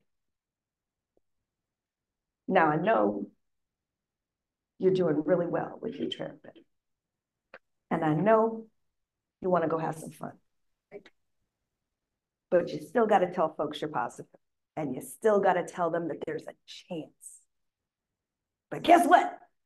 I can tell you now that that's not the case. Because what's less than zero, folks? What's less than zero? Zero, nothing. Nothing. Don't be silly back there, Mindy. Don't you be giving me fractions and decimals. You're messing up my stick. Zero chance. And we know this from about 200,000 individual sex acts. You think that's a lot of sex? I think that's a lot of sex. I mean, I didn't personally have it, but I'm just saying, I think that's a lot of sex. So where did the data come from? So we've got the HIV prevention treatment network, which a lot of our studies have come from. So we've got the HPTN, that was from the study 052, and then we've got the Opposites Attract, and then our partner 1 and 2 trial. So let's go through the science. So the Swiss statement, so this came back all the way back in 2008. And again, it still took us till 2017 to make that consensus statement, okay? So in 2008, the Swiss consensus statement said that they agreed that the emerging data and lived experience among clients demonstrated that a person living with HIV who had an undetectable viral load for at least 6 months and on antiretroviral therapy had no other sexually transmitted infections, had a negligible risk of transmitting HIV sexually. Okay, 2008. Took us almost 10 more years. Okay, I think the Swiss had something. They don't just have chocolate, right? Okay, next we've got our partners 1 and 2 trial. Okay, this is where a lot of that 200,000 sex acts came from. Okay, and not only was it in individuals of same gender loving, but we also had it in heterosexual couples. But at the time, that was information that we didn't have before. So this was a prospective study that looked at over 11,000 folks, heterosexual and gay, mixed status, from 14 European countries, partners living with HIV.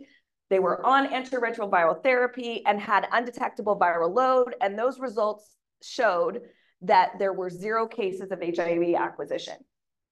The important thing here is that when they did see an HIV acquisition, it was because somebody stepped out, right? If the two, what we call discordant, right? So one partner's negative, one partner's positive. If they were continuing to have that relationship and were only engaging in intercourse with each other, there was 0 chance. But then as soon as somebody wants a guest star, somebody wants to have a friend, per se, that's when the HIV risk came back, okay? So if you want your guest star, make sure they got a negative test, okay? Nobody said you couldn't.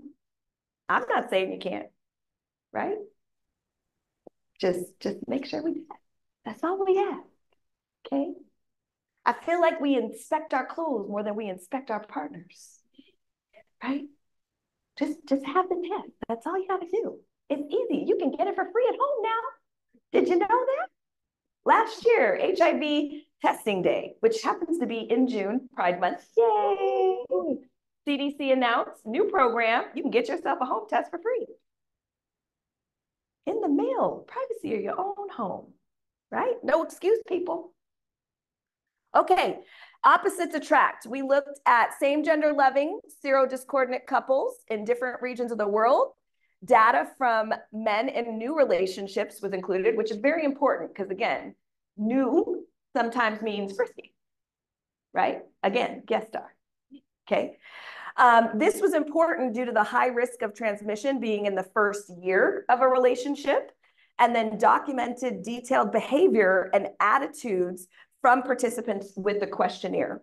So providing contextual information associated with HIV risk, their use of condoms, and then also negotiations among sex practices. So this is also something too that I want to really emphasize, is that when you're having these conversations about negotiation of sex and what type of sex you want to have, it's also really important to talk about U equals U.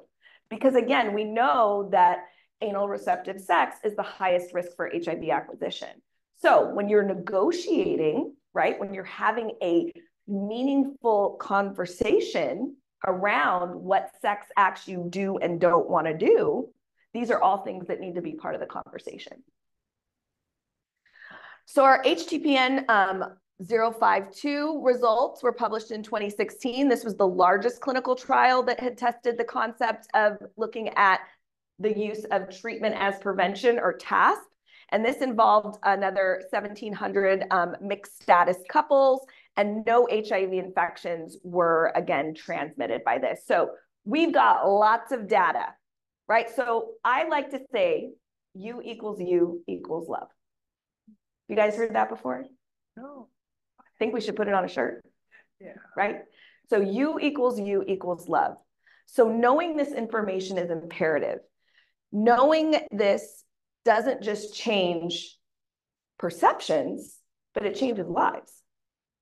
And the reason for that is because when you know, not just in your heart of hearts, but you've got hard data to back it up that you cannot transmit your virus to someone else, that's empowering. That's life-changing. That's earth-shattering. Okay? Not only is this concept something that we should be talking with each other about as peers, but all of our providers should be talking about it, because there's hard data to say that when my provider tells me this information, it empowers me to be able to live and thrive, not just live, but thrive with an HIV positive status. So this is affirming. And it really shows that HIV is not something to be ashamed of. It's one tiny little piece of me, right? It's just like having high blood pressure or diabetes, right? I'm not a vector. I'm not a means for transmission. I'm a person that's deserving of care, compassion, and love. And most importantly, to touch, because I need to be touched. You saw that, right? You need to be touched. Intimacy, people. I have a very, very happy life. I have a very happy wife. I love my husband. Yes. And people always ask when they see us together, and Joseph can attest to this, why y'all like touching each other? Why y'all talking to each other? Why y'all like, somebody asked me the other day if we were newlywed. And I said, oh, that's so sweet. I said, what's your definition of newlyweds? We've been together 10, married 8. Is that still new? I don't know. Maybe that's still new. We got past the 7-year itch. All right. So I want to talk a little bit about equity. So this concept, I think this graphic really helps too, because when we think about things being equal, right? That means everybody gets the same treatment, everybody gets the same support, the same benefit, but obviously this little person all the way to your right still can't see the game, right? It's equal, but that person feels gypped. I would, right? I paid my ticket, right? If things are equitable, that means that now we help people get the support that they need, right? Now, justice is really what we need to be getting to. Okay. And this is where everybody can see the game without support, because that means that the system isn't broken and that people aren't suffering from systemic and structural racism, and that we are saying that you are worthy. Are you worthy? You're worthy, right? Last time I checked, you were. I woke up today and said I was amazing. I know I probably shouldn't say that, but I mean, I think there is something to be said about mindset, right? You're just gonna wake up and say, like, who's gonna love you more than you, right? I am on a journey of radical self-love. So you gotta love you or somebody else can, right? So this concept means that we are addressing those structural inequities, right? That's the justice side. So we gotta get there, okay? And that's when all of those systemic barriers are gone. People are like, oh, the system's broken. Oh, there's all these. No, honey, the system is working exactly the way it was meant to suppress and oppress people that don't look like them. Okay, so we got to fix it. How do we do that? We got to talk about it. We got to define it. Can't fix a problem unless you know it's there, right? So the things that we know that impact our folks living with HIV are depression, anxiety, unstable housing, challenges with substances, smoking, and then stigma and discrimination, right? These are all direct links to and about having an HIV diagnosis, which we know disproportionately affects communities of color. So how do we make a difference? We do that with community engagement, education, right? I always tease and say I'm a recovering academician, but really I am an educator, right? I'm here for your edutainment, right? But ultimately we have to educate people, because I will still tell you, I still meet people with a positive status that don't know about U equals U. And I'm like, how is this possible? We still have people that don't know about this concept. So we need to talk about it often, and we need to scream it from the rooftops, okay? And equitable access to testing and treatment. That means whole person care. That means status neutral. That means if you test, now I give you a pathway to getting prevention if you're negative. If you test, now I give you a pathway to getting undetectable because I give you quality care, okay?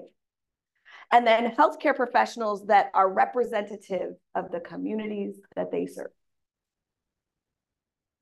That is very important. Doing this work is not for the faint of heart. We have compassion fatigue. I know lots of healthcare professionals that just feel lost after the pandemic.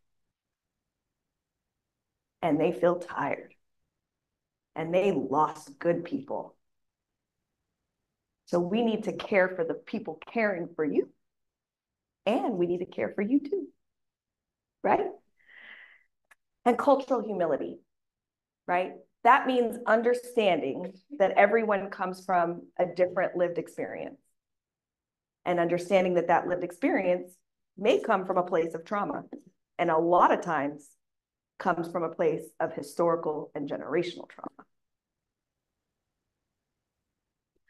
So what is the definition of stigma, right? Because we need to define it so that we can fix it.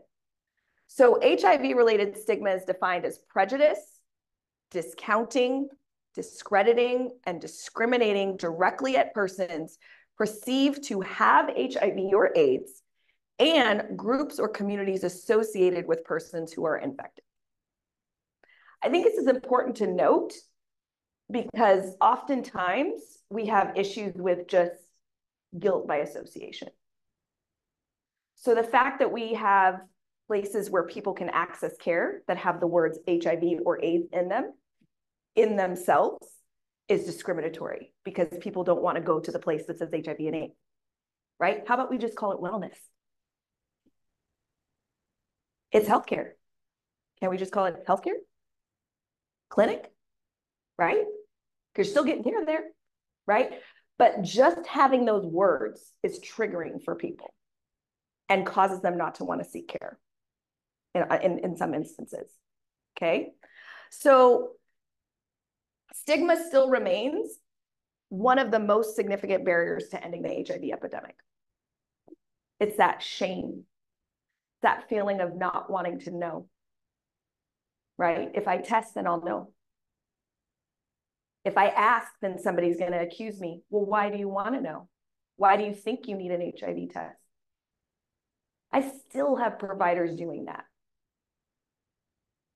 Don't ask me questions you don't want to know the answers to, because you're not even comfortable with your own sex and sexuality. Because we need to get comfortable with ourselves, which is why we often see providers not wanting to talk about them. I'm super comfortable. Don't know if you noticed. I'm real comfortable. And I will tell you that my patients know that. So when I ask them, how do you enjoy sex? They feel like they can honestly tell me, right? Because I'm not all squirmy and like, I'm gonna ask you a couple of questions. I ask all my patients this question. Do you have sex with men? Do you have sex with women? Or do you have sex with both? Like, if I act like that, you ain't gonna tell me nothing. Because I'm acting like I'm all like, right? Like, versus what I show up as is what you see. And I'm like, hey, so I know it's Pride Month. What party you planning on going to? What rave you planning on hitting up? Yeah, EDC was a couple weeks ago. How was that? Did you find somebody? That's how you get people to come to you with their authenticity as their full, beautiful selves, right? So shifting the narrative from risk and stigma to safe and normal. This is a normal part of life. Last time I checked, sex was how most of us got here, unless your parents did IVF, right? Somebody's fluid had to get with somebody else's fluid to make you. There was an exchange of something, and then you came to this world, right? Okay, so reducing HIV-related stigma and all of the harmful consequences that come with it. So you equals you, that is the key. That's how we drastically change the narrative and how we can improve people's quality of life. So the Well Project, which is one of our sponsors, right? The effects of individual and interpersonal and structural HIV-related stigma. So all of these things, and I'm not going to go through the list because I am a positive person and I do not want to be a Debbie Downer, but it's here. These are all the consequences, and we need to get away from all of this, right? I don't want you to avoid the healthcare system because you're worried if you're going to be triggered or stigmatized or really re-victimized, right? Especially if you were a victim of sexual assault or intimate partner violence, or if you're in a situation where you feel like you can't get away from the partner that you're with, or you can't use a barrier method with your partner because they refuse to use it, right? So like this is what we're trying to avoid. So also HIV criminalization. So this is something that we need to just completely dismantle. So just to give you guys an example, I come from Vegas. I don't know if you know, but we have something called legal prostitution in my state. Yeah, they're brothels, right? So sex sells, right? We are all about sex in Vegas, right? However, up until 2022, we still had a law on the books that said that any woman that had more than 5 condoms on their person could be arrested for solicitation. 2022. That just happened. We just overturned that with our HIV Modernization Act. Also, the decriminalization of HIV, if you did not disclose your HIV status and had sex with someone, you could be arrested. There are laws like this all over the country. So we need to get rid of them, okay? Legislation, that's how we fix problems, okay? You can't just talk about it. You can't be like, have a gentleman's agreement, shake a hand. We need stuff that's administration proof, because the next person in office may not agree with your lifestyle. So you need to get it in the books. We need to change legislation. So, and as of August of 2017, there were still 34 states and 2 territories that had HIV-specific laws on the books that criminalized HIV. These laws can be used to prosecute alleged non-disclosure. So it's not even like you just have to be accused of it. You don't even have to, you could say you disclosed, but if the person's like, I don't know what they talk about, they never told me nothing, you could go to jail. Okay, it's their word against yours. These laws disproportionately affect women in particular, because, you know, we the hoes. Right. So, and then we need to fight to change all of these laws. And really the stigmatizing of these laws, right? Because if you feel like, okay, if I test for HIV, I find out I'm positive, does that mean my family is going to disown me? Does that mean I'm going to get kicked out of my house? Does that mean that I'm going to be forced to live in the basement? I'm going to have to, eat off of different dishes. These are all things that have happened. Like recently, like yesterday, right? So if we can get the laws to change, we can be like, look, this isn't a crime.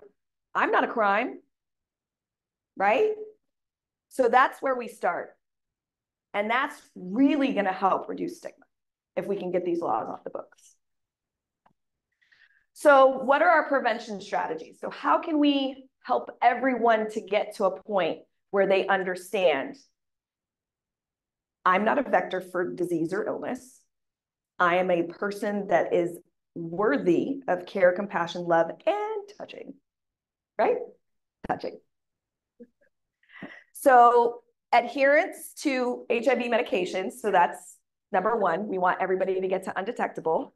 And this concept around status neutral, where if you test, we get you access to quality care, right? So whether you're negative and we get you to prevention, or if you're positive, we get you to treatment. But it's this concept of status neutral. Everybody plays in the sandbox together, right?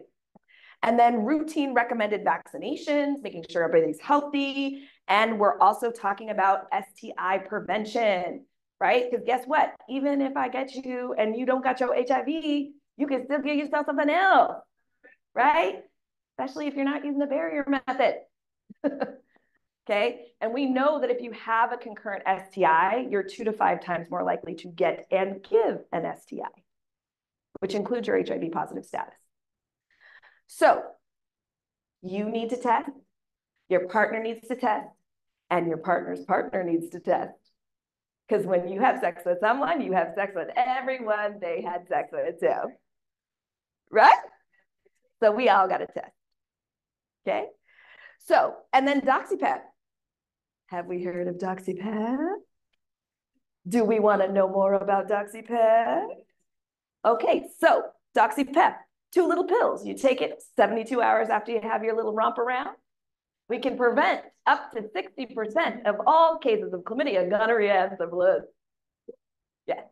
So as of right now, it is currently recommended for same gender loving men and trans women or women of trans experience, but we are getting to the point where we are probably going to see it in cisgender women as well. Okay. And here's the thing, we looked at it in cisgender women, but unfortunately, the study that looked at them that was conducted in Kenya, I believe, did not show positive results, but it wasn't because the DoxyPep wasn't working, it was because these women were not taking it. And if you don't take it, it doesn't work, right?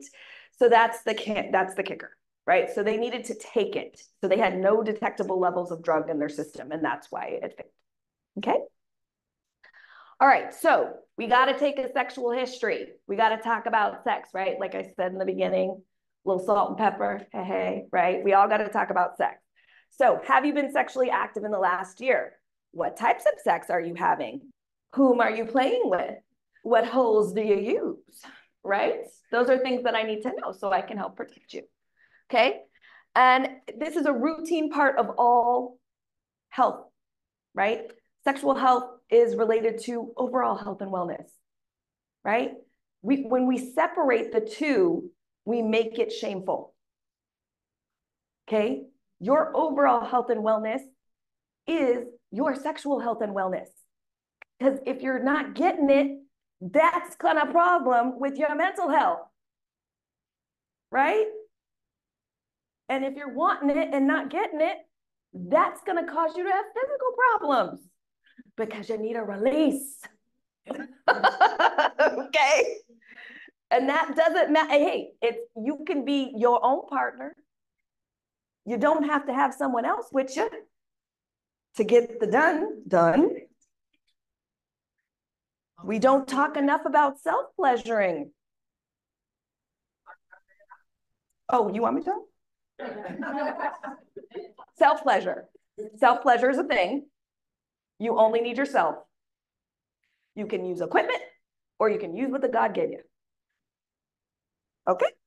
That's it, right? So you can have a partner, you can have a no partner. It's what makes you feel good. It's what makes you feel good.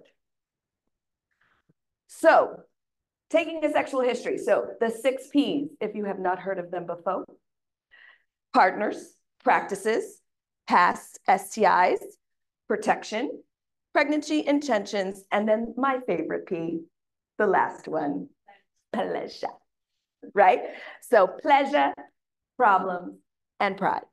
So if you guys haven't had a chance to take this survey, you can go to the National Coalition for Sexual Health.org/quiz, and you can take this quiz. How's your sex life?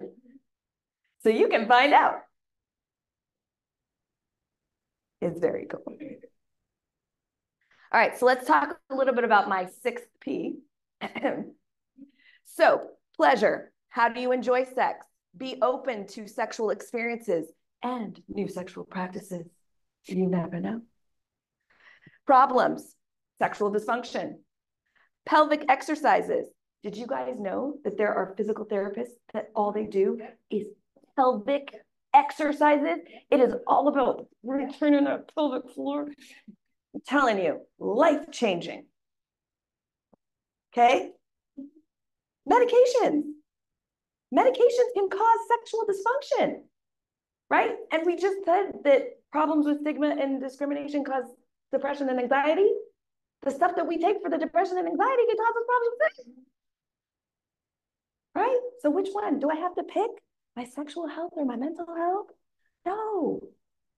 Get on another pill. Right? Right? Sometimes you need a touch of Lexapro, sometimes it's some Wellbutrin, but you got to find what's right for you, right? That's not causing you sexual dysfunction. Okay? And sometimes we may need a little blue pill. It's okay. And then there's topical agents, because sometimes when we get older, things get a little dry and crispy. So we need lube. And we need lots of it. Yes, I sure did. I'm so sorry if that was, pearls clutched, I know. If it's causing you problems with your sensibility, I'm just here to tell you the truth. If you want things to get where they're supposed to go and feel good, you need lubrication. Okay? All right. And then hormonal therapy, because when we get older, we all lose hormones. And it's not just us ladies. There's something called menopause as well. We lose the T, gentlemen. We do. So you need it too. Yeah, I'm going to get my estrogen and you're going to get your T. And we're going to have fun together. Yeah. And then lastly, pride. Embrace your sexual orientation and gender identity. Be out and proud. Fly that rainbow. All right, so role of testing. So know your status. Test often and know what's going on with your business. Okay, so being undetectable doesn't mean that you don't need to test, right? So I just want to make that real clear. So just because you're undetectable doesn't mean you need to don't need to test anymore, right? So we still need to test for STIs. And then there's a difference between treatable STIs versus curable STIs. Do you guys know the difference? Say that again, my dear. Oh, yes, ma'am, I surely will. Okay, so treatable. So HIV is what we would consider to be a treatable HIV, or excuse me, a treatable STI. HSV, herpes, also a treatable STI, right? But I can't cure it. HPV, treatable, but I can't cure it, right? Sometimes the immune system will eliminate it and get rid of it on its own, right? Okay, that is different from something that I can cure. I can cure chlamydia. I can cure gonorrhea. I can cure syphilis, right? I can even cure Mpox, right? Okay, I also have vaccines for Mpox as well. But do you see the difference? So one, I can treat you, but I can't cure you of it. One, I can cure you of it, which eliminates a lot of risk, right? For you getting and giving another STI. So our goal for everyone is if you have HIV, I treat it, you're good, and then I get rid of all the curable ones. Aha, you see? You're very welcome. So routine and regular testing means that both you and your partner stay healthy, right? It's just about staying healthy. It's not about anybody being upset or mad, right? I used to tell people all the time, best first date you could ever have is going to the health department. You and I together holding hands at the STI clinic. We find out everything and then we start anew, right? Because a lot of times if you didn't know that you had something, you may bring in something else that somebody else gave you and not even know. And it has nothing to do with you stepping out or being a sneaky link, any of that stuff, right? I'm still learning the terms. I'm sorry. I hope that's the right, right? It's a sneaky link. That's the thing, right? Okay. All right. I listen to the radio. Okay. So medication adherence, right drug, right time, right way. So these 3 R's I live by. So making sure you have your medication also, right? So if you don't have it, you can't take it. So be friends with your trusty pharmacist. We're here to help you. Okay. If you don't have your medication, you can't take it. So don't call me at 5 o'clock on Friday and say I'm no pills. Because I can't help you. Help me help you. Okay? I want to help you. Yes, I see you back there, you handsome devil. You right there. I see you. Okay, so make sure you always have access to your medications. Work with your healthcare provider and your pharmacy to ensure you always have access. Okay, so let's celebrate love. Let's talk about relationships. Okay, so U equals U allows individuals to express love without fear of transmission. Healthy relationships are built on mutual respect, love, and trust, and celebrating each other's health milestones should be part of the process of intimacy, right? So when you're healthy, you're happy, and you should be talking about that with your partner, okay? So celebrating love and relationships, there are many different ways that you can celebrate your relationship. Having a support system is key, and making sure that your social circle is also aware of your partner. Again, no sneaky links. Bring them around your friends, okay? Because that's how you get support, right? When things are not going well in your relationship, you're usually cranky, right? Your girlfriends, your boyfriends, they know. I mean, my friends know if like I'm having an issue. So talk to them about it. Celebrate when things are going well. And then use your peer network to talk through when things are challenging. Because relationships take work. Intimacy takes work, right? I got 2 little kids at home. My poor husband, he's like, you gonna schedule time with me? Right? And sometimes it's after the kids go to bed, right? Bedtime's the best time, right? But then mama's sleepy, so, right? So you gotta make time. You gotta make time, okay? And ask for what you want. What a concept.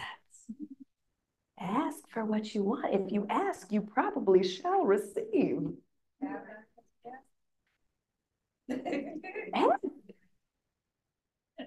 I will tell you, communication within your relationships, highly important. And if you do not communicate your wants and your needs, you shall not get them. Okay? Most of the reasons why relationships don't work is because somebody wants more sex and then they're having and not communicating it to their partner, right? Because if you've got one person that's like once a day kind of friend, and you got someone over here like birthdays, holidays, that's not enough. So you got to meet somewhere in the middle, right? Maybe not every day, but maybe not only birthdays and holidays, right? So because you only got one of those a year. That's not enough. That's not enough. At least, I don't know, it may be enough for you. I can't, again, I mean, I don't want to speak for everyone, okay? So communicate your wants and needs, all right? And then supporting women and girls. We got to support each other, right? Yes, right? We're removing risk and stigma. Okay, we're going to provide support, emotional support, financial support, right? And physical support. Because here's the thing, we all need money, right? So we got to support each other. And sometimes that may be, let me watch your kids so you can go on a date. That may be, if I hear about an opportunity for a job that could get you more money, I need to tell you about it. That could be introducing you to somebody that could give you a professional opportunity, right? What was that, my dear? Or get you a friend, right? My grandma used to watch Murder, She Wrote. She was the cutest thing. I love her to death. And she would tell me all the time, you know, Christina, I don't think I want to be married, but I'd really like me a Seth. So if you ever remember that in the show, Seth, do you remember Seth? So Seth was the friend in that show. So if you ever go back and look at Murder, She Wrote, she's like, I just want me a Seth. She didn't want, because she didn't want the drama, right? She didn't want to be married. She wasn't trying to sleep next to nobody. She just wanted a Seth. She just wanted somebody she could play with and then go home. And that's okay. There's nothing wrong with that. There is absolutely nothing wrong with that. So sometimes you just need your girlfriend to introduce you to a Seth. That's it. That's all you need. Okay. Catch and release. No, you didn't. No, you didn't. Ooh, you're going to jail for that one. Ooh, you're going to hell for that one.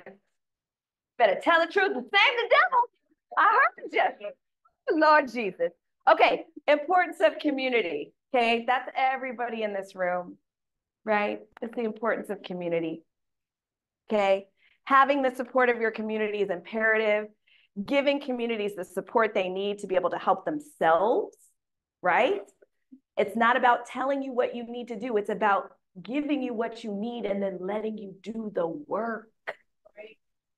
I don't want safari activism where I come in and I'm gonna claim to save the day. I need to give you the tools to help yourself so it can be sustainable. Okay?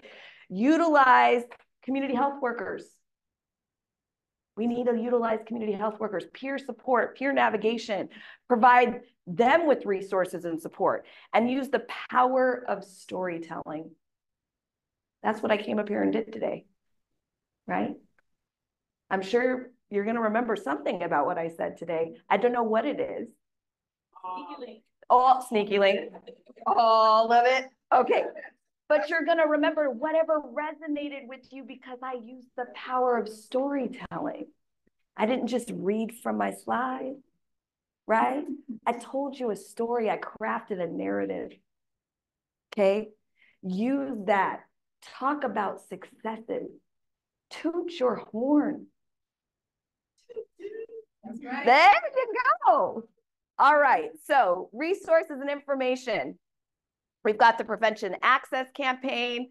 New York City Health Department has tons of resources. The Well Project, right? National Institutes of Health, and obviously the CDC. Lots of great places and information. So I wanted to highlight a few. So the Prevention Access Campaign, this is a global nonprofit specifically dedicated to saving lives and ending the HIV epidemic by making U equals U a reality for all persons living with HIV. And confirming the science and changing the narrative.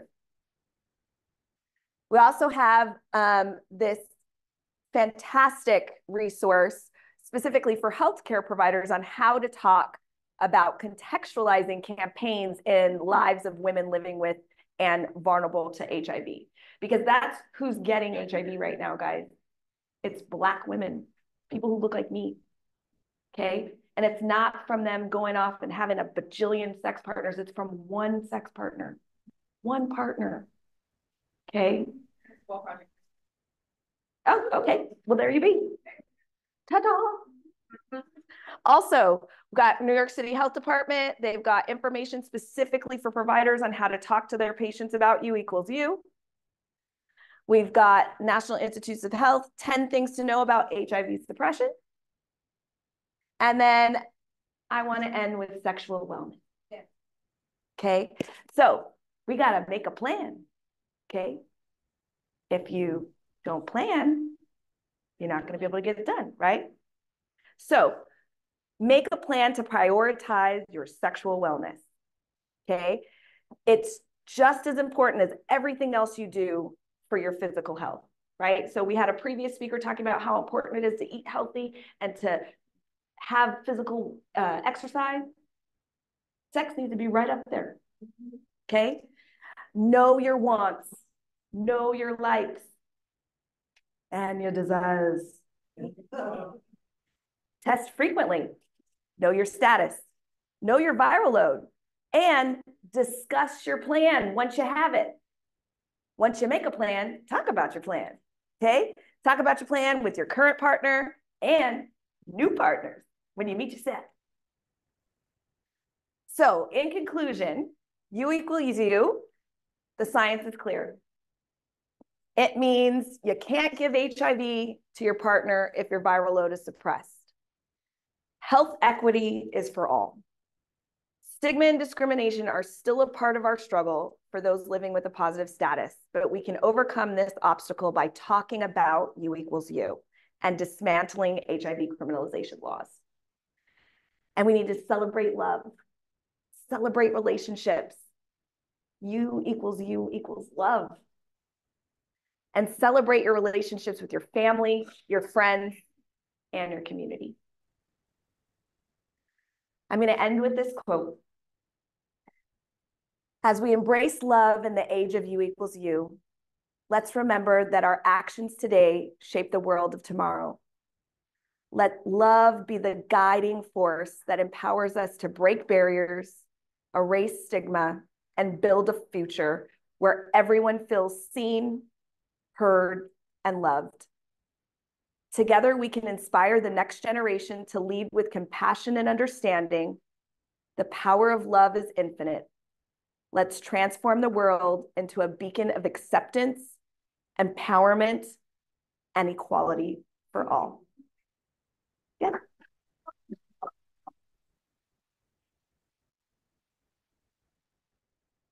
All right.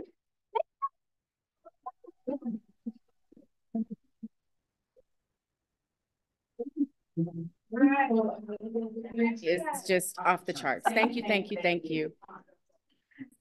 Sure. All right. Any questions for Dr. Madison?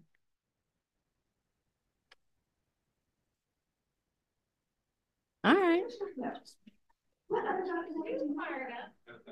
All right. So no questions. Thank you so. By the way, no question. Oh, there's one. There's one. Okay. There's one. Dr. Madison, where are you working at these days? Well, that's a funny story. No. So I'm currently working for myself. I have a consulting business. So like, as I said earlier, I'm a recovering academician. So I stepped down from my academic job last October, and I've been doing my consulting business full time. So the public health pharmacist, if anyone needs anything. But yeah, so my goal right now is really advocacy work. I've been doing a lot of health equity work. I'm working with the company Advancing Health Equity. I've been doing corporate trainings, public speaking, but really my goal is really to just get the word out about why we need more healthcare professionals that look and sound like the communities that they serve. Like I said, I'm on a journey of radical self-love, which means that I only do things that give me joy, like being here with you, and just having that passion for the community and wanting to give back to vulnerable and minoritized. Amazing. Say that one more time. Do you have any sense? Do I have any what? Sense. Oh yeah, no, my husband. Oh, do I have any sense for you? Oh, good Jesus, I'm so sorry. I mean, I might, if you want to come to Vegas.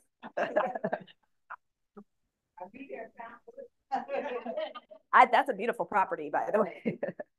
Any other ones? Give a round of applause. So much. Thank you. I have a box for you. I'm going to give it to you. Okay, so the guys are going to set the stage for our last panel. I have a couple things that I need to go over with you. It's the end part of the day. Let's keep the energy going. Let's go. Let's go. Let's go. Clap it up. Clap it up. Clap it up. So let's cover a couple things. Hold on one second. Let me give Dr. Madison this. Thank you, ma'am. I do appreciate you. Thank you. All right. So first, who still has their survey? We're all going to do the survey, aren't we? I'm sorry. What? Oh, okay. All right. So when you're done with the survey, please take your ticket and you're going to turn them into Stephen, who's waving at you. So one half of the ticket stays with you. The survey goes to Stephen. How many of you completed the bingo card and visited? How many of you have either your bingo card or a ticket that I have given you? If you do not have a ticket that I have given you yet, I'm going to ask Jim to pass them to you as you turn in your cards to him. Okay? That is going to be for the raffle that will be after the panel. Give me both tickets. Give them one. Oh, and I'm sorry, please put your email address on the survey so that if you win, you can actually get the tablet. If you don't put your name on it, we don't know how to notify you. Phone number is fine. I can work with phone number. Okay. I'm going to give them just secret with them. Yes, and we're keeping the other ones. All right. So, Facebook group. Do you all have the card that you got that was on your chair for the virtual village with the code, the Palm card? Okay. I need you to take those cards out and I need you to scan those and join the virtual village. Yeah, not that one. There's a different one. Nope, it's a small Palm card. Yes, like that. Jen is holding it up. If you don't have one of those, please let me know. I will get you one so that you can join the virtual village. And you can win a tablet today. There's some people that are just here. If you go on Facebook and join the group, you can win it. So Jim doesn't have a mic, and what he's saying is that the folks that join the virtual village today have the opportunity while you're here to win this fire tablet that I have. So you got to scan it and join the group. We can see you when you join. Okay? Yeah. At this time, I'm going to ask Jen, Linnea, and Kim to come on up.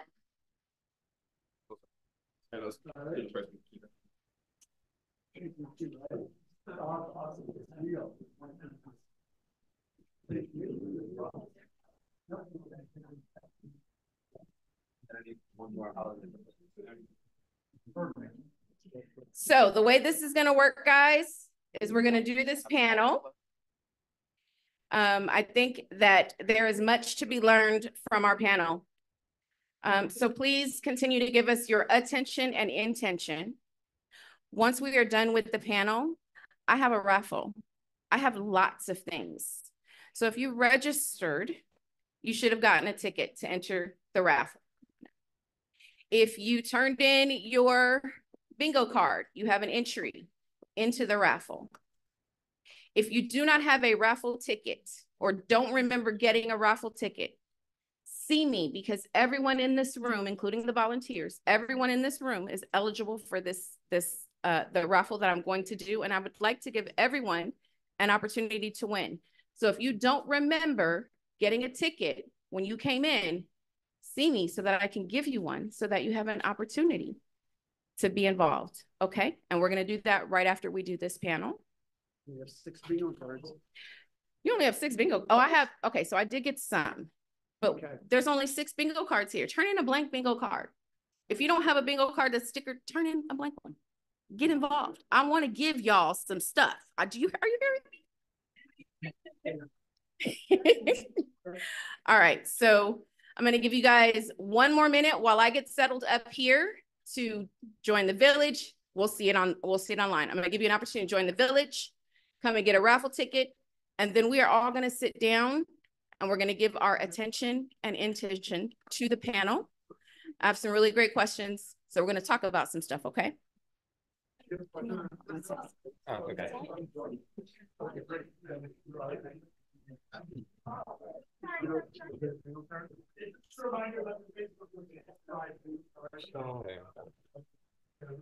yeah.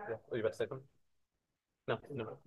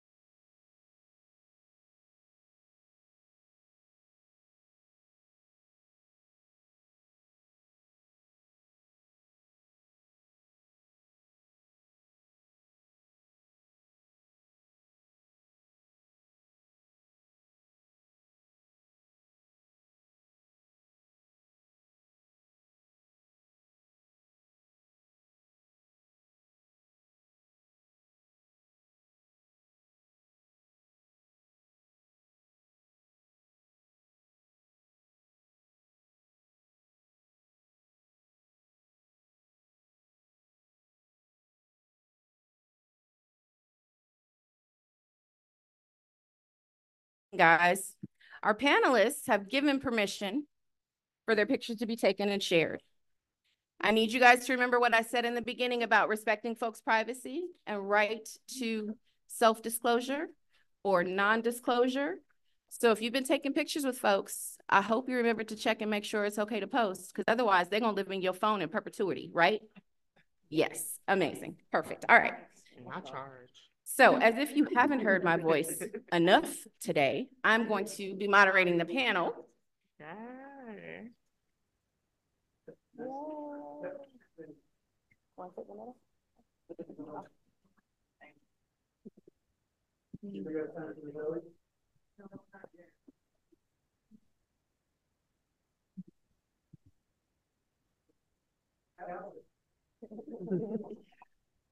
All right, so 2 more seconds to complete this.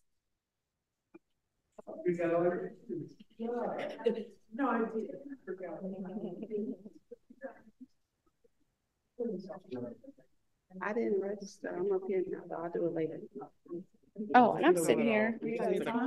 My phone is all the way back there. You can do it for you. Please scan that to register.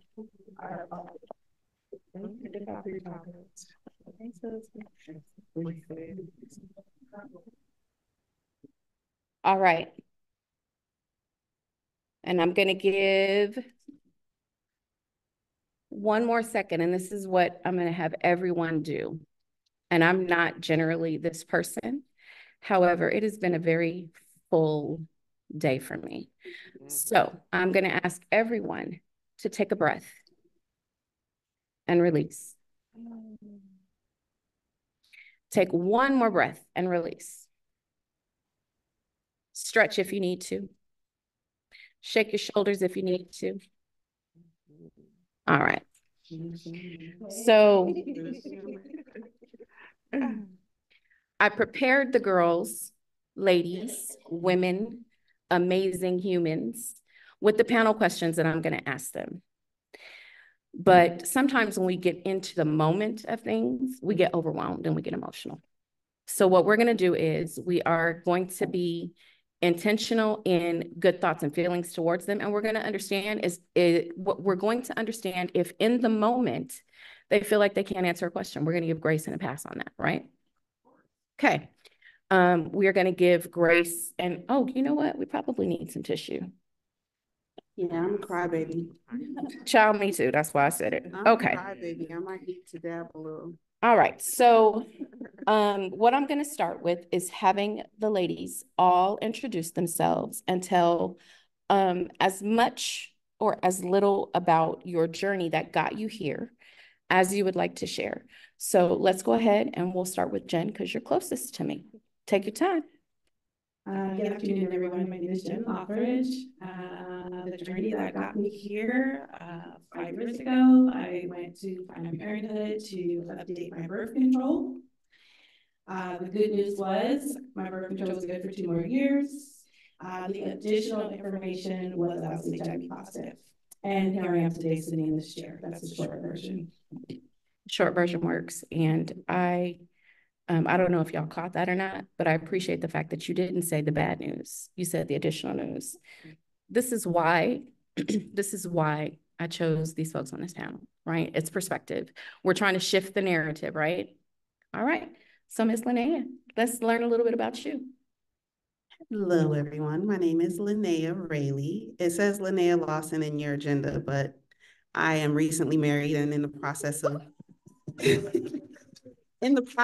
fitting and trying on this new last name. So it's taken a minute to actually fully conform to it. My awesome, amazing, incredible husband is sitting right there. I have to embarrass him too. So how did I get here? I'm moving away from saying I was born with HIV because I really don't know. I was also molested as a child prior to my 5th birthday. So depending on if my father, who's not very forthcoming with his information, or the man who molested me, depending on which one of those are the positive people in this equation, that's how I contracted HIV. I don't really care because I have it and I'm dealing with it and I'm living and I'm happy and I'm healthy and all of the above. So I'm a mother of a very rambunctious 9-year-old, like I said, newlywed wife. I live in Los Angeles and just an open book. My life work is advocacy and speaking out and using my story to let other people know that HIV is not a death sentence and it's not as bad as everyone thinks it is. Thank you, thank you, thank you. Kim. Hi, everyone. My name is Kimberly. Thank you for being here today. I got here, I like to say, by the universe. It's been an amazing journey so far. Like someone else mentioned, I went in to actually start my transition journey. I'm a trans woman, and to my surprise, they were like, "Oh, that can't happen because you have just tested positive for HIV." And at the time, I was very confused because I'm the child of a detective father, and I was very sheltered. I wasn't promiscuous, so I was like, "Wait, what?" And at the time of also, when they told me this, they brought me into a room with like 6 residents and they are all telling me this news. And I didn't really know how to process it because they were just telling me and they're like, well, how do you, like, what do you think about that? I'm like, well, what am I supposed to say? I'll take it, sure.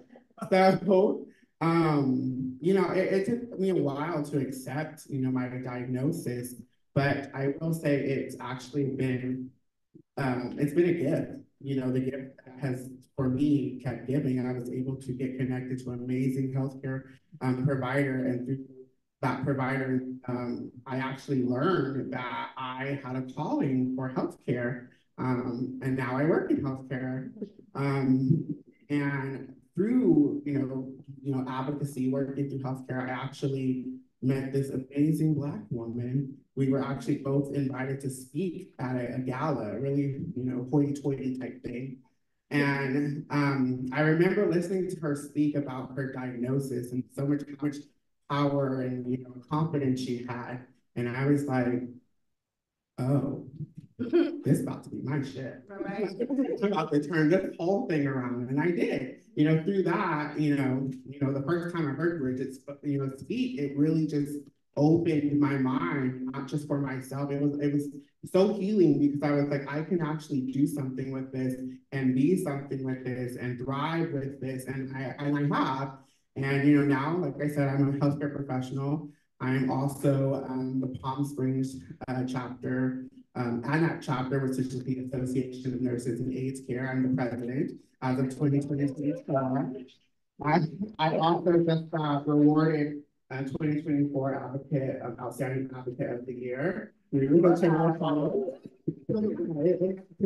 been a journey, but I wouldn't change it for anything.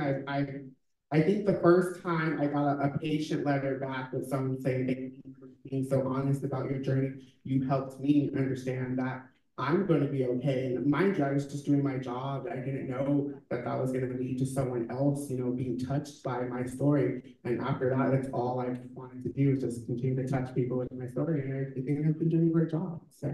Amen. Yes, absolutely. So, Linnea, we're talking about shifting the narrative and identity in the way that we identify ourselves as part of that narrative. So can you tell us a little bit about how lifetime survivors have shifted the language and the narrative about how folks that were born with HIV or acquired HIV early in life, how are you guys kind of doing that and what does that mean to you? I went forever just being called a perinatally, I can't even say that word, perinatally infected youth. And I would always wonder, when do we drop the youth? I'm getting older. When is that part gonna fall off? Like, when are you guys gonna respect me as an adult? It went from that to a vertical and just identifying as someone who contracted HIV through vertical transmission from your parent. And it just thinking now, like, through those terms, always having to be identified by how I contracted HIV. I didn't see anyone else being, oh, that's a sexually transmitted infected individual. That's a IDU transmitted infected. And they don't reply to anyone else in that way. So from going through those phrases to now the label of lifetime survivor, I feel like it puts more attention on who we are as individuals and takes away from the fact of how we contracted HIV. And it gives us our space to tell our stories the way we want to tell them. I have friends who contracted the virus from transfusions, blood transfusions. They contracted the virus as children early in life. In during the delivery part of their life, having to get a blood transfusion as a newborn baby, you don't remember any of that. But for them to then be like set aside as if their experience is different from mine, just because they didn't get it from their parent, they got it from a transfusion, it kind of put a divider between us. And I think the lifetime survivor title, it was needed. And it's definitely something I see that's pulling us closer together. For a minute, we were calling ourselves the Dandelions.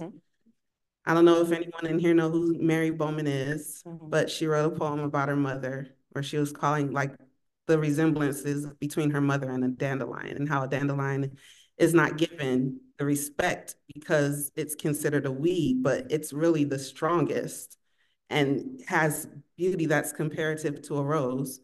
That poem I listened to over and over again, and just thinking about Mary, very appreciative for being able to have met her, very appreciative for the time that she was allowed here on earth with us and the changes that she made. When she passed away, it brought us together, the verticals, the dandelions, the lifetime survivors. It brought us together to try to, you know, like give us each other the support that we needed, instead of having us be grouped in with people who we're just usually grouped in with the aging population. And we're like, okay, our story is different. Yeah. Like for me, I don't know a life before HIV. So now to have that community of lifetime survivors, I feel like the changing of the titling really helped to pull us together. Absolutely. And that's one of the things that I love. It's self-identifying. Just to clarify, I call her a lifetime survivor because that is what they have claimed for themselves in that community. And I think it's just beautiful. So thank you for sharing that perspective with us. Yeah. And continuing on with the shifting the narrative, we heard it a couple of times here in the presentations when we talk about disclosure, right? Disclosure is a thing. When do I disclose? How do I disclose? Folks who don't disclose, that I'm pretty sure, as mentioned, Kathy was talking about, I'm pretty sure that the person I acquired HIV from knew that he was positive and chose not to tell me. So Jen, you have a really interesting take on disclosure, I heard, and I want you to talk a little bit about what that looks like. Okay, thank you. So as an individual walking in the shoes of HIV for the past 5 years, almost 6, I'm learning a lot. And one of the things I learned is that we have to disclose our status.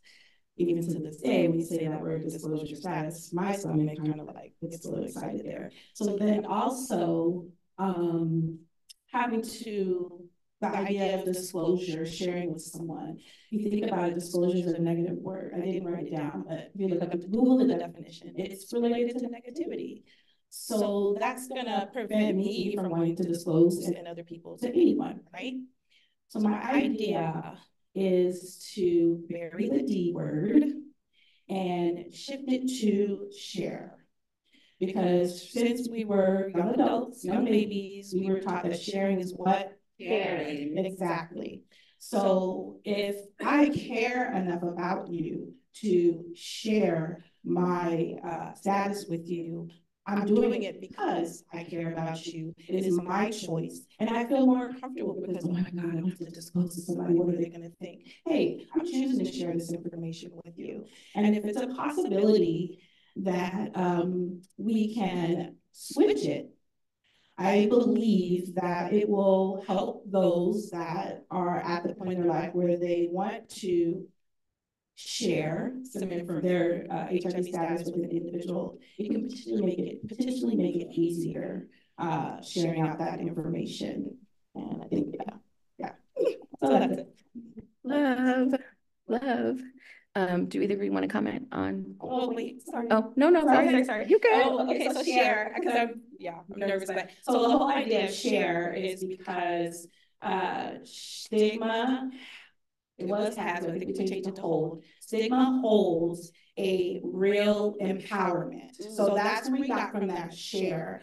Because because if stigma is what keeps us from saying anything. But if we get louder than stigma, no one's going to hear all of the ignorant things. Oh, I can't eat from you. I can't use your fork or your towel or anything. Because there will be more positive and accurate information out there so that people are talking about it more freely and openly, because I don't have to do that negative, weird thing of disclosing. I'm just sharing this information. Okay, now that. Thank you for clarifying. I couldn't have said it better than myself. I think. Anything? Okay, no, yes. I definitely love that. Growing up positive, that was like the scariest thing. Feeling like I had to tell people and how are they going to respond and how are they going to treat me. I know that's something that a lot of parents fought with. I have friends who didn't find out about their own HIV status until they were pregnant because their parents didn't think that they had to tell their child that they were living with HIV. And a lot of that is because they didn't expect the child to live. And the person I'm thinking of in particular, her parents passed away when she was a baby. So she was raised by grandparents who didn't think they had to tell her, you're taking this medicine because you're HIV positive. She was pregnant when she found out. And then when she went to go and let them know what was going on, we already knew. So yeah, disclosure is a negative something. Sharing, I love. That is, I don't even have the words. That's so powerful, a statement. And every time, like, as I do this work, I learn that there's so many different stories, and so many different narratives around, this thing that people who don't live with it are so scared of. And at the end of the day, what weaves all of the stories together is that it's a human condition. And we live our humanity oftentimes through our diagnosis. That's powerful. Kim, what is one thing that you thought for yourself that differently for yourself that caused you to shift from surviving with it, or from just surviving with HIV to thriving with HIV? Is there something in particular you can think of that happened? Yeah, definitely. I come from a West Indian Trinidadian family, so island folks are really, I feel like that's where I faced most stigma. So, it wasn't until I started, being around my now chosen family, people like Anthony and Bridgette, and just a few colleagues that I got to meet, people like Jack, and really started to gain a support system and people that actually just cared about me for me. And they, I didn't have to disclose to, these people because they already knew. So that was the first time I felt like I wasn't just existing, I was being able to live my authentic self. And that actually gave me the power to then, share and truth tell to my family and close friends. And I think for me, I'm fortunate, and if without that support system, I wouldn't be able to thrive as well as I do. It was definitely these people, these folks, and others who showed me that my authentic self was not only good enough, but destined for so much greatness. And then also you, Bridgette, like I mentioned earlier, I just saw how amazing, you were, and then how you lit up every room you walked into. And I was like, I want that. So definitely my support system really helped me. I like to say it helped me heal from the inside out. And once I began that healing, like I said, I wasn't just existing. I learned how to live. I learned how to live, as myself, as Kimberly, as the advocate, as the healthcare worker, et cetera, et cetera. For me, it did start with my support system and learning not just about my diagnosis, but learning, the doctor mentioned earlier, learning what I like, learning my pleasure, what pleased me. And I know we just mentioned, about disclosing. I think for me also, the more I disclose, I mean, I have a very interesting or unique perspective, is I usually have to disclose my transness and then my diagnosis. And I feel like once people are like, they take that information and they either learn or they're like open to it, I feel like for me that becomes sexy. So I'm like, okay, now I can share more. So it's one of those things, the more, I educate people, or if they already know the knowledge, I think, no, this is a person, this is a perfect candidate. You already know me. But yeah, so to answer your question, I learned to thrive through my mentors and my trusted messengers and people like yourself. I thought we were getting some tissue up here. Just Thank you. Girl, And okay. I talk about this a lot. I just want to say it, like, She says it all the time and it makes me cry every time she says it. Oh my God. I will never forget, you guys. We were actually, I'm gonna go a little bit more in depth. Y'all got time. So we were actually at this gala. I really didn't want to be there. I was just like, this is my gowns and things, not my thing. So we were just there, and I remember the first time we were at the tech rehearsal, the prompter comes on, and it's literally disclosing my status, and none of us had saw the script, and I was like, absolutely not. And I called Anthony, and I'm crying, and I'm like, I have to go tell these people, and they're gonna judge me, and my family's gonna find out, and I'm like, I'm not doing it. And you know, people are like, no, you don't have to. And then Bridgette came on. Her second was right before me or after me, I don't remember. But Bridgette comes on the stage and she starts going through the teleprompter, and it was how she spoke where I was like, huh. And I was like, wow. And then after this, like, well, what do you want to do? What do you want to do? And I'm like, okay, wait. I think I just had an epiphany. I was like, I think I'm supposed to be her, you guys. Yes. I was like, I'm supposed to be her right now. And later on, as the doors open and the place filled with like a whole bunch of like rich people instead of like, I'm gonna do this, and I'm gonna do it now. And I'll never forget that night I left feeling powerful. You know, I'm already 5'9", and I left feeling taller than I had ever felt in my entire life.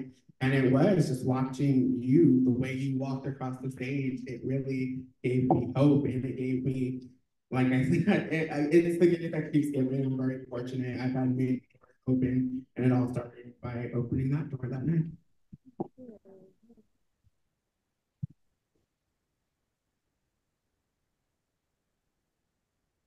As I recenter myself. Yes, yes, yes. Okay. That means what you're doing is working. Thank you, sincerely. We talk about it all the time. It makes me cry all the time. I really, my diagnosis, I was diagnosed at 40.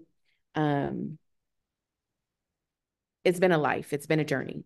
I say pretty often that while HIV is no longer a death sentence and people have this habit of telling you that you're not going to die, they don't really tell you how you're supposed to live. Yeah. Right. And so it's a journey of relearning how to live. And part of my relearning process was the events. And, you know, that was back when I was advocating and nobody knew I was advocating. Like I was doing stuff here in the community. I was writing a column in a magazine and absolutely nobody knew because I wanted to care for people and I wanted to be there for people, but I didn't necessarily want everybody and their mama to know. But thank you for sharing that and reminding me of part of my purpose. So thank you. All right. So moving into our next question.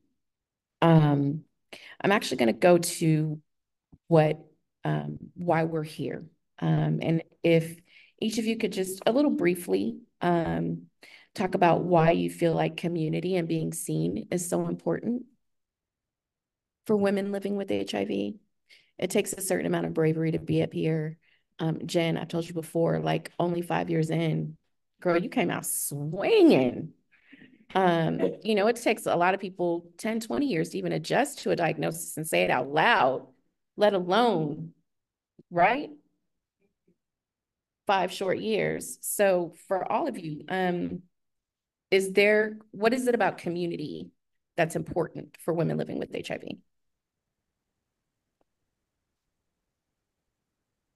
I'll start. I think first and foremost, just to know that you're not alone. Someone mentioned it earlier. I think it was the doctor. Your trusted messengers. I think community.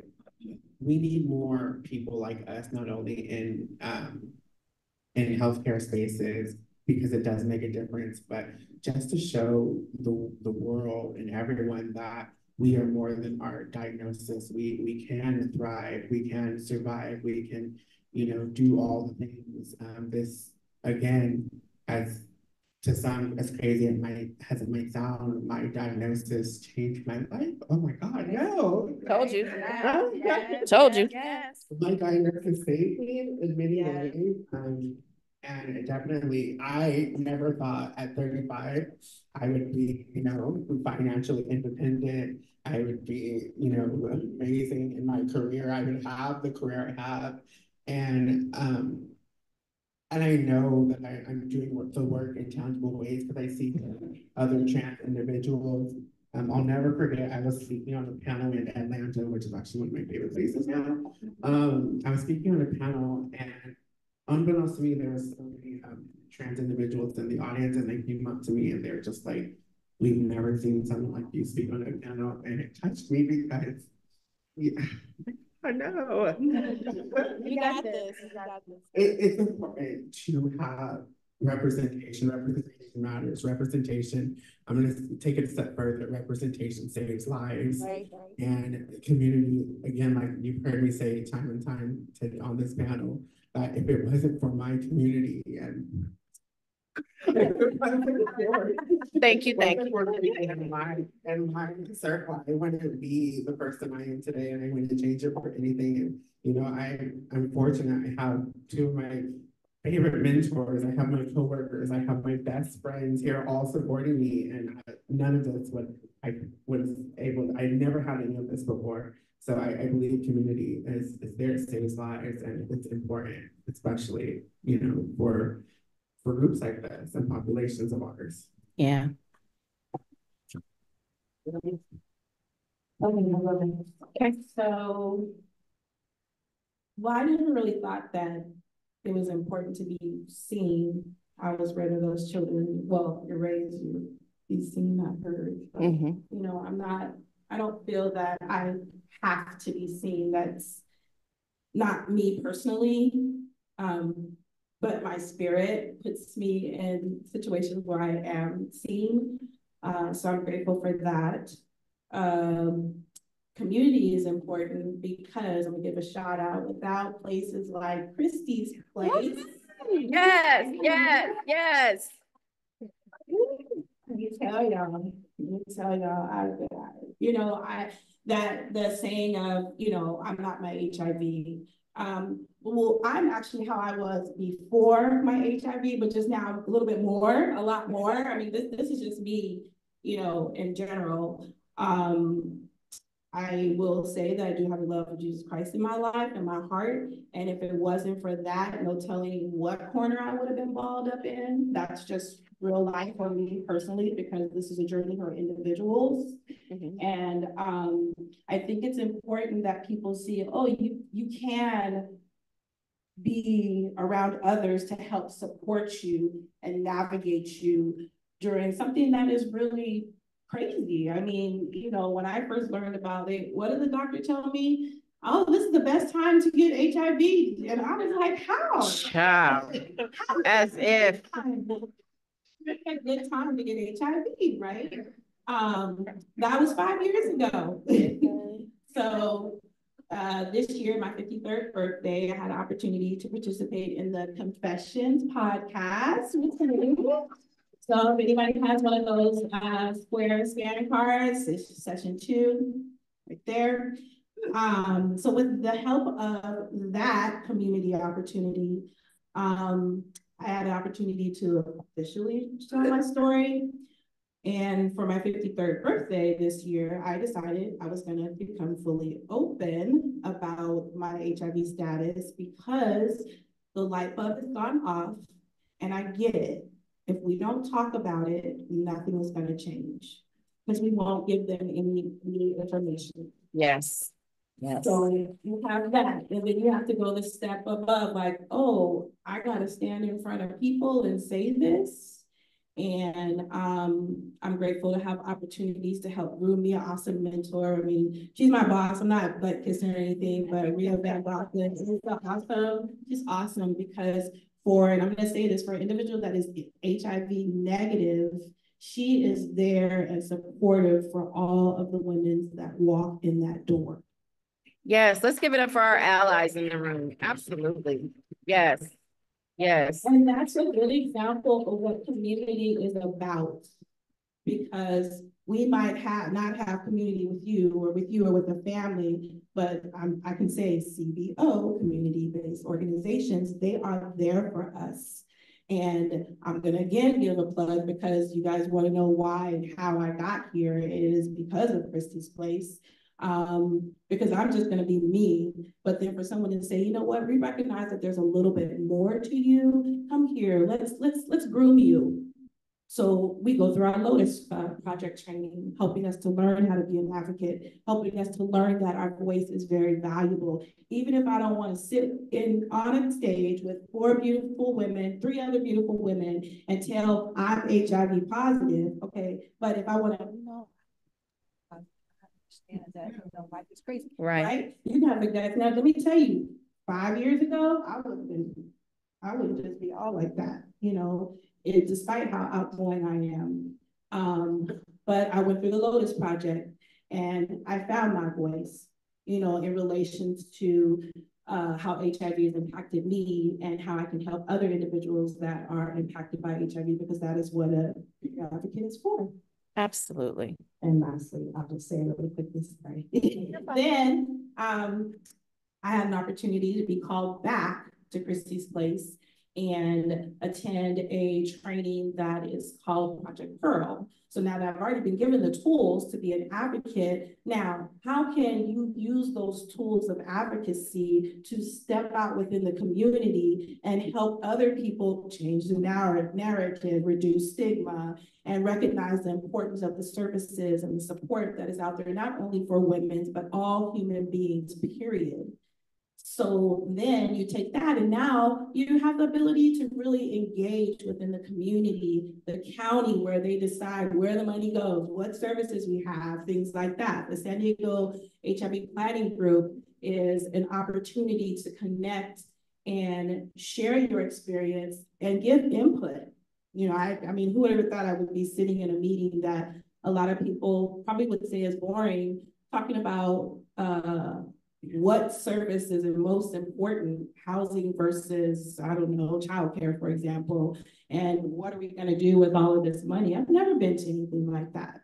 So it's programs, it's community organizations like that that offers services and support to help individuals like us get a spine and courage. Well, I shouldn't say a spine. I apologize for that. That's just in my mind, but to empower us, to encourage us, to help us be brave and inspire us to have the courage to go out in public with a microphone and say, hi, my name is Jen Lothridge, and my HIV status is U equals U. Right. Love that. Shout out to CBOs, community-based organizations, aid service organizations, critically important. Did you want to add anything, Selena? Yeah, so when I first found out about my diagnosis, I was 7. And I found out because I have a nosy big sister, and she decided that my mom needed to tell her the truth, and she needed to tell her right now. So she started asking her. My nickname is Nene.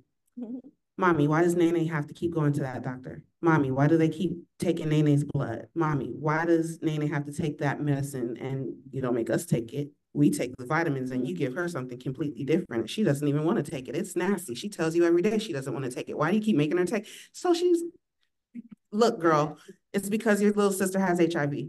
I have AIDS and she has HIV. Don't tell her. What did my sister do? She immediately came and told me. And I, of course, at 7 had no idea what that meant. So I started crying and I asked my mom why she didn't tell me I was gonna die. All I knew was at that time, Magic Johnson had just come out. He couldn't play basketball anymore. Ryan White couldn't go to school anymore. And everyone was talking about how they're gonna die soon. So mommy, why didn't you tell me I was dying? My mom said, Keisha, go in your room. You talk too much. And then she told me, look at me. Mommy has the same thing. Mommy's had it a little bit longer. Mommy's okay. She said, as long as you see me getting up, making sure you're fed, you go to school, making sure you, your sister, and your 2 brothers are okay, as long as you see me doing all these things every day, you're going to be fine. She said, if anything's going to happen to you, you're going to see it happen to me first. And I am very proud to say my mother is not here today because she's at home watching my 9-year-old and my puppy. She is an extraordinary woman. She goes above and beyond for her kids. I'm 39 and I'm dressed today because I went to my mother's closet and picked out a dress and some boots to wear here today. My mom still provides for me to this day. She is babysitting my child and my puppy, and she is happy and she is healthy and she does everything for everybody. And I wish she would say no to people sometimes, but she doesn't. And that is why community matters. Yes. There are people who are walking this walk alone.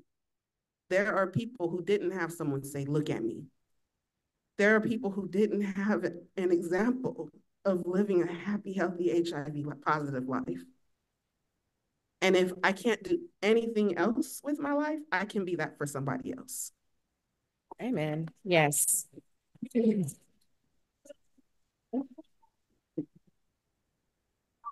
love you. We love you.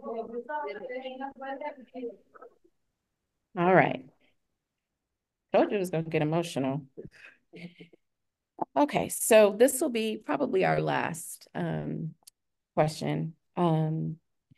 So far, and I'm always surprised when people don't know this, which is why I'm specifically putting this in here, okay? So far, there have been 5 patients that have been cured of HIV, and I want to call their names into the space. So Timothy Ray Brown, who was known as the Berlin patient, he's no longer with us. Paul Edmonds, who is the City of Hope patient. Mark Franke, who is the Dusseldorf patient. So they're called these because of where they're getting their treatment and where their cure, right? Okay. Adam Castillejo, who is the London patient. And then there is an unnamed, they're very specific in the news to call her a mixed race woman. She's from New York. She Black, y'all. Don't play. And then the Esperanza patient and Lorene Willenberg are 2 women. You may have heard of elite controllers. So they are 2 elite controllers, and they appear to have cleared the HIV virus all on their own, right? No medication. So having said that, these are not replicable, right? The way that these folks were cured is a procedure that not everyone can have. It's dangerous. A lot of times people don't survive it. So basically it's not an equitable and scalable cure. But it brings to mind that there's hope for cure, right? And there are people that are working on cure. There's science and research going on. Jeff Taylor got me involved in cure research, and I'm all up in that piece now. It's fascinating. So having this brief glimpse of what cure might look like, what feelings do you guys have about an HIV cure?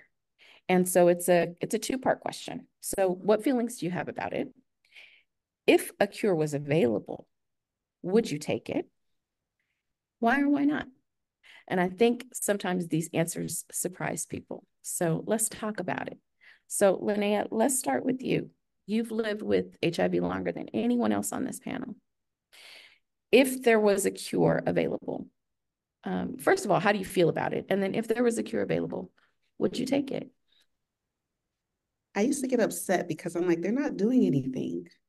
They're not doing anything. I'm sure they can do something. They can do something. They can do something more than what they're doing. What are they doing?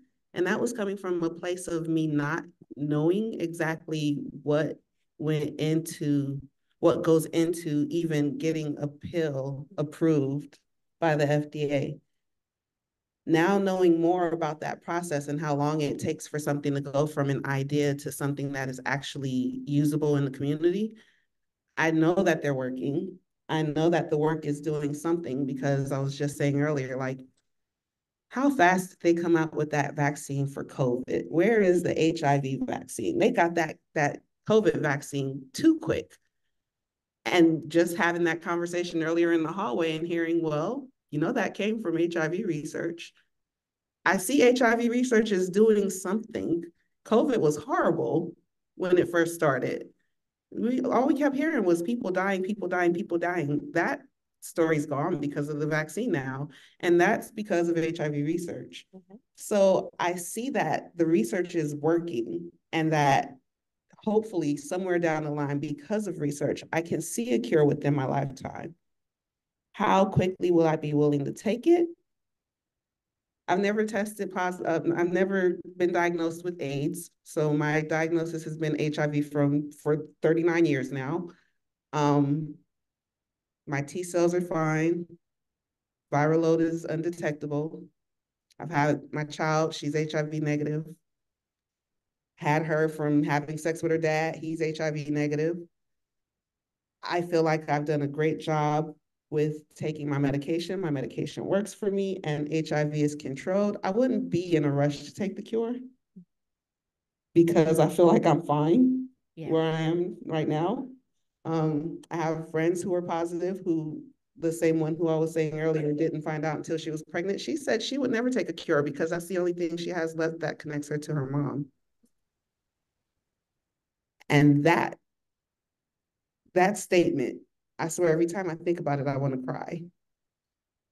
But she's in the same boat. She's doing fine. She's undetectable, viral low, T cells high. I'm not in a rush to take a cure, but I just feel like it needs to come for the sake of others, because the fact that there's so many ways in place that we can just prevent HIV from going any further than it is right now today, and people are still being diagnosed and contracting this virus, that's a problem.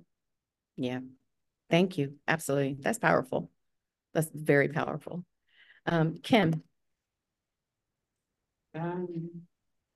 I too am fortunate that I also work in research, cure research, treatment research, prevention research.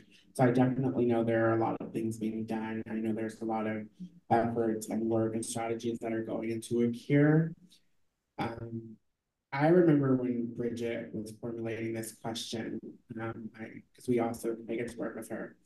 And I remember thinking to myself, my answer, which to me is like selfish, but no, I would not take it, because I have been fortunate to touch and help so many lives of other people who didn't take it as easy as I did, or didn't have the outcomes that I have had, but, through my diagnosis.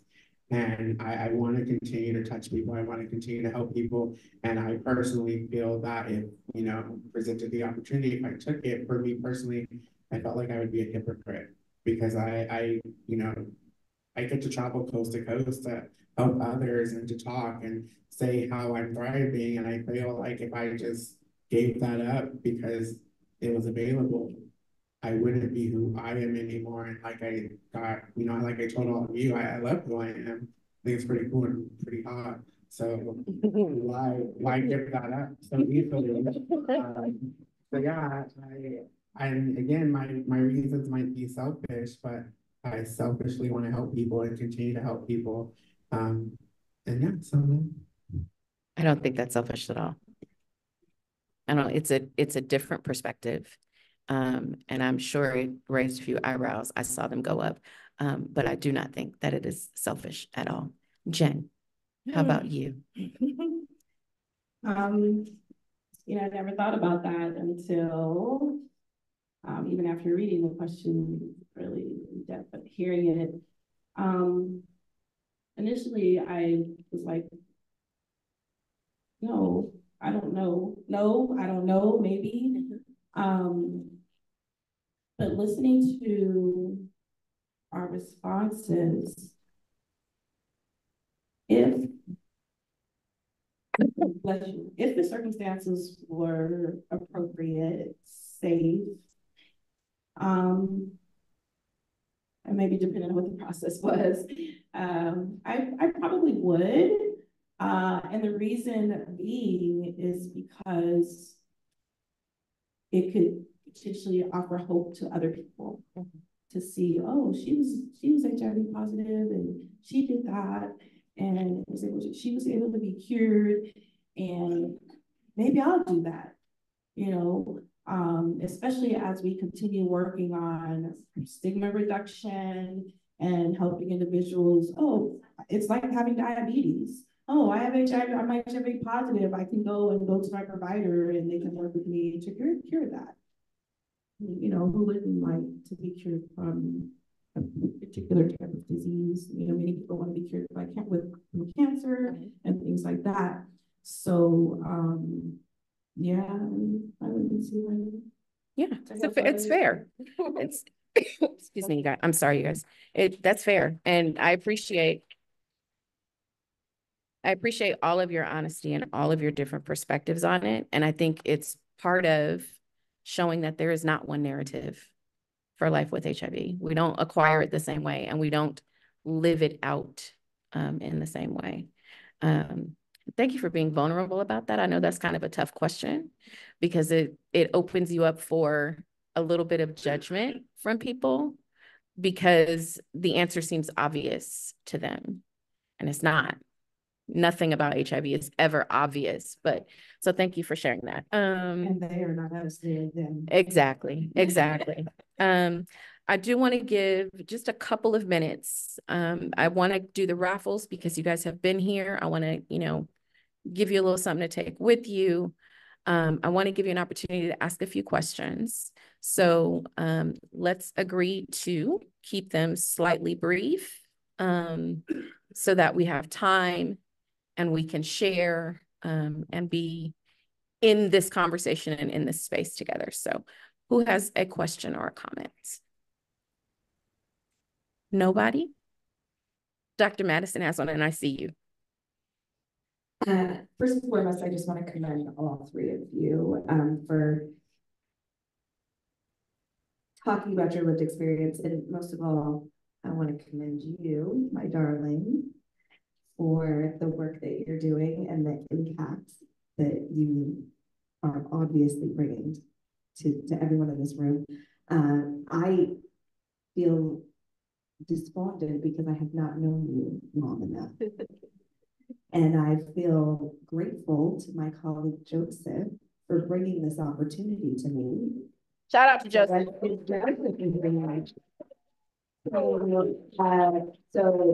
So thank you for that. Joseph and I had the pleasure of working with each other for the span of about 15 years. We started a program in Vegas called Club MedBox back in 2007, and it was an adherence program, and it was a peer support program. And we had the opportunity to go on the road. We've been in Hawaii together. We've been all over the state together. And when, unfortunately, Jansen no longer wanted to support community HIV advocacy, we didn't know what we were going to do. Yes. And I'm so grateful that we're still able to do the work and that we found other resources to be able to continue to do the work. Yeah. And so just know that we're here for you. Like, I come from a place of service.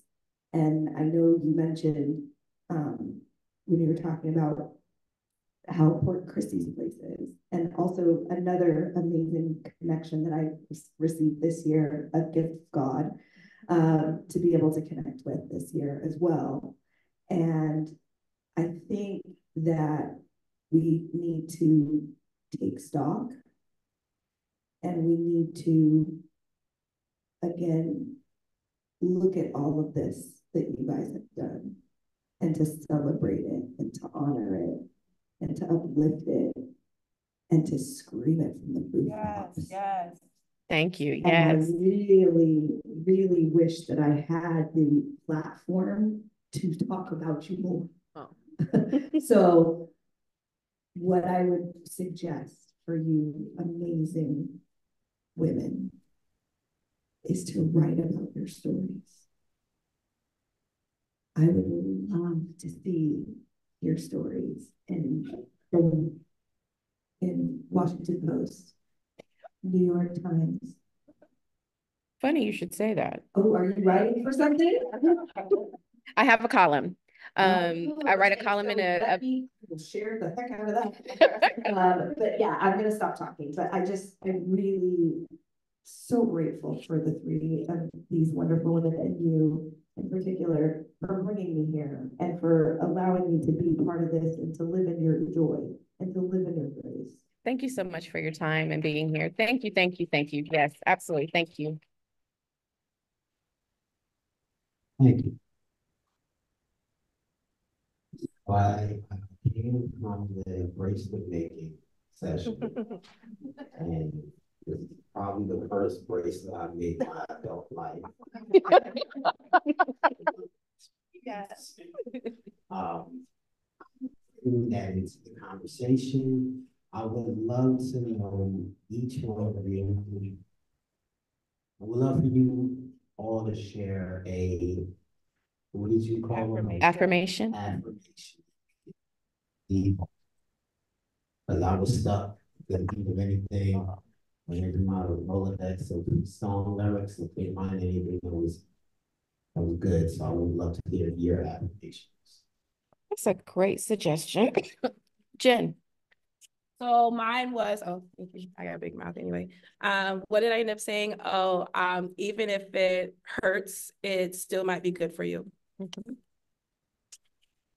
My very simple and to the point affirmation that I tell myself often is I am enough. But I have a longer one. The longer one goes hand in hand with the question you asked about community. I tell myself often, if it is a thing that anyone has ever done, then I can do it too. Yes. Yes. Yes. Ken? One of mine was, if you're not invited to the space, create your own. Yes. Amen. Yes. Woo, I love that one. I'm gonna have to add that into my Rolodex because that is what is happening here in Palm Springs, which is very male-centric. We have created a space. My affirmation, the one that I use most often in life, is when you cannot find the light, be the light. Yeah. And with that, we're going to do a raffle. Please, can we give a round of applause for vulnerability and sharing? And oh my gosh.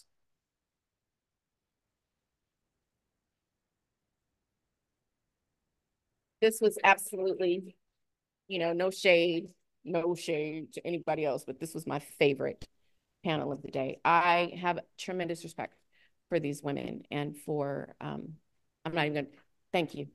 Thank you. Thank you. All right.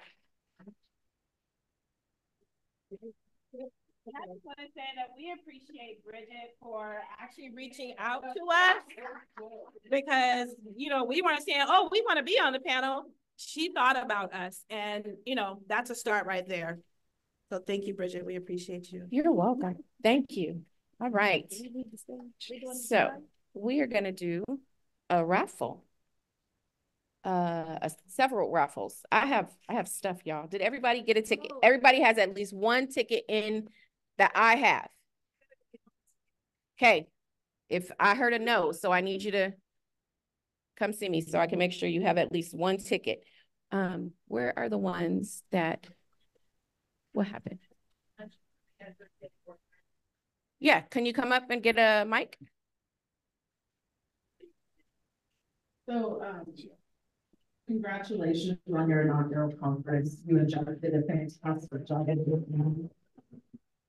I can say from experience how freaking hard it is to plan for and host an event like this, and man, you all did a fantastic job. So, just thank you. Invite those who are in the space, because I heard a lot from folks throughout the day of resources and building community and sharing with one another. Something magical happens in the space of a women's conference. We have one in San Diego every March that's open to all women. There's one in LA in November, there's some treatments from it. This one now is happening. And beautiful stories like this happen. So I hope that, it inspires us in the room to really think about creating more of these spaces and looking around and partnering with each other and creating a collective, coordinated, cooperative community that's not in competition with each other, that wants to uplift everyone, because ultimately that's what women do. When we help them find their voice and find the space to lift them up, as you see what happened today, something magical happened. So thank you so much. Thank you so much. Amazing job. I just wanted to make sure that you all know. Thank you.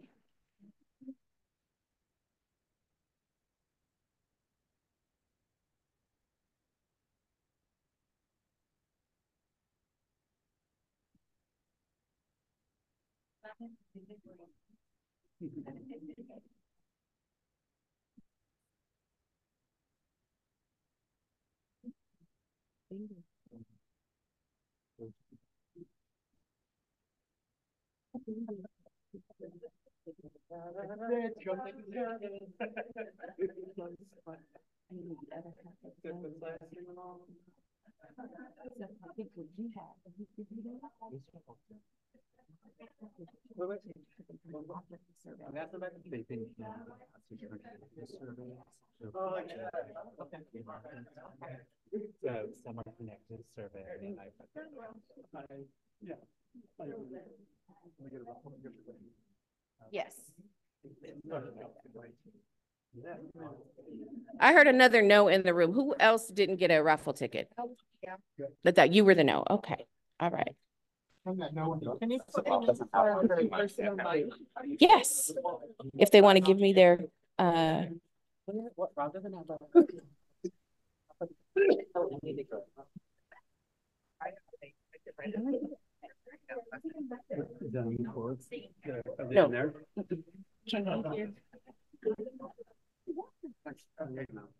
All right, I'm coming. I know you guys are tired and probably ready to go. I'm coming.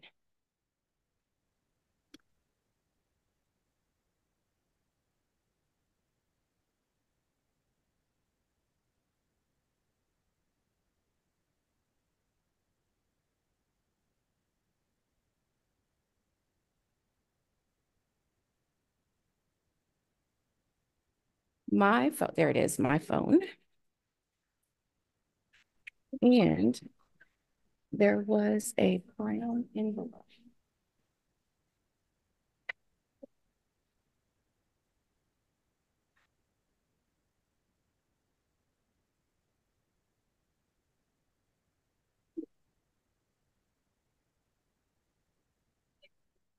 I had a brown envelope.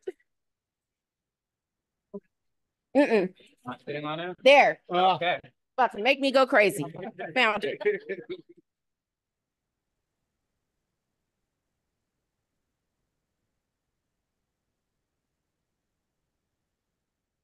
I need an assistant. Jeff. Call me Vanna.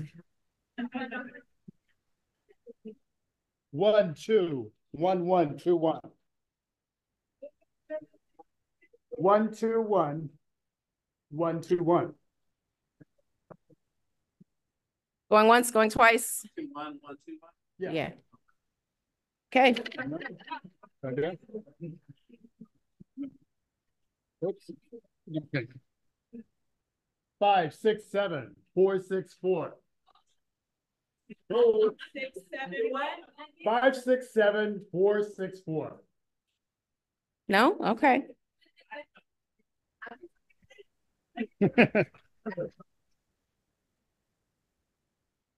5 6 7 4 6 9.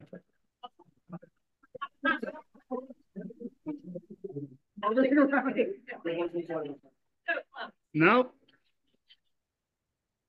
What happens when they leave? What's that can't be right.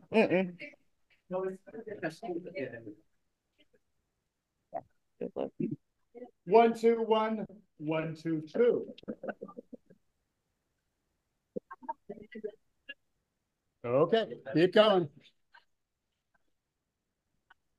5 6 7 4 6 6. You're getting it. You're getting it. Yes. Yes. Whoa.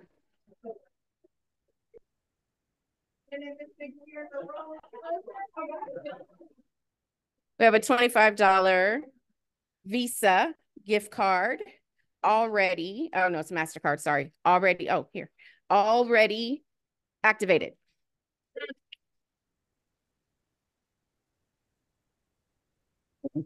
Yep. 5 6 7 4 6 7. Thank you. Yes. Okay.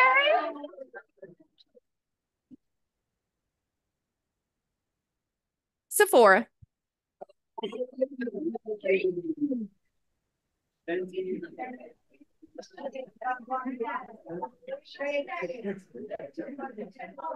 5, 6, 7, 4, 4, 2.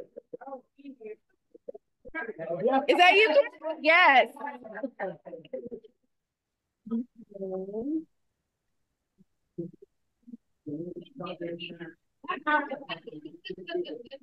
One, 2, 1. 1, 2, 3. That's me. All right. Bath and Body Works.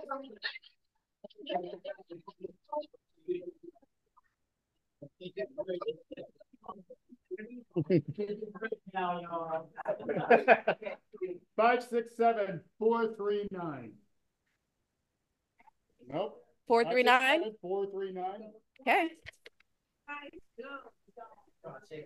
5, 6, 7, 4, 4, 5. Yeah.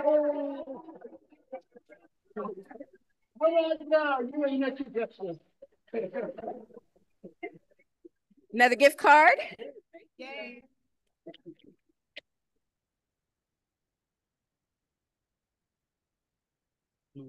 Mix it up. 1, 2, 1, 0, 1, 0. 1, 2, 1, 0, 1, 0. Nope. All right.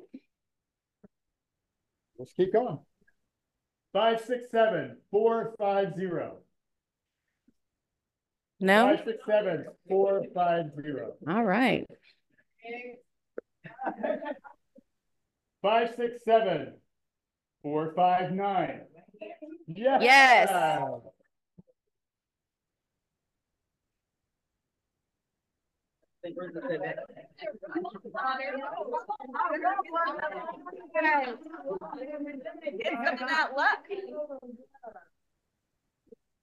Two more. 5, 6, 7, 4, 5, 5. 5, 6, 7, 4, 5, 5. No.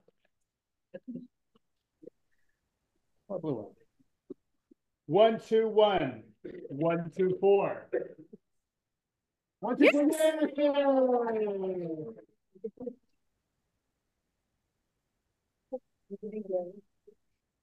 All right, let me do the tablet real quick. Oh no, are we doing the tablet for the village later? Offline? No, the village will do everybody to join the village. Okay. All right. You want to get Jim? Okay. All right. So let's do one more. 5, 6, 7, 4, 5, 4. All right. All right. So, who is a woman living with HIV in the room? Give me a number between 1 and 20. Jeff, the number is. Okay. Let's shout out the numbers. Go. Wow. 7. Who said 7?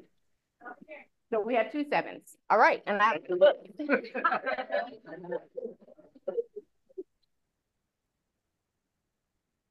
Oh. Thank you. All right.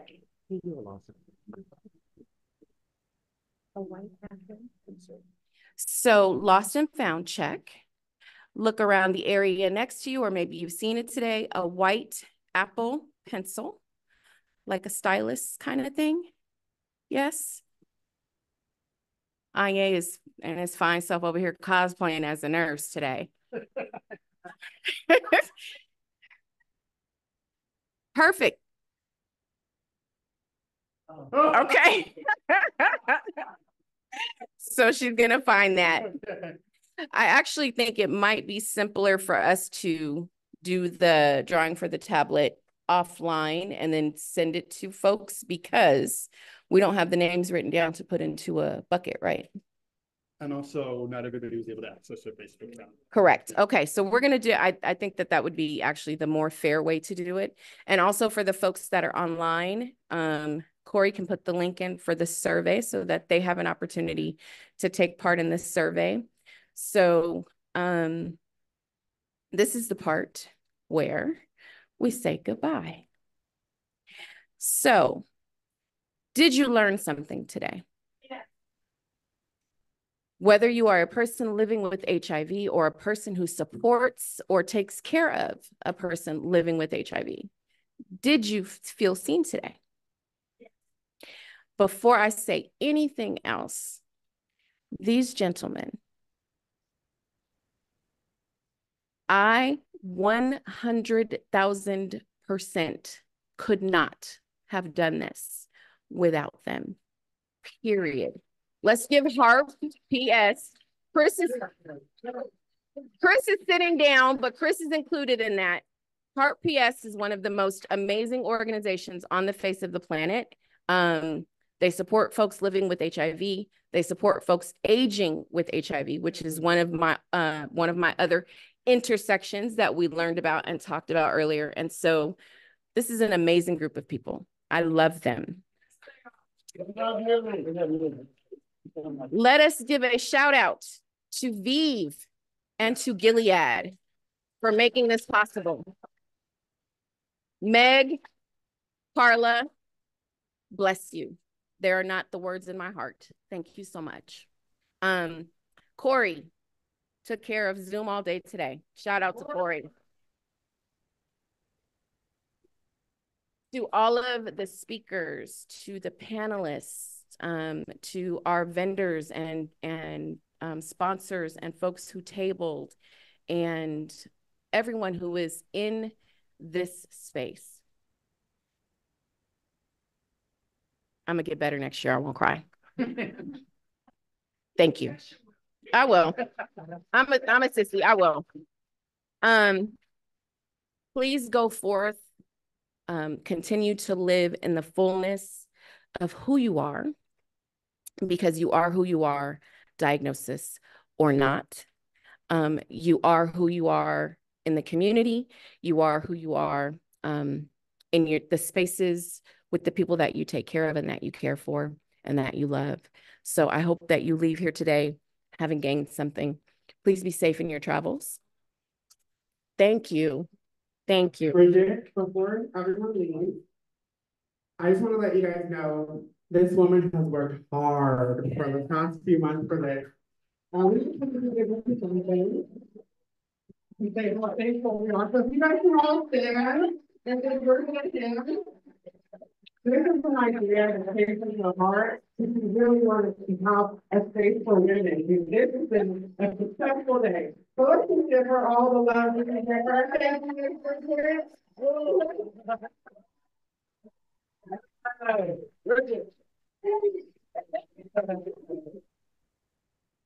I fully did not. I did this for women everywhere.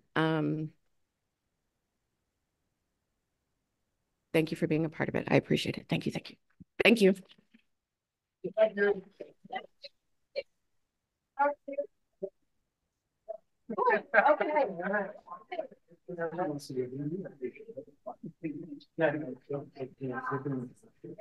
Just missing the sash in the tiara. Thank you, friend. Oh, thank you. That is so beautiful. Congratulations. Thank you so much. I appreciate it so much.